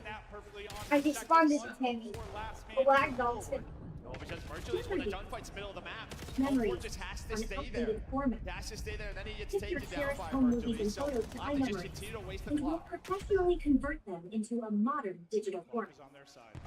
With iMemories, bring these moments back to life easily and beautifully. At least Hoop gets one. With smiles and laughter, time anywhere. Relive the joy of family memories on every modern Well, that's screen. what they needed. All you need was a couple of kills. So you don't have an attack opportunity. In Optic, they're playing this a little bit differently. You've seen Shotzi with an M15, Hoop with an M15, depending on kind of the situation of the map. They're just slowing the game down, holding power position, getting a couple of kills, just putting bullets in. Yeah, you just have to trade. It isn't going to be perfect, but you just have to get a couple of kills. That would have been a good moment for FaZe, but a team kill does come in. Sip is going to drop. 04 is going to fall. Defense just has to be a wall right now for Optic, and it has been 90 seconds to go. FaZe will be 3. And well, the man who has built this wall, taller and taller is Mercules, continues to have himself a series up to 27 now, as he's looking for another ring this weekend.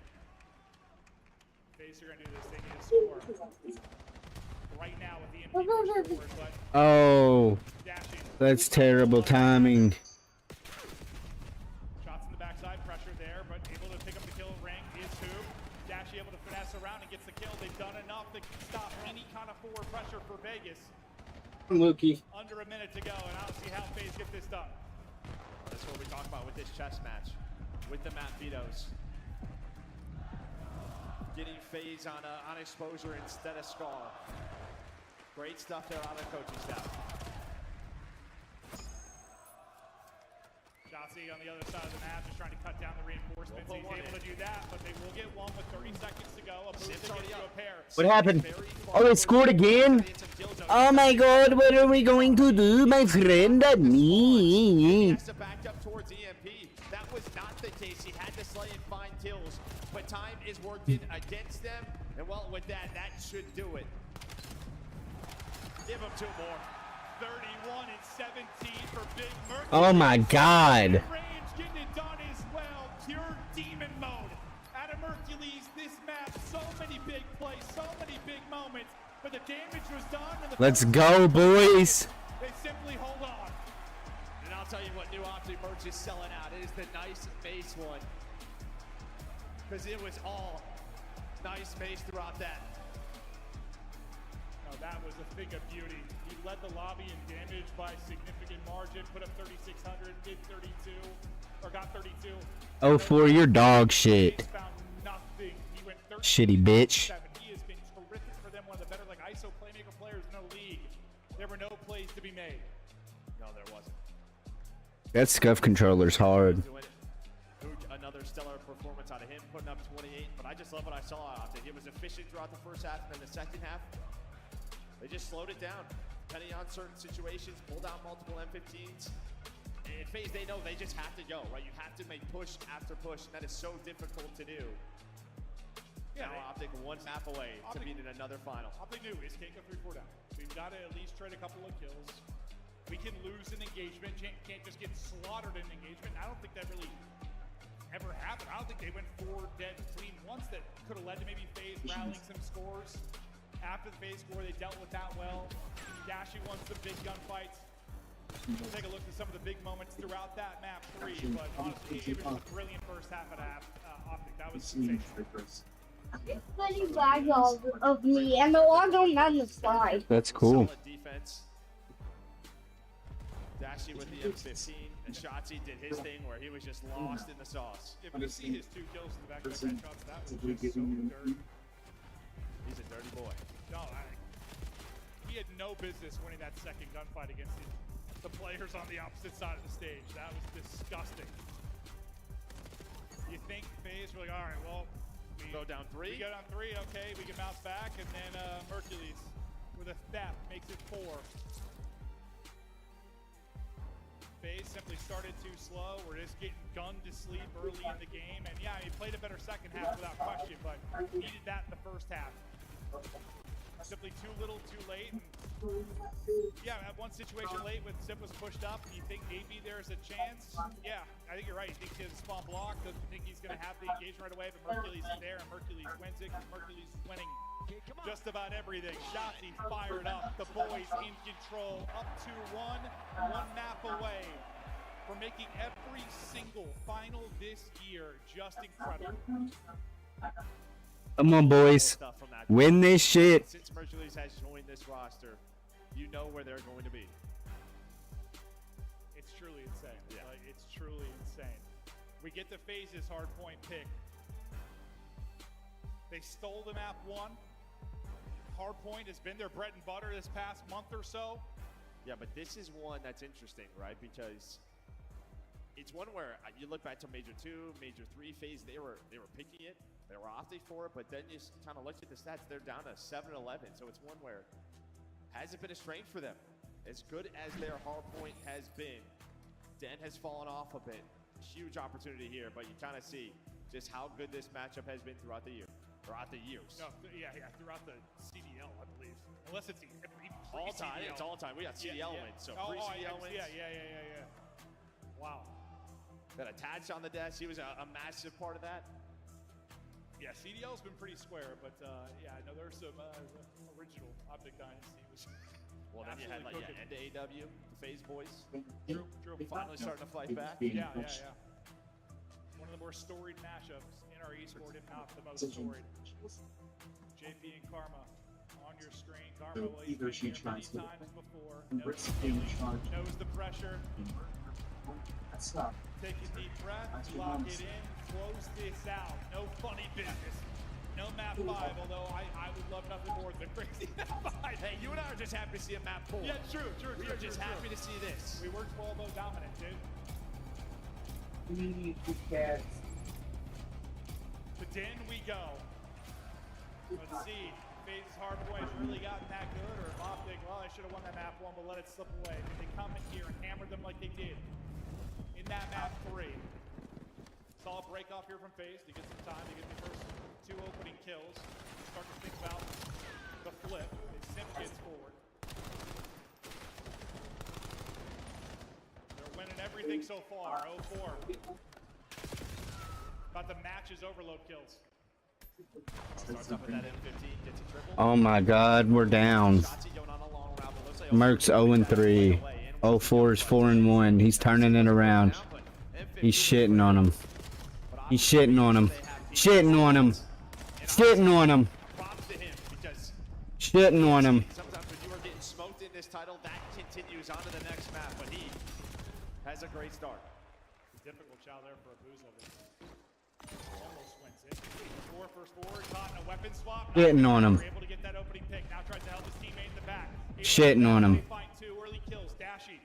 He has been the last wall of defense, and my God, has he been an absolute beast, but he's going to get dropped. Draza gets 3. Draza sets up the 4th. A very quick break here from FaZe. They're in. Was just making sure they blocked. Quick pressure, great nade. Is Draza's trying to get back. What are we doing? Did a little bit of help towards outer. Wins the next gunfight. He's Oh my God. Close to that Hellstorm back. You spawn in the back though. If you are Mercules, there's a Hellstorm. No, but you can take that if you're FaZe, because you had the spawns early if you were opted. Gonna get majority this time though if you're FaZe. 15-12. What are we doing? Now in the hard point, he's feeling it. Boozo will get dropped. P3 locked and loaded. Mercules trying to do whatever he can mid-map, but his position was given up, and Sim's going to be able to find that kill. Sim dropped 48 in the map 1, looking to replicate that here, but his teammates are popping off. Draza's shitting. Shitting on him. He is locked in. Oh, yep. He's shitting on him. Of course, it's Dash Dashier finally shuts down the screen. Yeah, and when we're on board with him, you had Mercules taking a long route trying to pinch this setup, but you win that gunfight on the opposite end, so nothing really going for you right now if you're Optic. But the needs can get you out of the time. 0-4 though, it's his turn to pounce, and that is another Hellstorm. It's over. It's over. Very ugly map. This is it. To fight back and get those out as soon as they can. We've also seen some use that lead to absolutely nothing. What kind of value you're going to get out of those streaks is everything's working for a 4. Now a double with a nade, back-to-back triples, gets them all, wipes the board. 0-4, putting in 4. Oh, we're getting shit on. Absolutely shit on. Hook's 4 and 10. But now they got to deal with the next one. It's Hook and Dashi. And now you go with those good spawns. And look at where Optic are spawning. You have blocked everything if you are FaZe. They've been playing beautiful hardpoint. They continue. It's over. Here. Lee continues to grow up 70 since engagement, able to take a shot. He puts Yep. down, hop to Abuza. He wins Yep. this fight as well. They Yep. weren't winning the fights in the This is it. By golly, they've come out hot here. This is, yeah. He's 21 and 6. It's GG's. It's GG's. We lost this shit. We lost this shit. Yep, we lost this shit. I don't know the last time we have seen a P4 like this on dead. Normally a very messy hill. That has not mattered. You have control roof side, you have control the back, and well FaZe making them pay. Optic take a breath. All right, first set didn't go well. Second set, let's flip the story. Unfortunately, he got an airplane with a giant ass missile. Draws are going to call it in from his streak early in the game. Everyone in Optic trying to fly forward and survive. Hardpoint white for now, leads to 2 kills. Killed Shotzi. Team kill, but you got numbers for FaZe. Dashi's still going to be in the point. Dashi wins a massive gunfight. Simps on 6 HP and in trouble. Somehow still alive. Hook's nade will finish him off, but back to the guy that's getting it done. 0-4 has been the hero, and he's looking to make plays again. Yeah, so you get one little side It's play done, GG's. but then they follow that up FaZe with 3 kills to retain control. And Abuza now, he is ripping as he finds 3 in a row. 0-4 looking to get the kills, make the flip happen. Wins a close GG's. one-on-one. Able to stay up. Simp gets 1 as well. Hook's double negative. It's GG's. Yep. And they're in the point. They got the flip. Yep. This has been some of the better hardpoint you'll see on the Yep. year. A step ahead, but hold up. Optic get kills in the big time. Hey, Luca. You have the good spawn control, but you're going to have to give it up. Abuza and Draza, they both spawn out. So 0-4 going to reposition. He's just going to play with his teammates. Yep. GG's. GG's. Numbers in their favor for now. Get to a 2 versus 2 on the point. Sim just goes through, though. He goes all the way around, so he gives them spawns. But oh no, it's dense, so we're going to fall off the map. Yeah. Apparently that's the storyline for FaZe today. Can't stay on the map. Simp trying to build towards the streak. He's damn close. On 5 straight. Not getting over eager. Nade hits him, so tuck it away for now. He's going to get dropped. No other streak coming in. Hoop will get 2 on the point with 20 seconds remaining. But it has been all 0-4. Still with a Hellstorm. GG's. I think it's 3rd or 4th triple of the game. 28-11. I mean, I GG's. give him his props. He was This in is- the blender on exposure overload. Mentally resets, realizes, recognizes the moment, steps up as soon as this map starts. And now again, FaZe trying to win this rotation to the next hill. It is 181 to 46. They are dominating. This man It's cannot be over. stopped. These are the 2 best hardpoint teams in the world, and this has not been close. You never count out Optic. They've always got the comeback potential, always got the ice, but it's just simply too great a lead. Yeah, it's GG's. They've got to be so good for 4 or 5 straight rotations. Keeping the time here at P3 until It's GG's. from Abuza. 4 straight out of him. FaZe get right back in, and every second feels like a pain point. Abuza pushing forward. Damage in, maybe sets up Sim for a double, but he can't get both. But it doesn't matter. The time going to FaZe, and they'll eclipse the 2-century mark. Yeah, they gotta find Hook though. Gotta find Hook for that next rotation. G fucking G's. Well, he does enough. Why couldn't we just end this shit? He's gonna spawn out, so still fighting his Optic.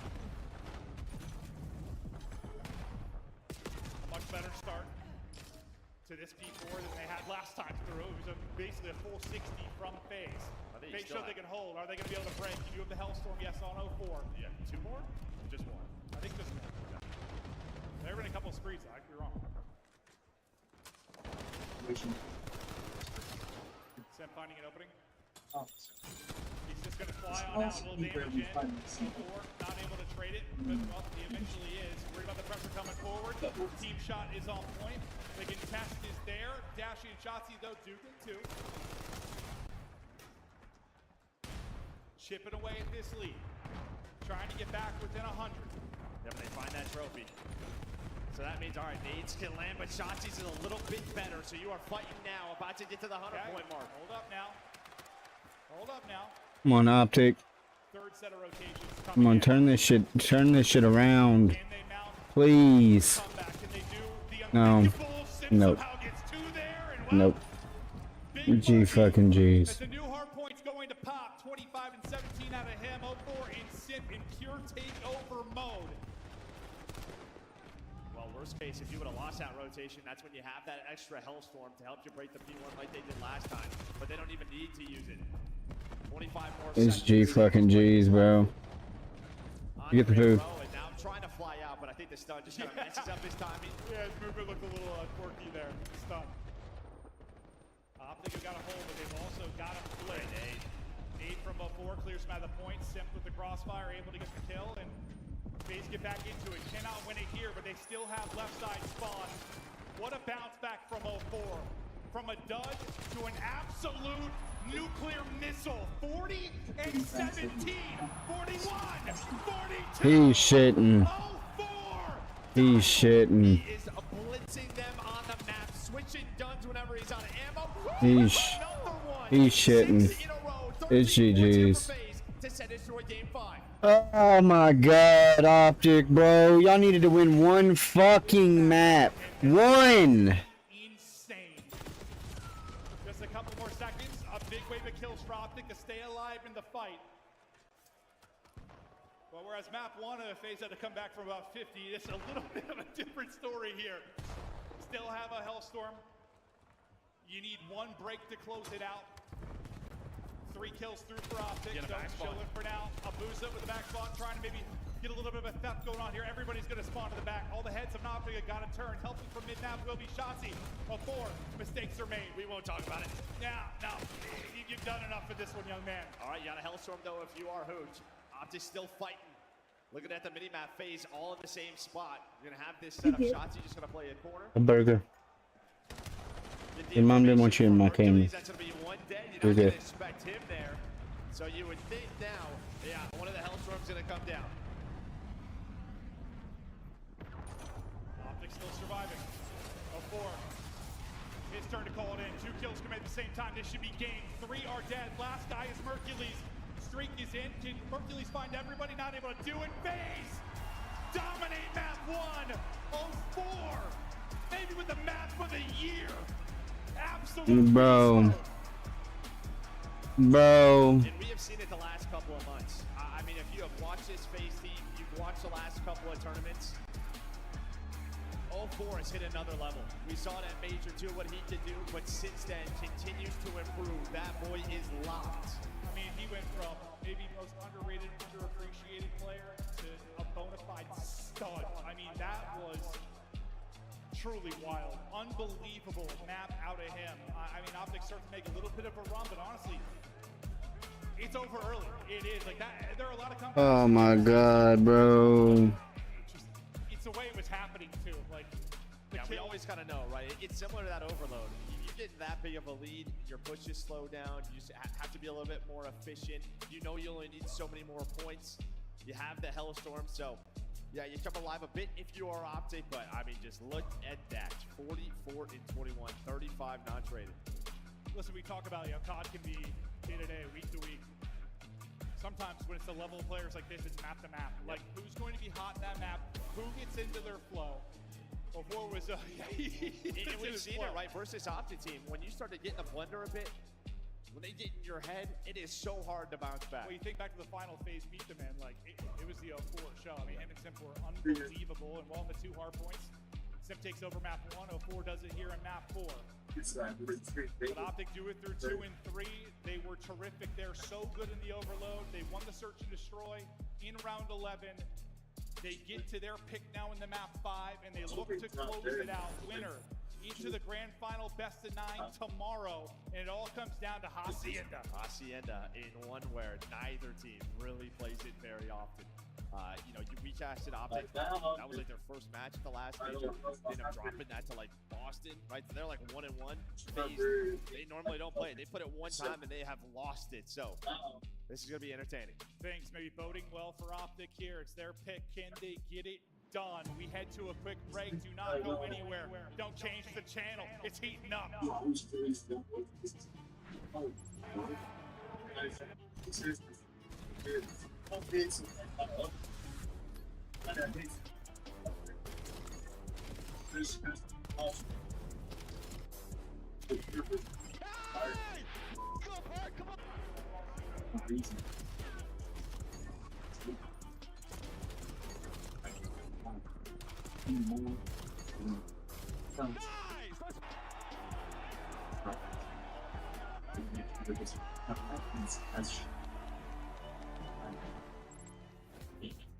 Look like the pros to play like the pros. Bro. CDL team skins are available now. Scan the Oh, I can't believe this shit, chatty.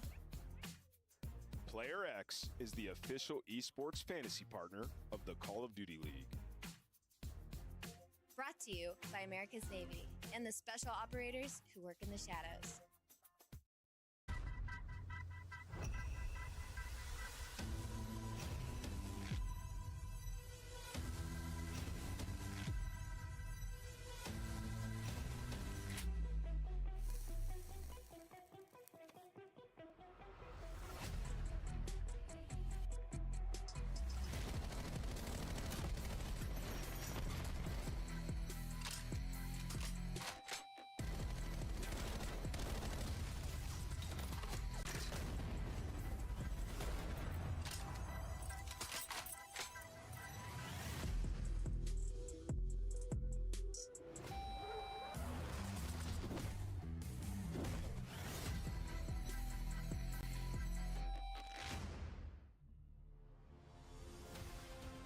Let's find out who's built for the big save. Heretics ready to dive in. Thanks, Tim.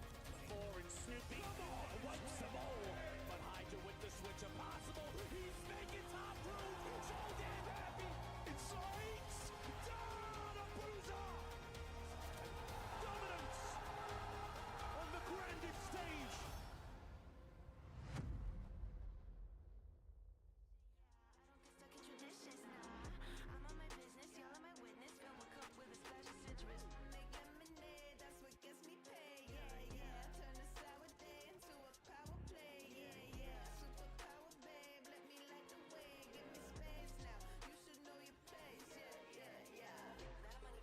Come on, chat.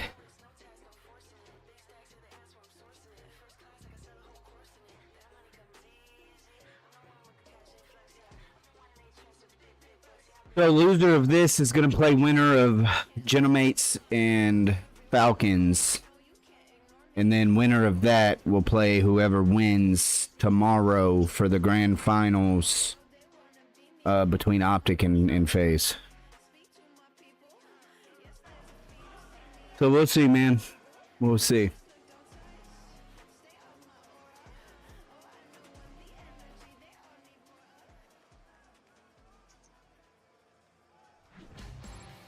Welcome back to Champs. It's a Game 5 wonder between Optic and FaZe. If you think back to the map 2 Search and Destroy, I think the thing that stood out on one side for FaZe, Abuza struggled. On the other side, Shotzi couldn't get anything going in the early round. Had 5 or 6 first deaths. Hacienda, though, a map where he can get loosey-goosey. Yeah, this is all about the preparation for Champs, right? You have two teams who believe they are going to win this thing. And when we talk about playing a best of 9 on Sunday, it is all about the map pool. Having these Come on. Well, it is open for Optic. Texas, a map that FaZe normally do not play.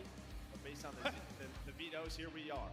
Another graphic where they're first and second. What do you know? We showed up for the hardpoint, overload, now the map 5 metrics. Again, we're going to a map that we haven't seen a whole lot of from either. I'll go piss real quick, chat. 2 of the best, if not the 2 best. Well, at this current moment, looking that way, are squaring off, and this has been a treat. First 2, tight as can be. 3 and 4, You know, one team kind of dominated. It was Optic all over them in the overload, had so much possession, completely controlled. But FaZe with a punch in that map 4 in the form of 0-4.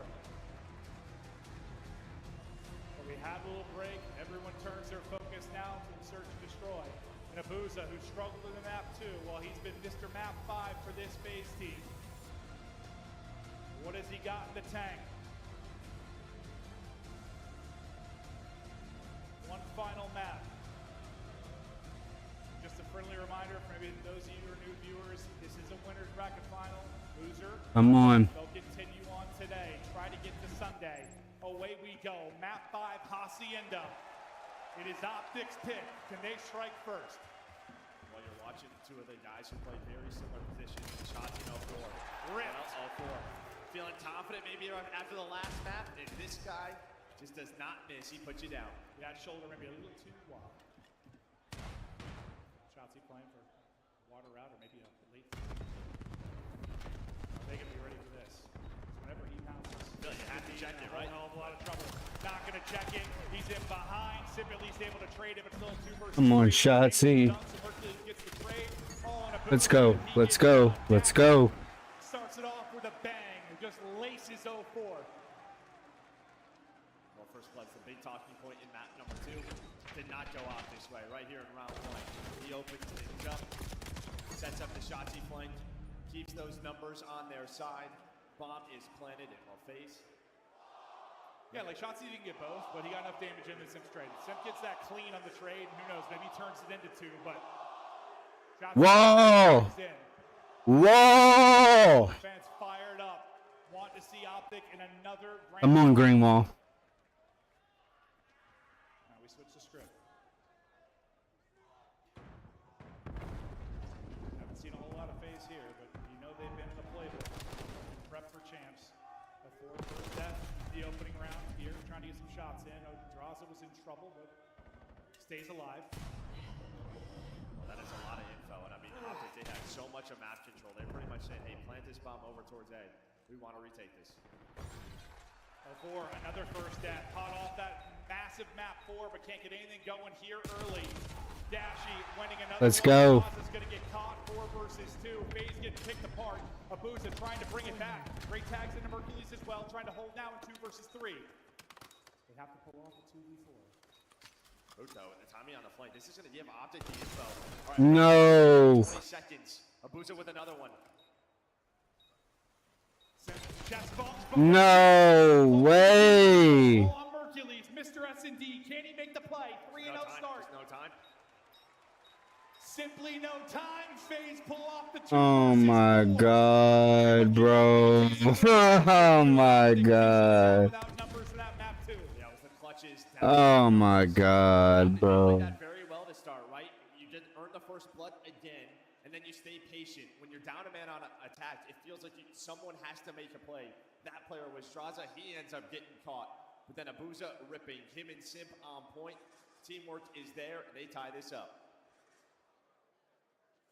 There was no separation in the map 2. No breathing room for mistakes. I say that as 0-4 was dance on. Bro. No. He might find a way. He just drowns.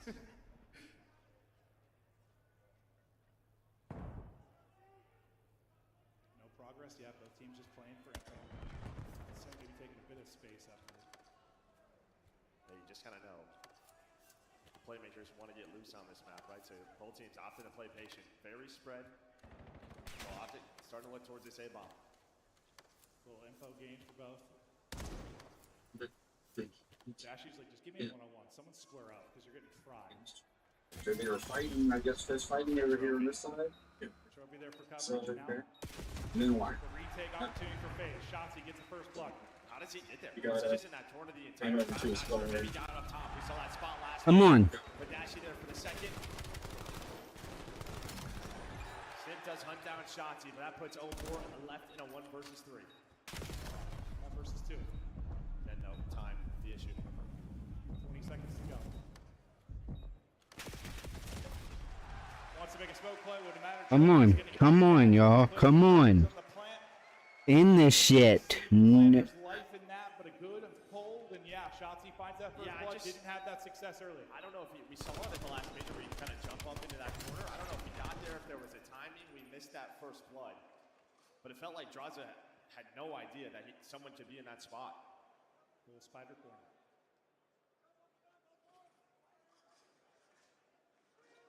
Mercules yet to drop. 4-0 start out of him. Well, on the other side, there was 0-3. Just off of that last map, but it's 0-3 for Draza.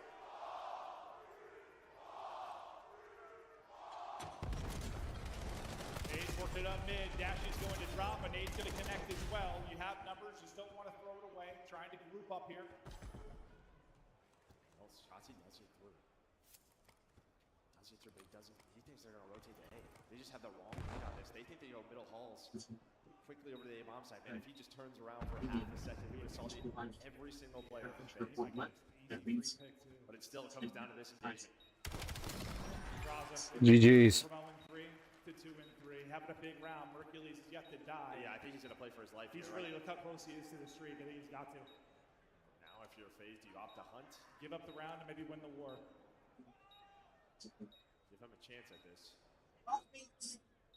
And it looks, you can see two are hunting it, but they have guessed wrong, so we play a little game of hide and seek. Well, this end up finding a Booza for a freebie. I'm just going to play his life. He's just with the nade spots with the early kills. Well, it's been all offense so far. Yeah. Who can get that first big stop? Come on. Smart play by Mercules there. You're what, like a kill, maybe? Maybe two? Yeah. See if maybe they get them bomb here. Try to get that streak.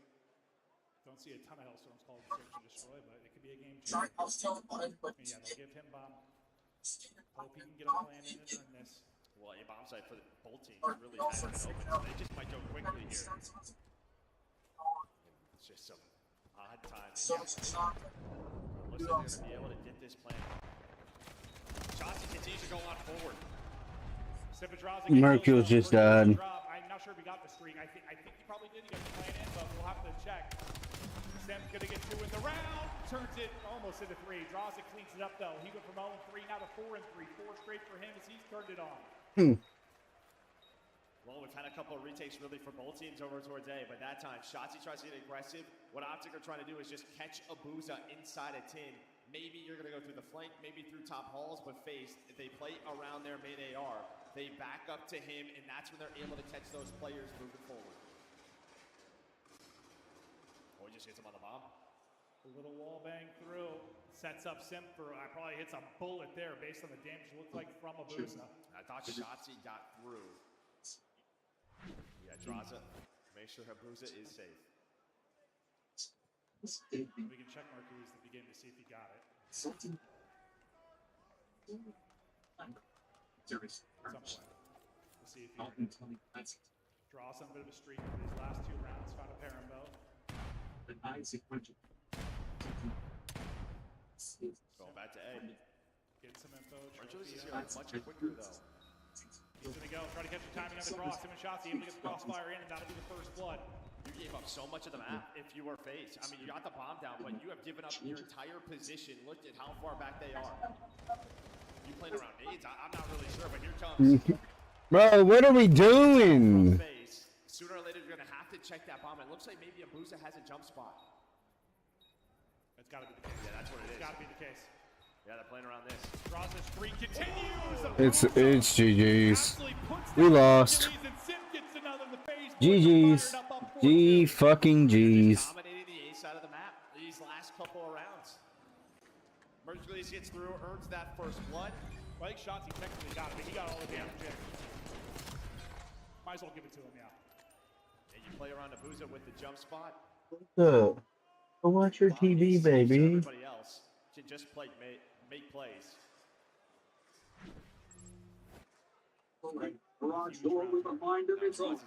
Okay, Luca, okay. You want Danny go?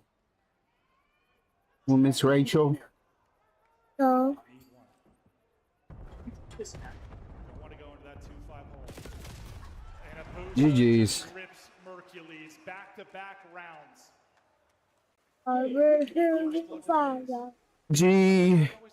GG's. Yeah, what a time is going to be like here for Hook. Not good. Yeah, you have two players swarming. Dashy's going to back up to him. GG's. He feels like he then has to make a play. Instead, he gets caught. Draza 6 in a row now. He has turned it on.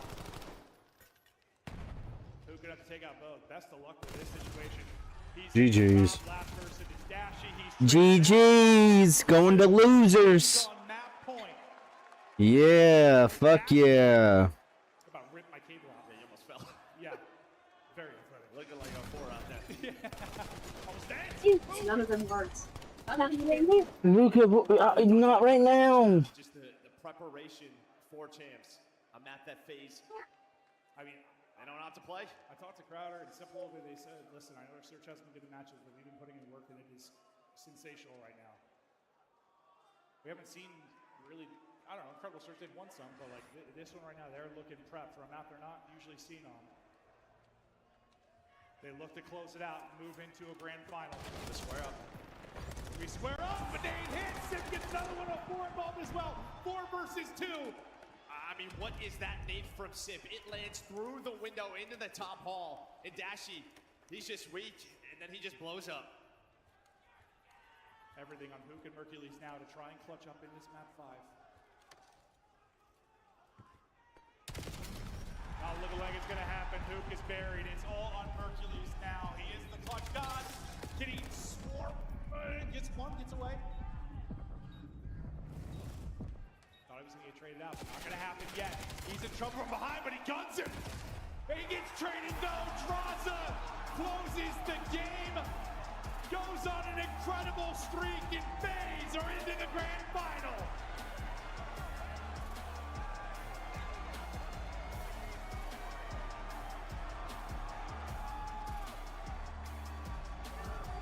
Well, it was the dominant hardpoint that gets them here. Sets them up for this map number 5. Shitter optics. Fucking shitters. Map 3, and then they just smoke Optic over 4 and Fucking 5. shitter optics. And 04, man.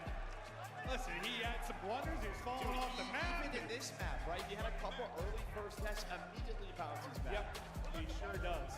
What a terrific player he is. But hey, for Optic, you're not out of this yet. You continue to play on. You expect to see them in a final tomorrow. They've made everyone this year, and they look to get it done, to go back to back to back. But maybe the road got a little bit harder. For Sent now, it's what, 5 grand finals of champs he's now been to. He's also looking for a 3rd ring. One step closer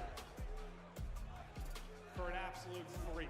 Well, props to the Surge duo of Abuza and 04 to get back to a champs finals in 2 years in a row. True. 2 of the guys that at times just fly under the radar, but they are so darn good. And well, FaZe knew that.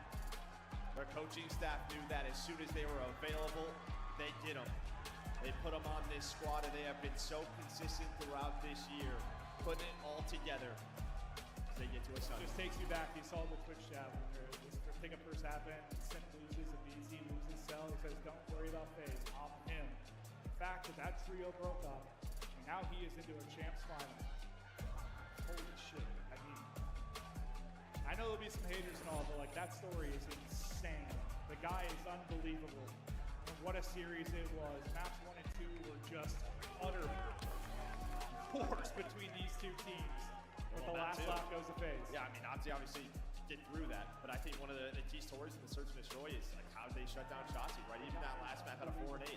We know just how much of a playmaker he is, trying to find the openings, and they give him none of that. No, I mean, that was a big thing for them over the years. Yeah, keep Shotzi in front of us. We think we win the game.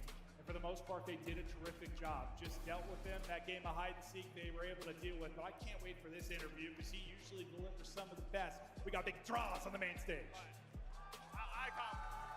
Vegas, get loud for the home team, FaZe!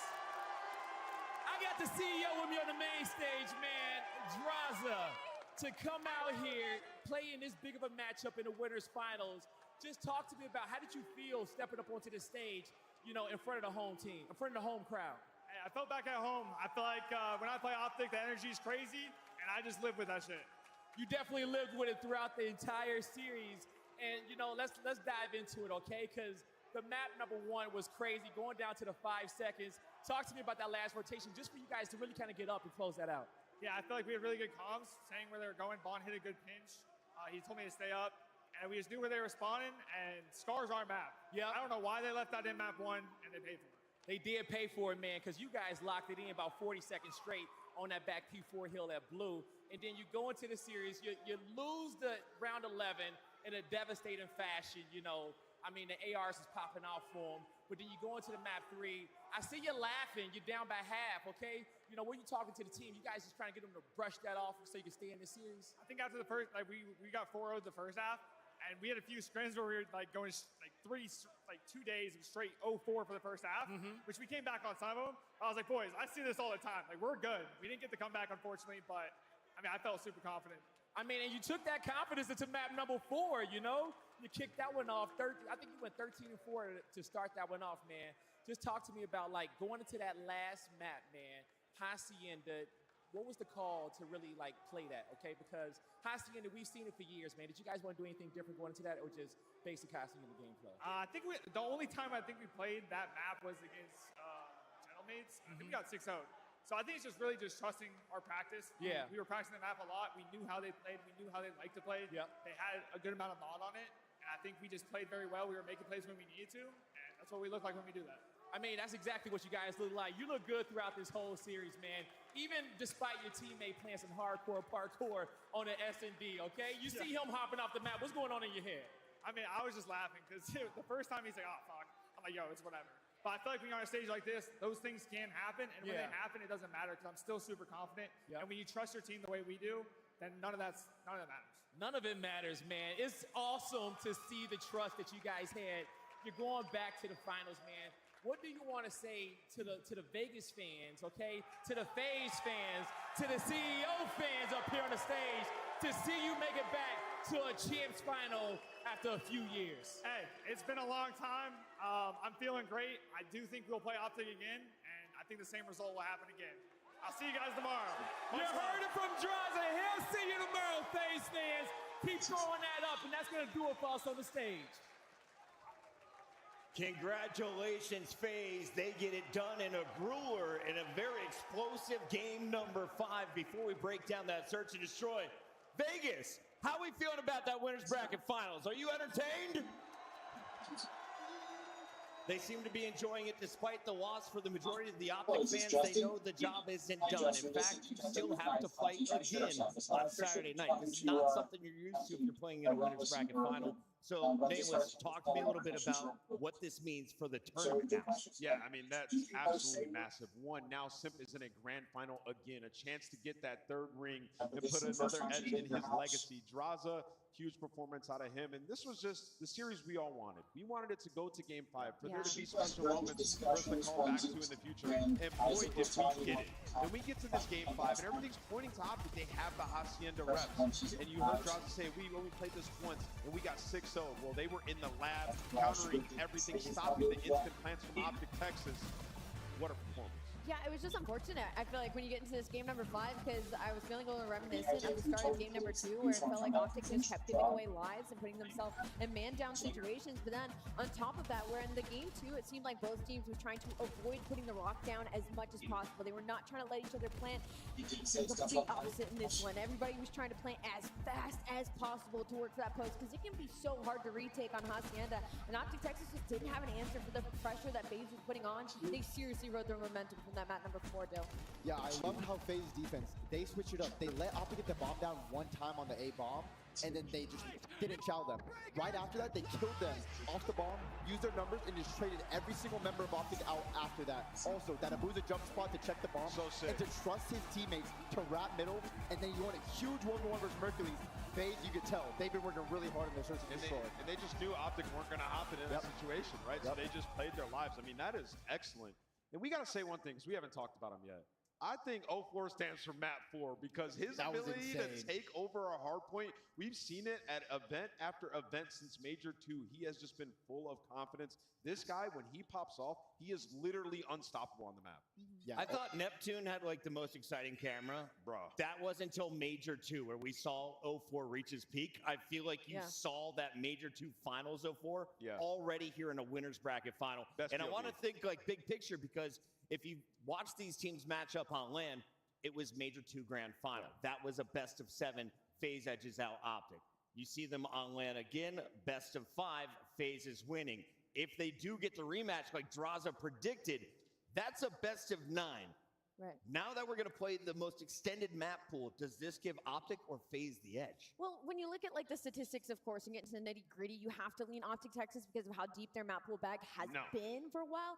But Ann says no. Okay, go ahead. Finish the thought real quick. I gotta say, 'cause I don't even think you heard the first sentence where I said, statistically speaking, yes, they do have the edge in the map pool bag, but it is FaZe Vegas, and as we saw the Hacienda on that main stage, we don't know how scrims have gone for the past 2 weeks for FaZe Vegas. They could have a lot more in the back pocket, and also it's Simp in the other 3. They're going to make something work. Also, Optic got to get there first. Yep, I was going to say. And I got to true. see how did our player highlighted in our Player X watch perform. Well, we wanted to see Hook have a big performance for everyone who put them on their roster. And Hook, he is going to drop 345. So that's higher than what we saw from Aluka in the past matchup. Of course, this going to a 5-game is going to help out your score. How did Hook play in this, and do you want to see more from Kyler, Mr. 2 Rings? Yeah, I mean, relatively quiet. Typically in this series, he's been the best player. But yeah, I mean, total points. I didn't have him on my team, but he put up a decent amount of points in this one. It's time now to take a look at the bracket and Nameless's beautiful face. Here we go, ladies and gentlemen. We are whittling it down as we have 4 teams remaining. Falcons, Gentlemates, playing for the honor of making it to the podium here at Champs 2026. And of course, playing Optic for the final spot in our grand final. We're going to a break. When we come back,